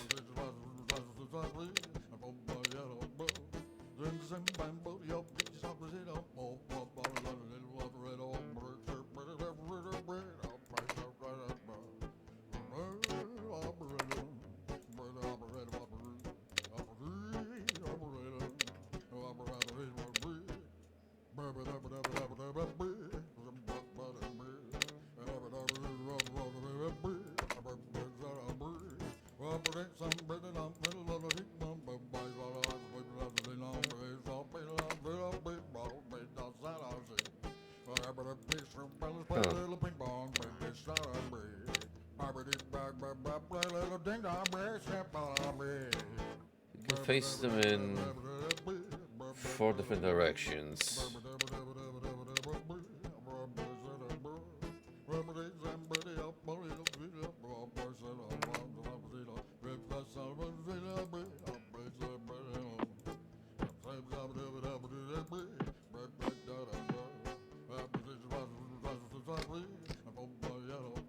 Hold up.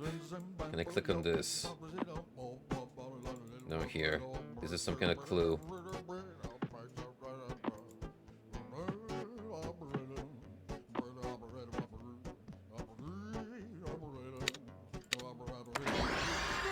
Oh.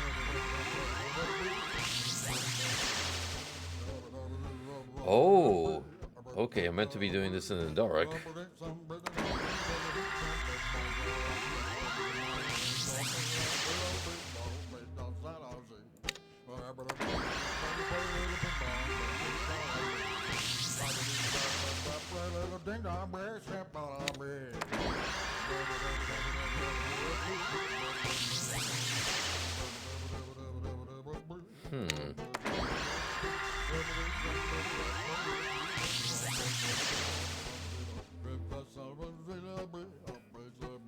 I'm seeing colors matching the vials.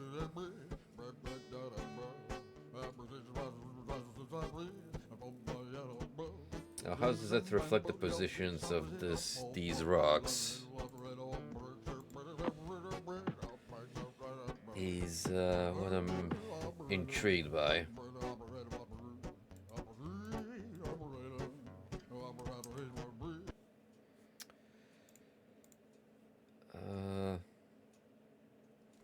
Yeah, we got blue, green, pink, orange, yellow, and purple, with different degrees of vials being filled. So that would reflect the positioning, in a way. And the question is, how am I supposed to be placing them?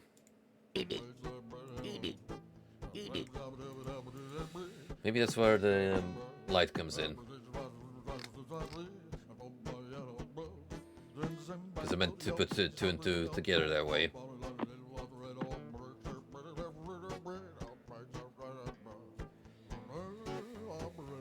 Three at the top, two at the bottom.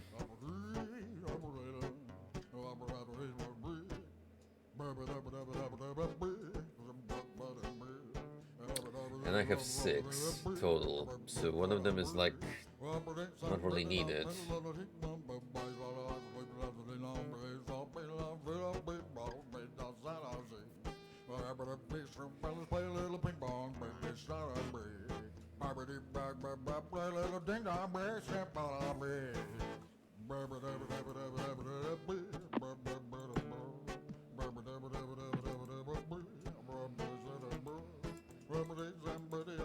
Yeah, this is interestingly elaborate of a setup.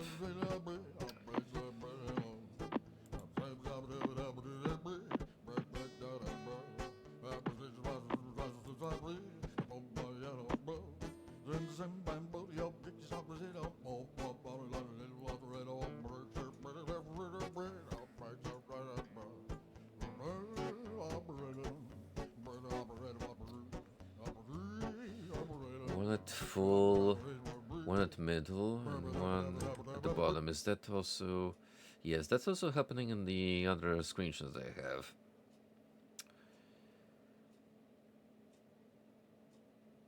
Where one is filled at the top, one halfway through, and then one at the very bottom.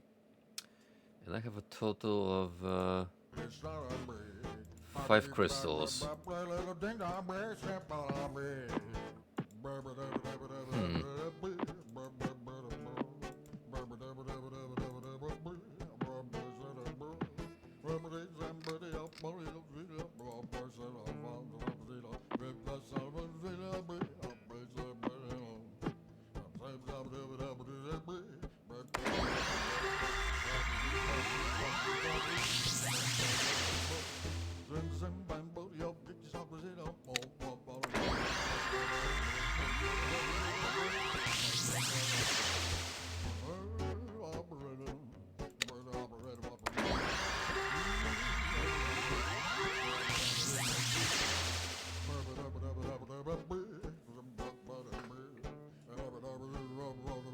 Oh, is this like a color matchup too while it's happening?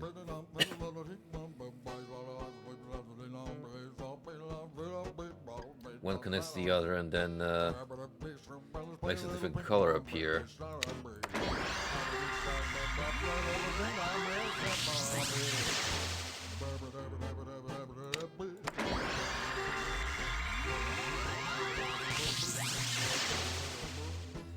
No, not really.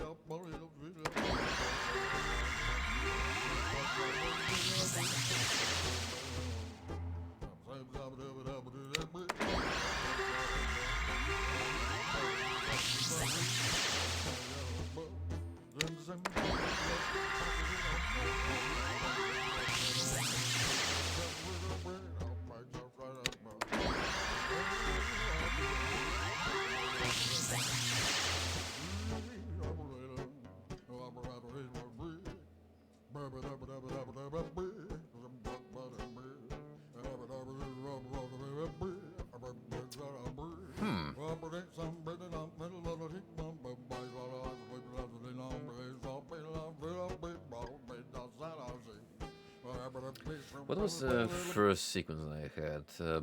Blue to green to red.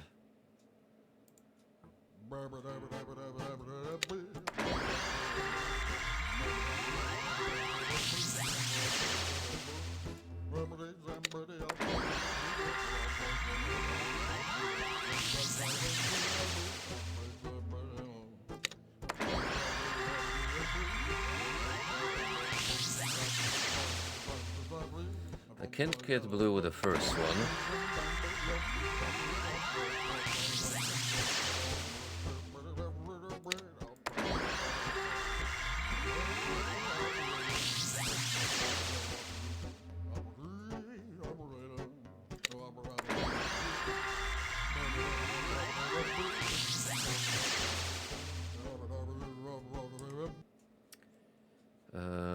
But I can get yellow as first.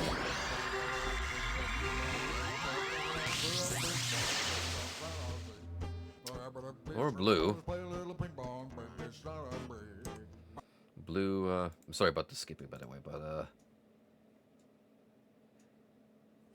just looking at these screenshots on the side. I guess I can move them to my second monitor. So I don't have to tap out of the game every single time. Yeah, let me try and see if I can, like, align them this way, so it's easier to keep up.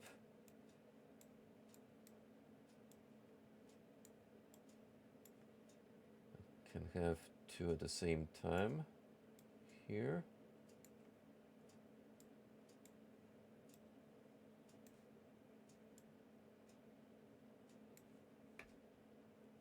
So like move this around the way I want to. Oh, dang it.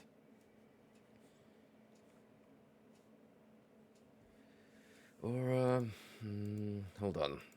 Just try and make one image of this. Mash up.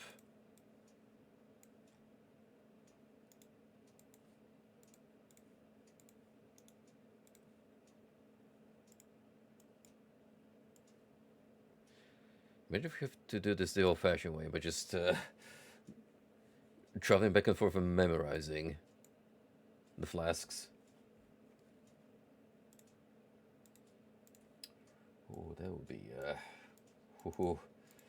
quite the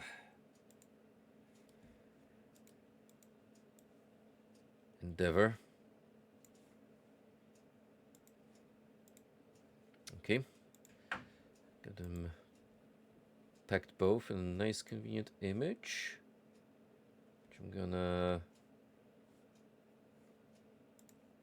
move over here now. Perfect.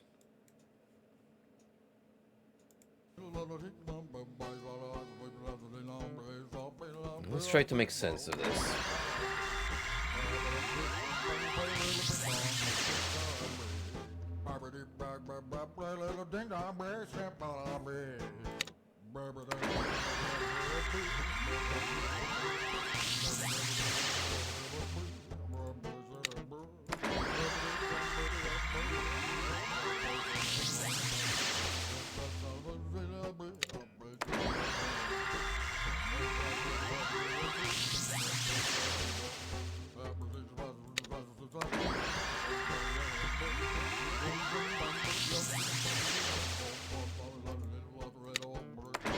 Come on, make red.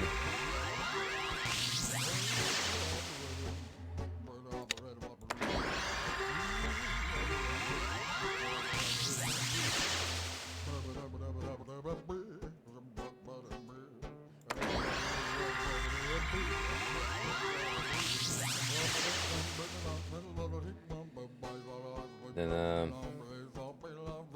orange.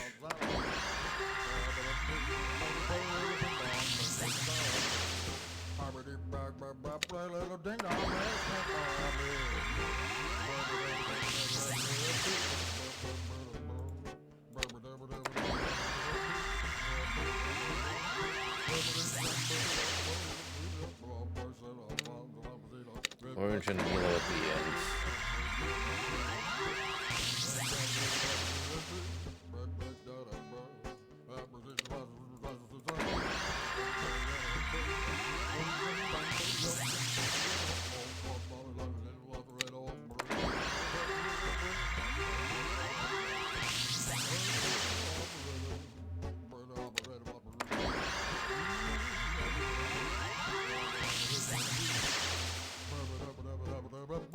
make the final one orange? Is that impossible? Well, I could.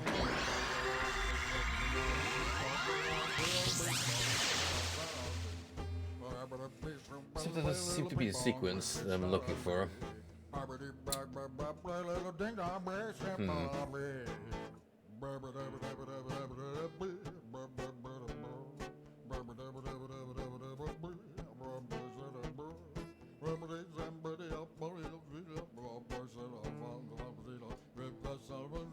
Maybe you meant to get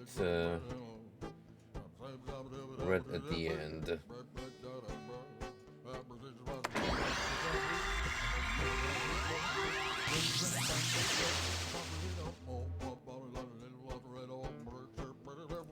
So it would be like blue, green.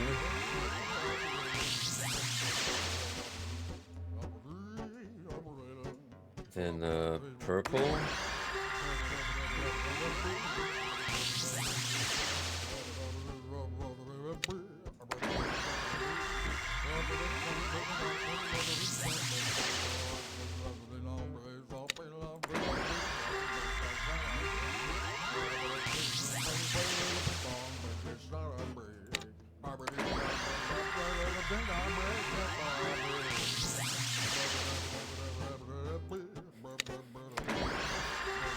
Oh, the audio jungle. Oh, the audio jungle happening right now.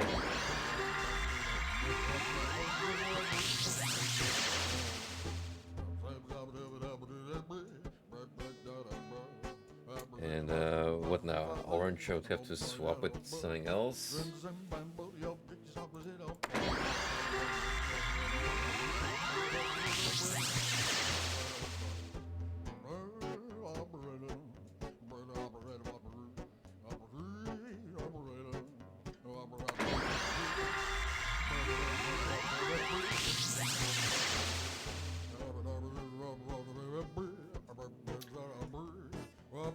I'm not really sure what I'm doing anymore, to be fair with you.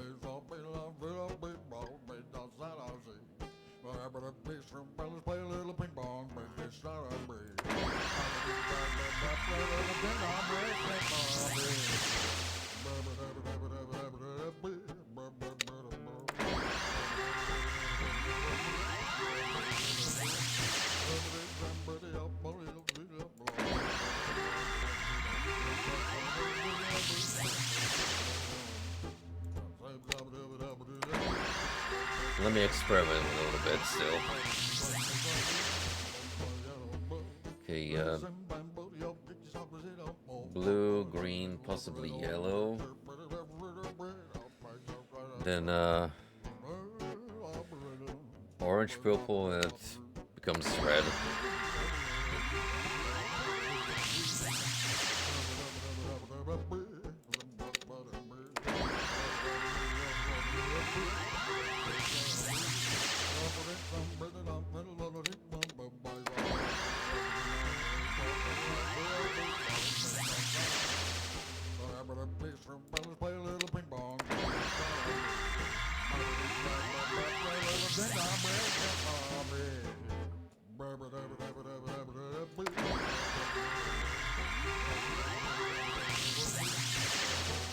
Okay, this one should be orange, I think.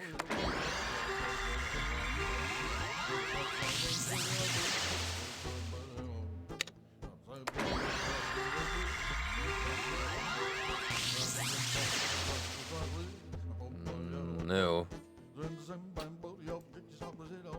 Huh.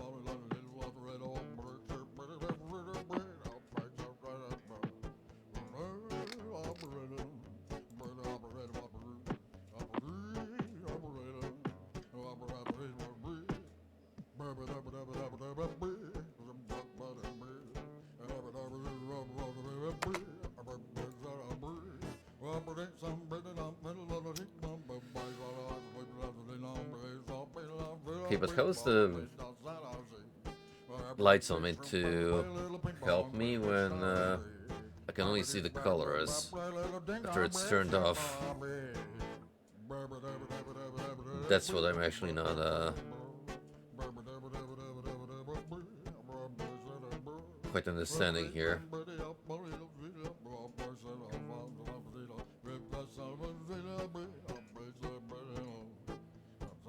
I have 5 crystals and 6 colors.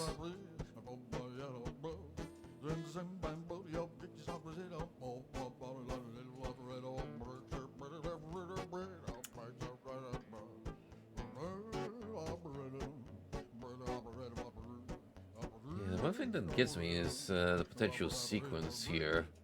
I'm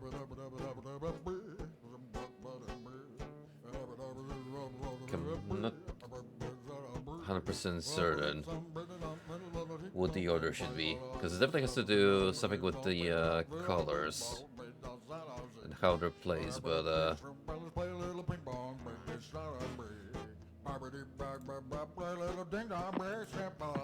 it's the alignment that is the confusing part here. Alright, I think I'll save that for a different time, because I'm gonna be honest, the music is slowly starting to get me. It is hilarious. I appreciate what we're going for here, but when I actually have to focus and try to make heads and tails of what the outcome might be, it is slowly starting to drive me insane. But anywho, this is pretty cool so far. I'm actually glad I finally got to try it out after all this time. So yeah, there will be most certainly a follow-up. One or more, I can't say for certain. It really depends on how long this game is. Well, considering that we're talking nice point and click, it might not necessarily be a super long game, but it's the puzzles that stretch out the time needed to proceed. Now we might, however, take a break from this one, because there was also another game they wanted to start, which I also did mention prior in the past. So I'm gonna have a think about it. I might just look up first to see how long Neverhood is, whether we have a whole lot left, or we could possibly beat this in one go, depending on how quick I am. And yeah, we'll leave it at that. So thank you for tuning in, and you guys have a lovely week ahead of you. See you soon.